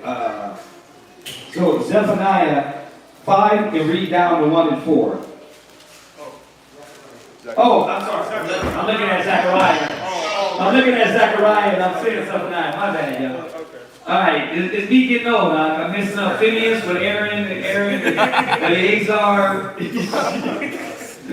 Zechariah 5 and 1. Come on. Zechariah chapter 5 verse 1. Then I turned and lifted up mine eye. Right. And looked, and behold, a flying roll. Well, we know what that is. The flying roll, when you go in Ezekiel 1, right? It rolled. Remember, you're looking at this from the bottom up. And what do you see? You see a spinning roll, right? So this is another way the prophets describe the chariots. Go ahead. And he said unto me, what seest thou? And I answered, I see a flying roll. The length thereof is 20 cubits. Right. And the breadth thereof 10 cubits. I think when we measured that before, it was the size of a small school bus. Right? Man, have y'all seen, speaking of the chariots, have y'all ever watched the whole, well, I think it was House interrogation, or how they brought up about UFOs and all that? You gotta watch the whole 2 hours of that. Right, these cats, the one cat was saying, you know the guy, the Tic Tac video? Y'all don't know the Tic Tac video? It's like, he's like, you see it? You see how it's moving? That guy right there, he was in that. And they were entered the house, and the Senate, it wasn't the Senate, it was the House. They were interviewing them and asking them questions about UFOs. But anyway, they were saying that's not the only one they got recorded. They got another one. There was one, it was a sphere, and inside the sphere, it was a cube. God, y'all gotta listen to this. Y'all stay on TikTok and Instagram and get in this. It's a 2-hour thing, but they start talking about the different chariots they seen. And I was just thinking about that. I was like, damn, it was a cube, it was a sphere, and a cube was in the sphere. And that's what he seen moving. Kind of. I was like, you can't even imagine it. But when you look at these scriptures, you're like, a roll? Like, what is this? And then when you go to Ezekiel, how it's described as a whirlwind, a tornado, and all these things, you're like, okay, they're seeing this and thinking in ancient times, what is this, right? So they describe it according to what they know. Read on. Verse 3. Then said he unto me, this is the curse. This is the what? This is the curse. Listen, when you see those chariots, it's the what? The curse. Get prepared. The chariots is the curse. Right? We just read how, though, in Joel. We just read how in Revelations. The armies of heaven, when you see them, it's the curse. Go ahead. That goeth forth over the face of the whole earth. Because when they show up, they're going to show out. Right? Go ahead. For everyone that stealeth. For everyone that do a what? That stealeth. It's not talking about a loaf of bread. It's not talking about a loaf of bread. Like you try to survive, you got a loaf of bread, or you took the nickel out of the change jar You know what I mean? To make your, to pay your bill. It's talking about the thief. The one that kills, steals, murders, right? Go ahead. Shall be cut off. Read. As on this side according to it. Go ahead. And every one that sweareth shall be cut off as on that side according to Yeah, it. every time they get you in court, America makes it sure for you to swear, right? And that's what we do. America has taken the name of the Most High, taken the book of the Most High, and what? Made us what? Defame that. Vow, speak on the Most High, and swear falsely. Right? Go ahead. I will bring it forth, saith the Most High of hosts. Go ahead. And it shall enter into the house of the thief. In this chariot, the chariots, the angels, the armies, the military of the Most High is going to enter into the house of the thief. It's coming for the big thief. Right? The one that stole lands, nations, kindreds. If you go to Revelations, it tells you that. So all you got to do is, you see it's literally all the prophets saying the same thing in different ways. It's saying the same thing. It's coming back for the beast, the whore that sit on many waters, right? Go ahead. And into the house of him that sweareth falsely. That doing what? Sweareth falsely. Right, I swear to God. On God, right? In God we trust. That's a lie. You swear falsely.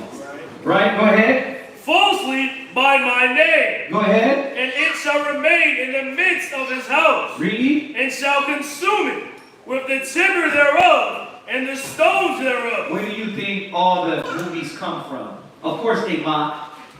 They make fun of little green aliens, little green people. They're going to come back, pew, pew, pew. That's mockery. But this is the promise. Read. Then the angel that talked with me went forth and said unto me, lift up now thine eyes. Right. Did I miss it? It says, swear falsely and shall remain in the midst of, and shall consume it with timber. Go ahead, read on. Then the angel that talked with me went forth and said unto me. Oh no, I did miss it. He shall enter into the house of the thief. So this was Zechariah seeing this chariot and getting the answer like, what is this? Oh, this is for the thief. Right? The same thing Joel was seeing. The same thing you go through the scriptures and what are these chariots sent for? Right? Go watch that. And every time you see, they over military bases. And it's so much. Remember, they're not telling you every moment how they're shutting down military bases. They're over there. He said there was one on the water. They can see it. They flying in and out of the water. They got so many records of this, right? But why do they mock? Why do they say, oh, you know what? One crash to throw us off, right? Because if it crash, it's what? Fall, right? So we know that's BS. Go ahead. Verse 5. Then the angel that talked with me went forth and said unto me, lift up now thine eyes, and see what is that goeth forth. Go ahead. And I said, what is it?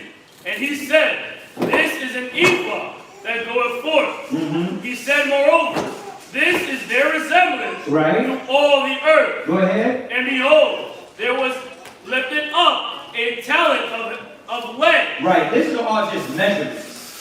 Right? He said this is the measurement where they're going to be measured by. Go ahead. And this is a woman that sitteth in the midst of the ephah. All right, I don't need to go into the whole chapter, but we go over that sometime. Okay, we do that. Right? But yeah, the woman that sit in the midst of the ephah, this goes right. I'm gonna say it again.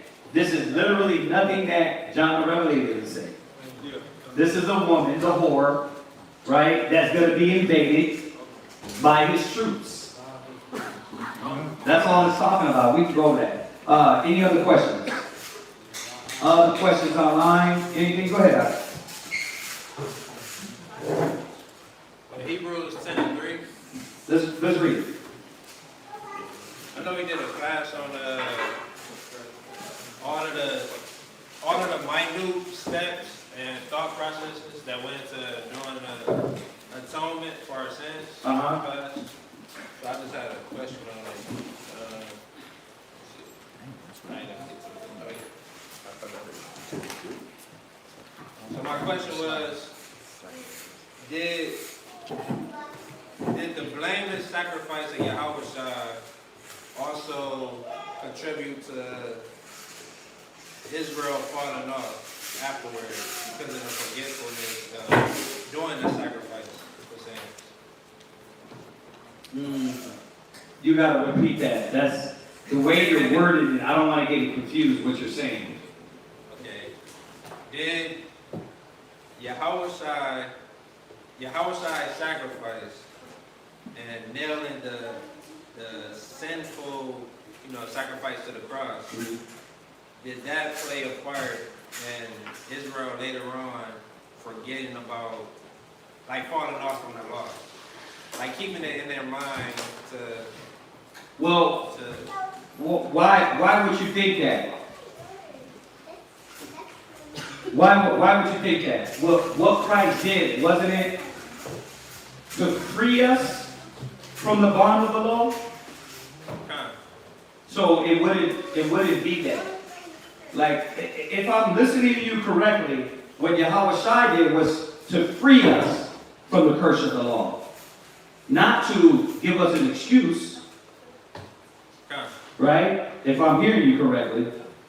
Are you saying that Yahweh Shai, by him sacrificing himself, that gave us another excuse? Is that what you're saying? No, not an excuse, but, like, with the sacrifices, it was more so as, the way I think it is that it was a mental thought, like I said, that you knew, an action that you knew that you had to take after you committed, after you broke the law. Okay, but that's before Christ. Before Christ. Right. So our mind, we were knowing that, okay, instead of just not doing the sin, we knew that if we sinned, we could go sacrifice this lamb, and that would be fixed, right? Okay, we agree on that. Go ahead. That's before Christ. Now, Christ comes in, dies for us on the cross, gives us the understanding of the law, right? Okay, no more sacrifice of sins. I'm the last sacrifice. Okay, now. All right, and after that. Okay. Through the process of time, it might have been, I don't know, a wrong teaching here or there, the same way we are today. Like, okay. We might not see eye to eye on everything. And just like how the Christians got it, it's kind of like how I thought about it. What? It's not in their mind to keep the law. That's what I was. But Yahweh Shai didn't do that. Yahweh Shai didn't do that. They do that because the veil is not taken from their eyes. Right? So that's why I'm trying to walk through this, because the way you worded it sounded like, almost like it was Yahweh Shai that did it. His sacrifice. His sacrifice was with clarity, wisdom, and understanding. When he goes into the veil be taken away from our eyes, that's what literally he did. If we go and we see like him. But if not, like it was quoted, he said the veil is still on us, some of us to this day, right? Okay, so it sounded like earlier you were saying that it was almost like Yahweh Shai. No, okay. No, it wasn't Yahweh Shai, but is that possible that the veil is still on somebody's eyes? Yeah, of course. The confusion is still there. But why? Let's keep running with this. I want to understand. But why? But why what? Why is the veil still there? I would say to fulfill prophecy. Because it was written, in Deuteronomy, that we would disobey. So I would say because to fulfill prophecy, and I think what Isaiah said, make these people their eyes and their ears. Right. Okay, to fulfill prophecy. Yeah. That's true. But then, is that an excuse? Okay, so the veil, why do they still got the veil on their heart? Because they don't look through the perfect law of liberty and look at Yahushua, right? I mean, because we get the ones that are blinded. They're not going to see. Well, what about us? We don't have an excuse. That means that we are supposed to look through the law, and we are supposed to see what Yahushua did for us in his sacrifice in the law, right? And made us free from that mind state, right? Now, let's go there real quick. Go to,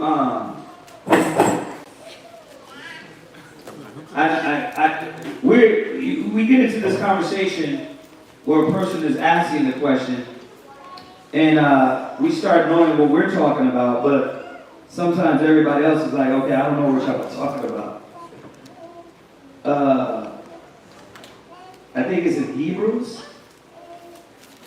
It's in Hebrews about the veil. It's Hebrews. It's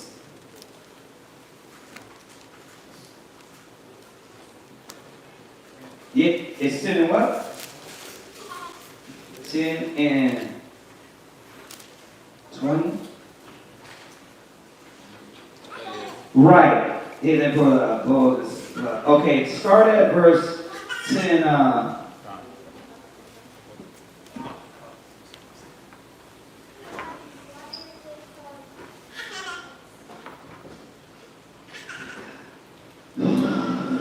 Start at 14. Hebrews chapter 10 and verse 14. Go ahead. For by one offering he hath perfected forever them that are sanctified. Right, so it's clarifying this conversation we're having here. Yahushua, his offering, and did what? Perfected forever them that are sanctified. Right, it perfected us. Yahushua, if we live through him, his understanding, his way of life, we can be perfected. Right? Go ahead. Whereof the Holy Spirit also is a witness to us.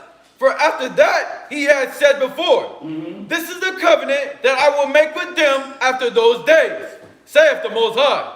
I will put my laws in their hearts. See, so where is that perfection made? It's made that when the law is in our heart, when the law is in our spirit, and we're doing it after the inward man, and not after the outward show, right? Go ahead. And in their minds will I write them, and their sins and iniquities will I remember no more. Why? Because the law is going to be in us. We're going to be performing the outward and also inward, all the qualities and things that we need to embody.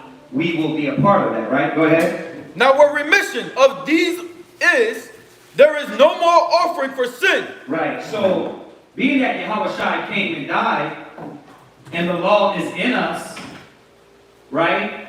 Why would I have to offer something when there's no more sin? Right? Yahushua died, he gave the sacrifice, and now the spirituality of the law is working in us. We don't have to go back to the offering no more. Right? The offering was, and if you did, if you sinned, if you messed up, Yahushua is that offering.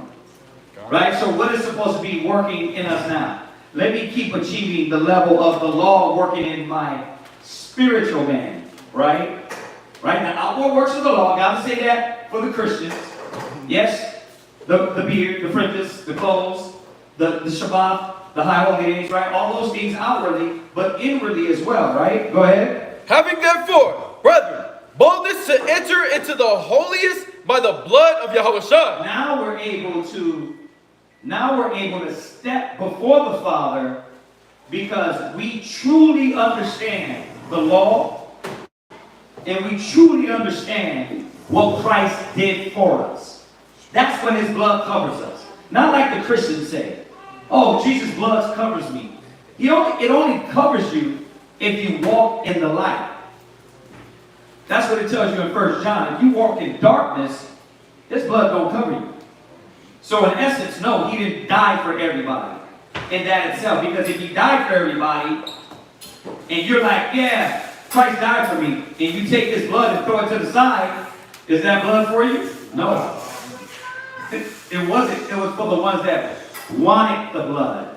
Right? All right, go ahead. By a new and living way, right, which he has consecrated for us. So the new and living way is that the law is working in us.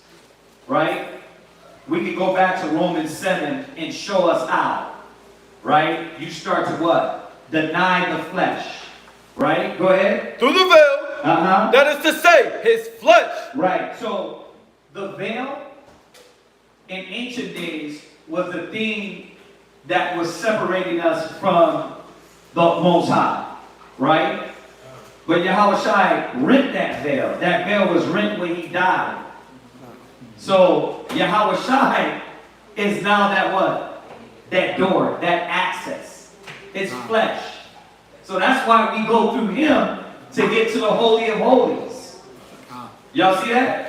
What?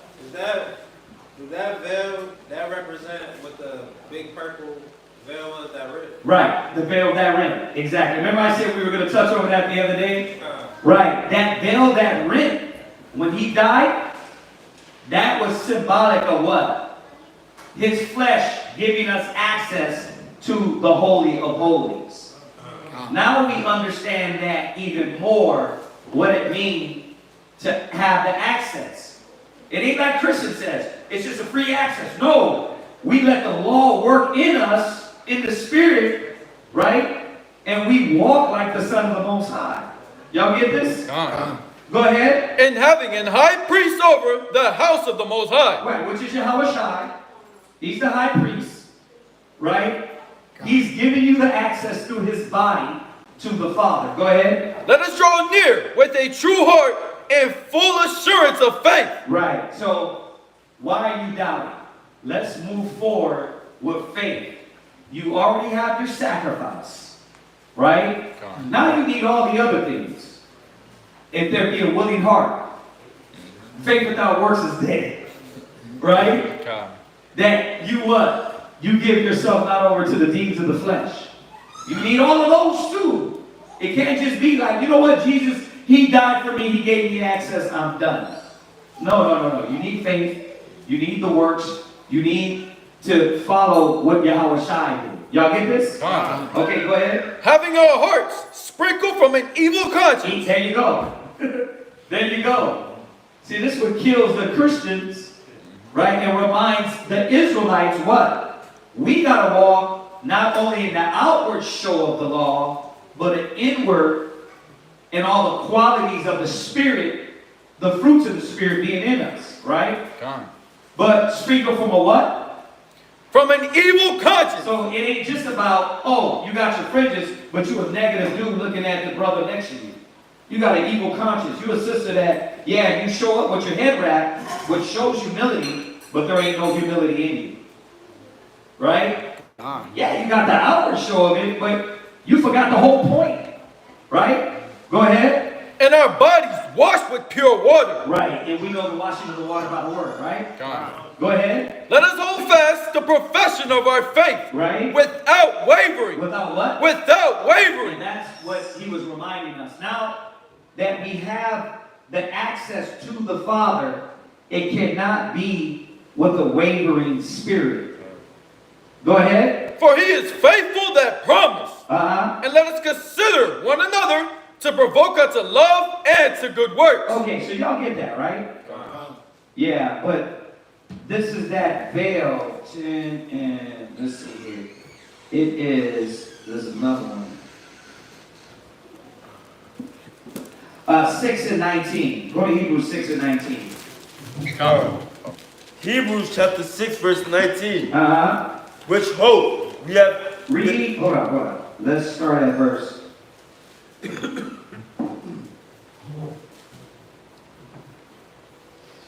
What it show is promise. Okay, yeah, read 18. Verse 18. That by two immutable things, in which it was impossible for God to lie. Right. You might have a strong consolation, who have fled for refuge to lay hold upon the hope set before us. Right, which was Yahweh Shai, right? He's our refuge. Right? Go ahead. Which hope we have as an anchor of the soul. Read. Both sure and steadfast. Go ahead. And which entereth into that within the veil. Right. So read that again. Read it clear though. Okay. Come on. Verse 19. Uh-huh. Which hope we have as an anchor of the soul. Both sure and steadfast. And which entereth into that which in the veil. Right. And which entered into that within the veil. So we're able to get closer to the Most High. How? Within the veil. No, how? Through Yahweh Shai. Through Yahweh Shai, but what has to be in us? The full assurance of hope. Right? That's how we can stand before the Most High. And that 10 breaks it all down. Having our hearts, our conscience sprinkled. Like you can't stand before the Most High and you know you are. No matter how much you put on the outward show, the garments, the shirts, the fringes, the beard, you know in your conscience when you face the east, you can't even look at it. You can't even imagine the Most High. Why? Because you ain't doing right. Y'all see that?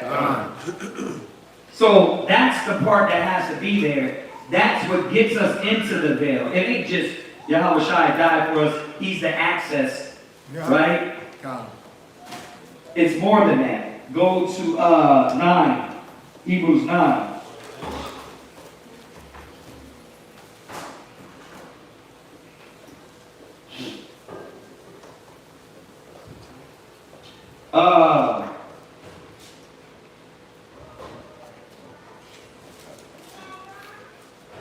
No, we don't have to repeat that. We got that. All right. So y'all get that about the veil, right? Right. And I wanted to kind of do this whole grand class on it, but the subject came up. You know, was that along what we were talking about? See, what sometimes when I don't understand, I try to bring people back to the written, and then we can talk along those lines. But sometimes I know your question is coming from that anyway, right? Okay. All right. Any other questions, y'all? La? Okay. All right. We'll give them a few seconds to see if anybody got online. Anybody logged in to see if anybody got any questions? Yeah, I'm logged in. Okay. See if they got anything. If not, we're going to finish up these prayers. Finish up these prayers. Go hit these streets.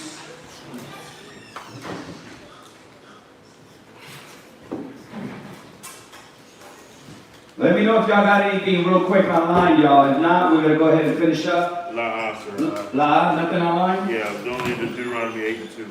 Okay, so that was it, right? Y'all good? Lionel, you good? Come on, sir. All right. Sis, you good? You good? No question, right? Yeah. I actually did have a question. What's that? Psalm 74 and verse 14. Okay, we got one in class, Psalm 74:14. Go ahead. Psalm chapter 74, verse 14. Mm-hmm. Thou breakest the heads of Leviathan in pieces, and gavest him to be meat to the people inhabiting the wilderness. Okay, so that word Leviathan can also be used as a big sea creature. Right? We know that Leviathan in Job 30, what's it, 6, 34? Right? Let's go over there, right? That Leviathan is a creature that the Most High has set up. But in the context, what he's saying is like, look, the Most High can do this. He can break up these big creatures. Yeah. The Most High got the power, right? Right. And then also, if you look at that word like symbolically, that word Leviathan is used against Esau too, in certain scriptures. So when you read it, you got to read it in the context of what it's talking about. I know we read that Job 30 and we're like, that's Leviathan in itself. But they're using this word also for sea creatures, or brother, you the devil, you a snake, right? Kind of that same context like that as well in certain other verses. All right. All right.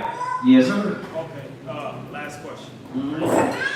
I just want to know what This is the last one? This is the last one, y'all. This is it, I meant for me. Good. Okay, I'm looking a verse up and I see Keep your dragons. savage joy. So I'm not even lying. I was kind of wondering if there would be dragons in the Bible. Say that again? I was wondering if there was any dragons in the Bible. Looking up. If there were dragons in the Bible? Yeah, if it was like a. Well, when you look at the records that Esau found, do you see dragons? Like when you look at dinosaurs, do they got any dragon bones? No. Like there's no evidence of that. So when we look at this word dragon, remember the Revelation, that's all symbolic. Right. Like another one, remember I showed y'all about unicorn? When you look up unicorn, you look it up in Hebrew, it tells you a bull. Yeah, rhinoceros, yeah. It ain't a horse with what we learned. So a lot of these scenes are symbolic, right? But you never read that, oh, there were actual dragons. Right? Like we looking at what's the series? Game of Thrones. Game of Thrones, yeah. You don't read that. Yeah. Okay. Okay, I see. Were there dinosaurs? No doubt. Did the Most High kill them all? Yes. What's that? This something by Aggie student. Okay. Could you verify that? Yes. Okay, what we got? It says, 7-footers say that they are blue-skinned, period. These descriptions are coming from a variety of people in numerous locations, period. Can this be matched with or verified by scriptures? Question. Man, y'all be talking to me in parables. What's the subject? I'm a simple guy. I need like Mary had a little lamb.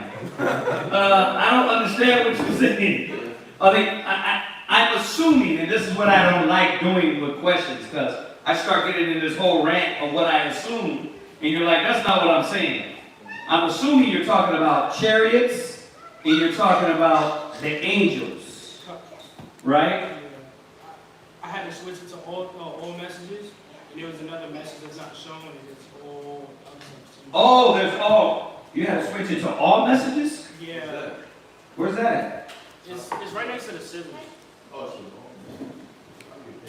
Oh, hey. All right, we've been messing up. All right, so what was it saying again? It's in recent news, military, Senate, testimonies. Sorry, y'all. We weren't even in the right place when it came to y'all messages. Sorry. So you did say it, we just wasn't even there. Go ahead. In recent news, military, Senate testimonies, and the like, there has been considerable chatter not only about UFOs, but actual sightings of 7-foot-plus tall men. Mm-hmm. Those who claim to have seen these, and then it's the network. Right. So, yeah, absolutely. Go to Ezekiel 1. Yeah, we got to remember that the angels can come any way. Let's go to Ezekiel 1. But before that, let's go to Hebrews, right? Entertain? Or is that Romans? Huh? Let's go there real quick. Let's go to Hebrews. Angels and unawares.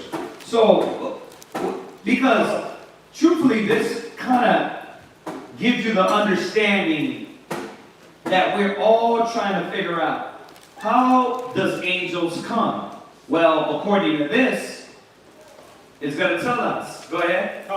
Hebrews chapter 13, verse 2. Go ahead. Be not forgetful to entertain strangers. Watch how you entertain a stranger, a person that you might not know. Why? Go ahead. For thereby some have entertained angels unawares. So, what does that mean? You might deal with a person, and they could be an angel. So the Bible is showing us a secret, that we can deal with angels and not even know they're angels. So angels can take on different forms. right? According to Revelations, according to Ezekiel, they can take on angelic form, wing, having different powers and eagle heads and this head and that head. Yes. They can take on any form that they want. And as we're seeing, they take on the form of, they can come as the form as a human. We know that because Abraham, it said Jacob wrestled an angel, right? Then when you look at Moses, he's seen the hinder part of an angelic being that was supposed to be a representation of the Father. So how did that angel look? Right? Well, it said it was a bush of fire, right? And then at another time you see the hinder part. So these angelic beings can come in different forms. So if you're trying to say, well, why would they be blue? The Most High can make them. Something is common, the way their faces and everything. I can see that. Because all the ones that are seeing them is who? Esau. I think, and me and Yeshua was talking about this a little while back, about online, there's one account of one black person saying they've seen an alien. Right? But otherwise, you don't really get a lot of us saying we see these creatures, right? Well, then why are they showing themselves to Esau like that? Maybe to scare the hell out of them. They grab. Yeah, go ahead. I don't know if you've seen that one in Peru. The lady that got grabbed by one of the 7 foot. She said it was a 7 foot alien, but it grabbed her by the neck and let her loose.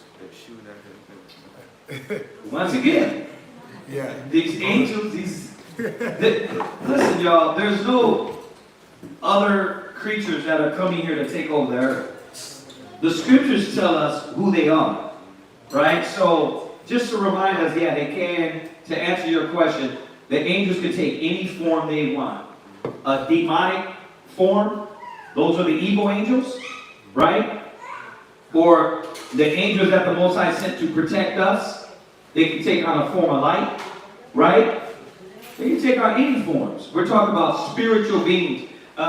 You watch the Interstellar, they said 5-dimensional beings. 5-dimension beings, and I was like, Esau, boy, they be knowing. But they ain't gonna tell us. Because why? They want us to be scared of these things. When we see them, we know, like like Elijah said, behold the chariots of the Most High. Right? So read that Ezekiel 1. Verse 1. Ezekiel chapter 1 and verse 1. Now it came to pass in the 30th year, in the 4th month, in the 5th day of the month, as I was among the captives by the river of Chebar, that the heavens were open, and I saw visions of the Most High. Right. In the 5th day of the month. Listen, I saw visions of who? The Most High. So you talking about visions of the powers. Why? Why it says the Most High? Because when you read down, it goes into the powers of the gods. Once again, if you don't know Hebrew, that word God is used real loosely when it comes to English. They don't get specific a lot of the times. How do we know in context what he's saying? Because as you read down, it doesn't show us the Most High like Daniel 7 and Daniel 10, or rather Daniel 10, where Christ meets the Most High, right? It shows us that gods, right? Go ahead. In the 5th day of the month, which was the 5th year of King Jehoiachin's captivity. Right. The word of the Most High came expressly unto Ezekiel, the priest, the son of Uzziah, right, in the land of the Chaldeans by the river Chebar. And the hand of the Most High was there upon him. Right. And I looked, and behold, a whirlwind came out of the north. Now, we just went over Zechariah 5, right? The roll. Now, we said this earlier. The scripture said the whirlwind. So I'm looking at this from the bottom up, and it looks like a what? A whirlwind. It's a spinning, right? Go ahead. A great cloud. Wait, which one is it? Is it a whirlwind or a great cloud? Now, it tells you in Exodus that a cloud led us by day, and a pillar of fire led us by night. So you have, in Matthew's, it said a star led them to Yahushua. We know stars don't move. It said it went before them, right? Stars don't move, right? Or they didn't say we followed the stars. It said it led them in Matthew's, right? Go ahead. And the fire enfolding itself. Now, there you go. So I'm seeing this vision and I'm describing what I see. That's why they say, at first it was UFOs, unidentified flying objects. Now it's unidentified air phenomenons, right? UPAs, right? They're trying to describe it. They don't know what it is. Then the one video said it looks like a Tic Tac, right? But this was a big chariot. The thing is, they're seeing it all the way below them. And they're seeing it and their things just move like that, right?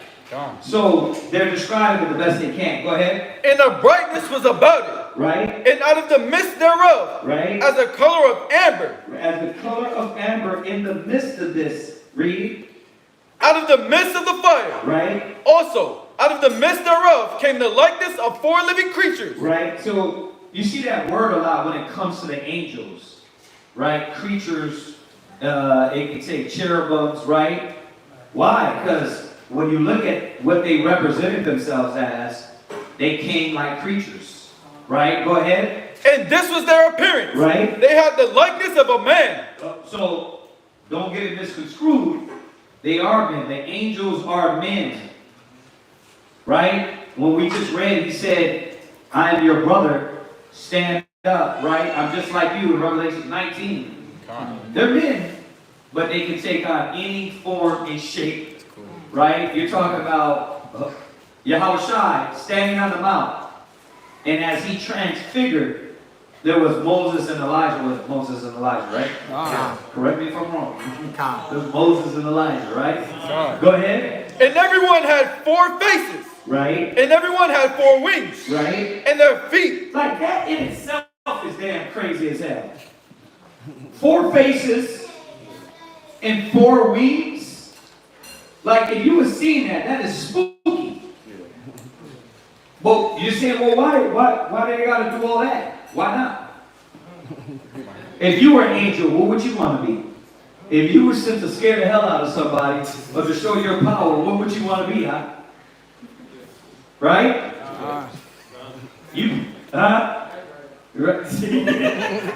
Ghost Rider, a skull head on fire? You know what I mean? So you're talking about the angelic beings taking on any form or shape. So why do they do that? Why do they do this? When people see them, why do they come in that form? Right? Go ahead. And their feet were straight feet. Now, there you go. You're like, why do they look like creatures? Why can't they just come as men alone? Why they're half men, half animals? Right? Go ahead. And the sole of their feet was like the sole of a calf's foot. Go ahead. And they sparkled like the color of burnished brass. Right. And they had the hands of a man under their wings. Right. So you see there is a man there, but these men are taking on different forms. So what are they seeing?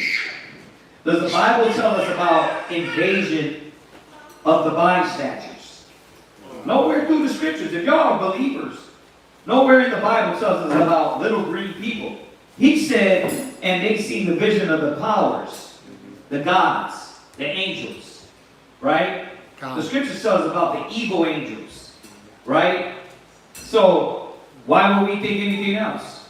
No, they're not green people, they're not aliens. I told y'all the other day, my mom, I didn't even respond yet, I gotta hit her back. Like, did y'all hear about the aliens? Like, Mom, you don't know the Most High, how long? You asked me about damn aliens?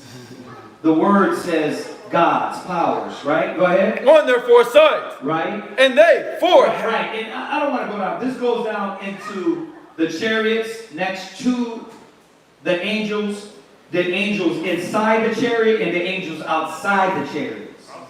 So, and if you go down, it goes into that. But just to answer her question sort of quick, is yes, the angels can take on different colors and different ways they look. Yes. Come on. But are they aliens? No. Well, how do you know if they're evil angels and they're good angels? Well, if one picks you up and throws your ass across the world, you'll know. Right? Ain't the good angels are here to do what? It tells you they're what? Bear you up. To bear you up, to protect you. You're like, if you got these demons, the Most High sitting demons now, right? Let's go back. All right, let's go with that. Just a reminder, y'all, because you're like, well, which one's an angel and which one's a demon? You'll know, right? The good angels are there to bear you up, to protect you, right? These evil angels they're doing other things like, what did it say? What is Ezekiel 30? I'm not Ezekiel, Ecclesiastes 39 and 28. Ecclesiastes chapter 39, verse 28. Go ahead. There be spirits that are created for vengeance. There you go. Like, what a lot of people don't understand is that the blind eye, this is what I learned, and me and Mom was talking about it, that you know why Esau don't put out the videos on the UFOs? Because they got certain technology and lens that the average eye cannot see. So what happens is when they put these videos out, like go back and look at the TikTok chariot video. That is under a lens. You see it black and white? You know why they're not showing you really what it is? Because they got a lens. What type of infrared light that you can't see in the naked eye. They weren't looking under the regular eye at those things. So why they don't want them to put them out? Because they're showing you their technology that they got. So a lot of these chariots be right among us, but we cannot see them. Is that different from the scriptures? The scriptures tell you what? They're here among us, right? They're around us. Right? The angels are what? Constantly recording.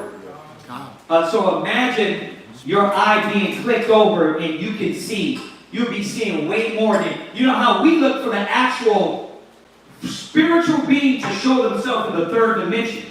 They're actually flipping these lenses, whatever they got. That's why they don't want to show. You guys got to go hear this hearing, and it starts to come together because you're like, what's the point? They don't want to show the technology they got. This is crazy. But they see this. Imagine you seeing a chariot come past Hawaii and fly into Earth and it just turns on fire. You'll be like, what the? You lose it. You lose it. But who's starting these fires? Read it again. There be spirits that are created for vengeance. Go ahead. Which in their fury lay on sore strokes. But you don't see them. All you think you're like, oh, it's a fire. It's a natural. You in Edomite mode.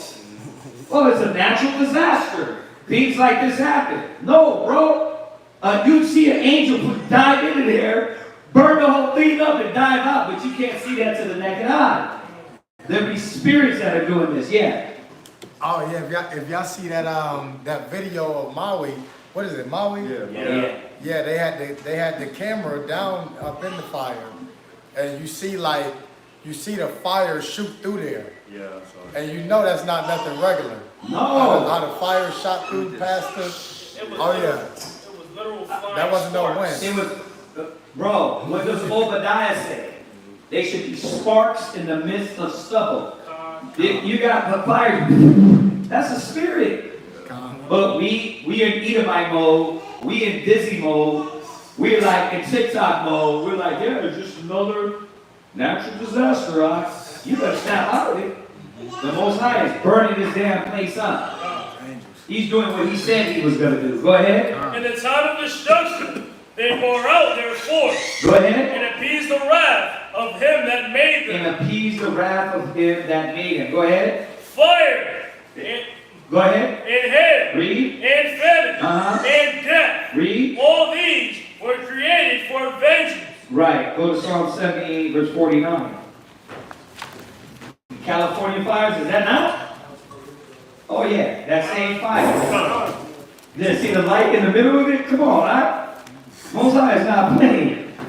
Read that Psalm 78:49. Psalm 78, verse 49. But is it 49? Yeah, go ahead. He casts upon them the fierceness of his anger, Right? wrath, and indignation, and trouble by sending evil angels among them. Brother, you better snap out of it. This ain't no green aliens, man. These is evil angels that are sent down in demonic form, and they want to scare the hell out of you. Right? So yeah, some are chariots. You can salute them, and that's it. And some what? As you see, they're appearing more and more. But they want us to paint this narrative that they're going to invade us, so you can actually get your gun and try to. What is the car trying to do? They try to get their gun and try to shoot at. But you ain't shooting these guys. Right? So why is the Most High revealing them even more and open now is the question we need to see more. Why is he showing the videos? What is that doing to humanity now? You got people that never thought about, first of all, we knew this. Like, I've been saying this since I'm a kid. My elders been saying this since they were kids. Right? Because we seen in the perfect law of liberty. Right? But people are just barely snapping out of it. They barely waking up in this world, man. But we're already woke. Don't get on this train of their green people coming and invade us and we got to get ready to fight against them. You know what I mean? And Independence Day and punch them in the face and they got horns and all that stuff. Nah. Listen, we read the Joel. This is coming for the thief. So you don't supposed to fear unless you the wicked and you the thief. Right. So y'all see that? Sending evil angels among them. Go ahead, read on. He made a way to his anger. Right. Y'all see that? All right, jump back to Ecclesiastes 39. Let's finish that. God, verse 30. Teeth of wild beasts. Yeah, you're like, why this spirit jumped out of this animal that just ate this human to death right in front of us? Right? Why? Jump to 40 and 9. God. Ecclesiastes 40 and 9. Go ahead. Ecclesiastes chapter 40, verse 9. Go ahead. Death and bloodshed, strife and sword, calamities, famine, tribulation, and the scourge.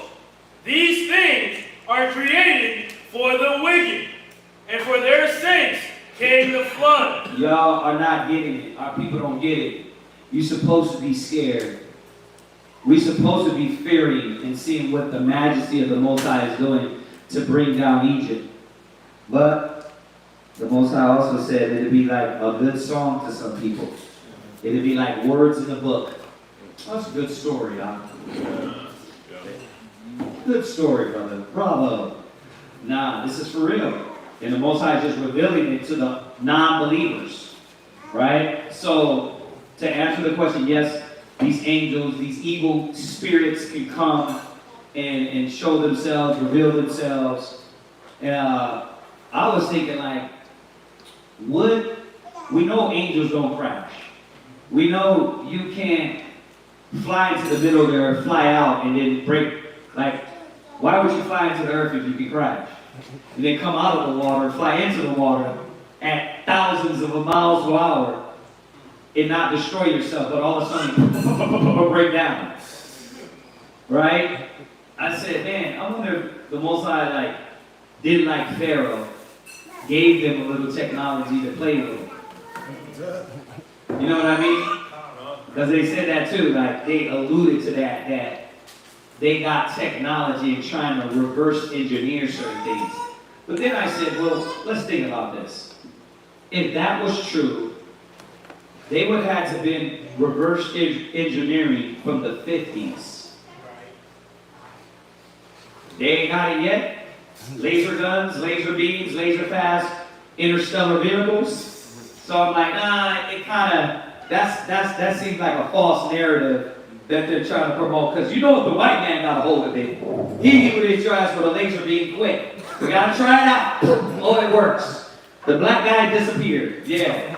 But I'm saying, they do got lasers. right. Yeah, they do. You're right. But they don't got it. They don't got it till to the point to where it's not. Now I can use these on angels. Oh yeah. You know what I mean? Like I got a gun, and maybe they do. We'll see. Yeah. I'm talking about like energy beams or whatever. Yeah, they do. Yeah, they use it like shoot down aircraft. Yeah, they do. You're right. You're right about that. They harness laser where they can blow your missile up. They hit them with lasers. Yeah. But you know, the reverse engineering is on a whole nother level. I think Esau, man, y'all know how fast a jet goes? It's like 2,000 miles? Yep. Brother, are y'all listening? 2,000 miles per hour. And he said, the one that came close to him, they asked him, if you had to fight with these things, could you win? There was like, there's no way. There's no way. They move not regular. They're not bound by the laws of physics. So you just like, it's like, there's no way you can win. But if they had that technology, I was messing around with. Esau would have already been killing China, killing Russia, but there would be no, you know what, we need to fall back. It'd be like, no, let them bust. Let's go over there and destroy all their missiles without them even knowing. You know, so, all right, man, alien talk, love it. Love it. Hopefully that answers your question biblically, outside of this alien taking over narrative, for us to really know what the Most High is doing. All right, anything else on there?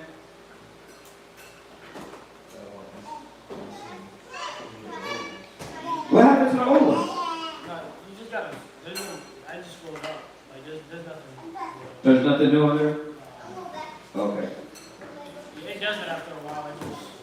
Gotcha. All right, anybody got any other questions? Okay, let's set up the prayer, y'all. Let's finish it up.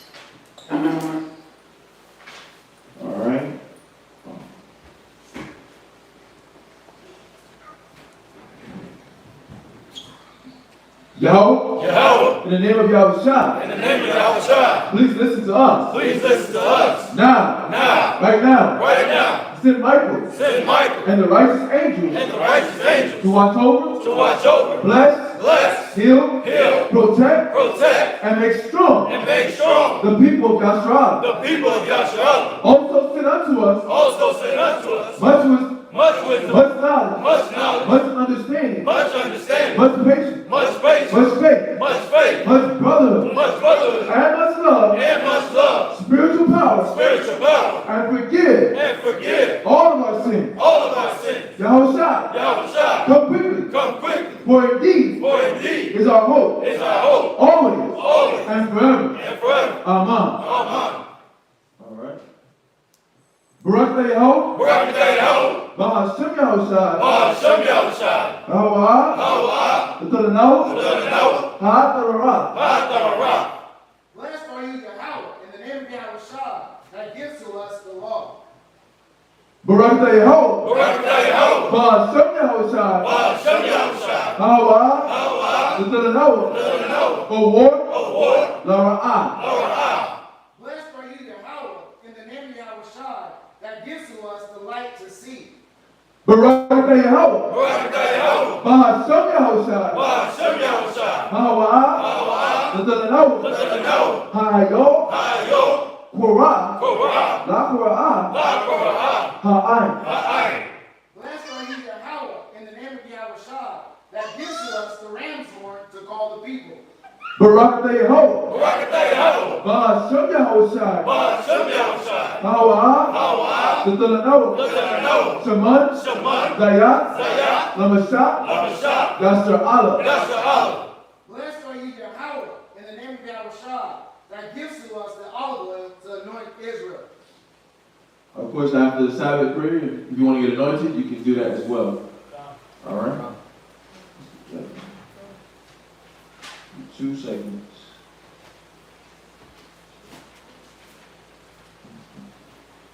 About 2 seconds.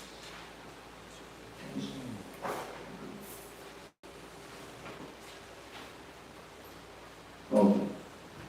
This is Psalm 92. It is a good thing.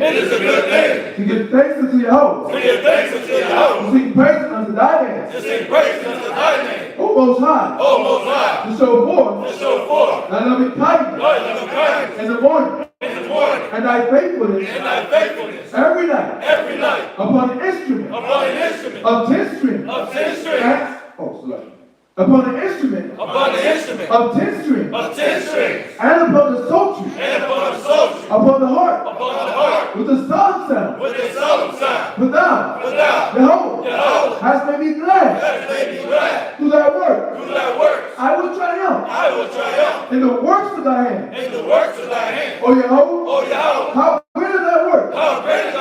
And thy thoughts are very deep. A brutish man. No, it's not. Neither does a fool understand this. When the wicked spring as the grass, and when all the workers of iniquity do flourish, it is that they shall be destroyed forever. But thou, Jehovah, art most high forevermore. But lo, thy enemy, O Jehovah, but lo, thy enemy shall perish.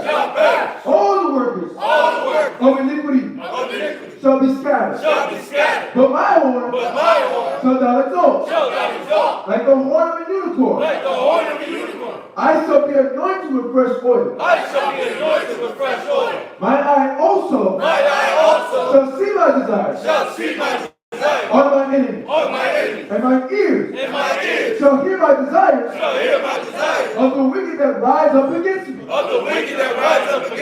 The righteous shall flourish like a palm tree. He shall grow like a cedar in Lebanon. Those that be planted in the house of Yahushua shall flourish in the courts of our power. They shall still bring forth fruit in old age. They shall be fat and flourish to show that Jehovah is upright. He is my rock. And there is no unrighteousness in him. Amen. This is Psalms 133 in Hebrew, and he's going to translate it in English. All right? Shayar, Hamalawat, Ladawat, Hana, Ma, Tawad, Wama, Na'ayam, Shabbat, Akim, Gum, Yachad, Kashaman, Hatawad, Ayo, Harash, Yarad, Ayo, Hazakwan, Zakwan, Aharan, Shayaraj, Alpanya, Madawakua, Kator, Karawan, Shayaraj, Ayo, Hurry Tazayah, Kaya, Shum, Tazawak, Jehovah, At, Habaraka, Kayam, Ai, Haiwalam. Amen. This is Psalms chapter Behold, how good and how pleasant it is for brethren to dwell together in unity. It is like the precious ointment upon the head that ran down upon the beard, even Aaron's beard, that went down to the skirts of his garments, as the dew of Hermon, and as the dew that descended upon the mountains of Zion. For there the Lord commanded the blessing, even life forevermore.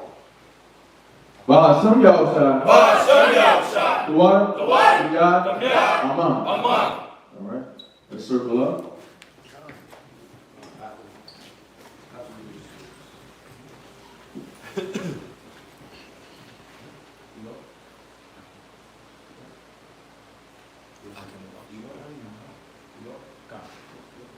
Akim, Imani, Barak. Yahweh Shem Yahusha Barakatah. And Mitzvah turn to his sisters.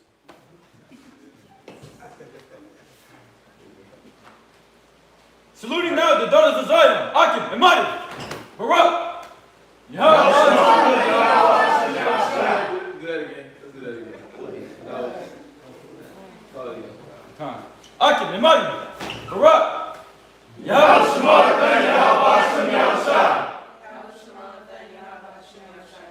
Y'all got your time? Dismiss. I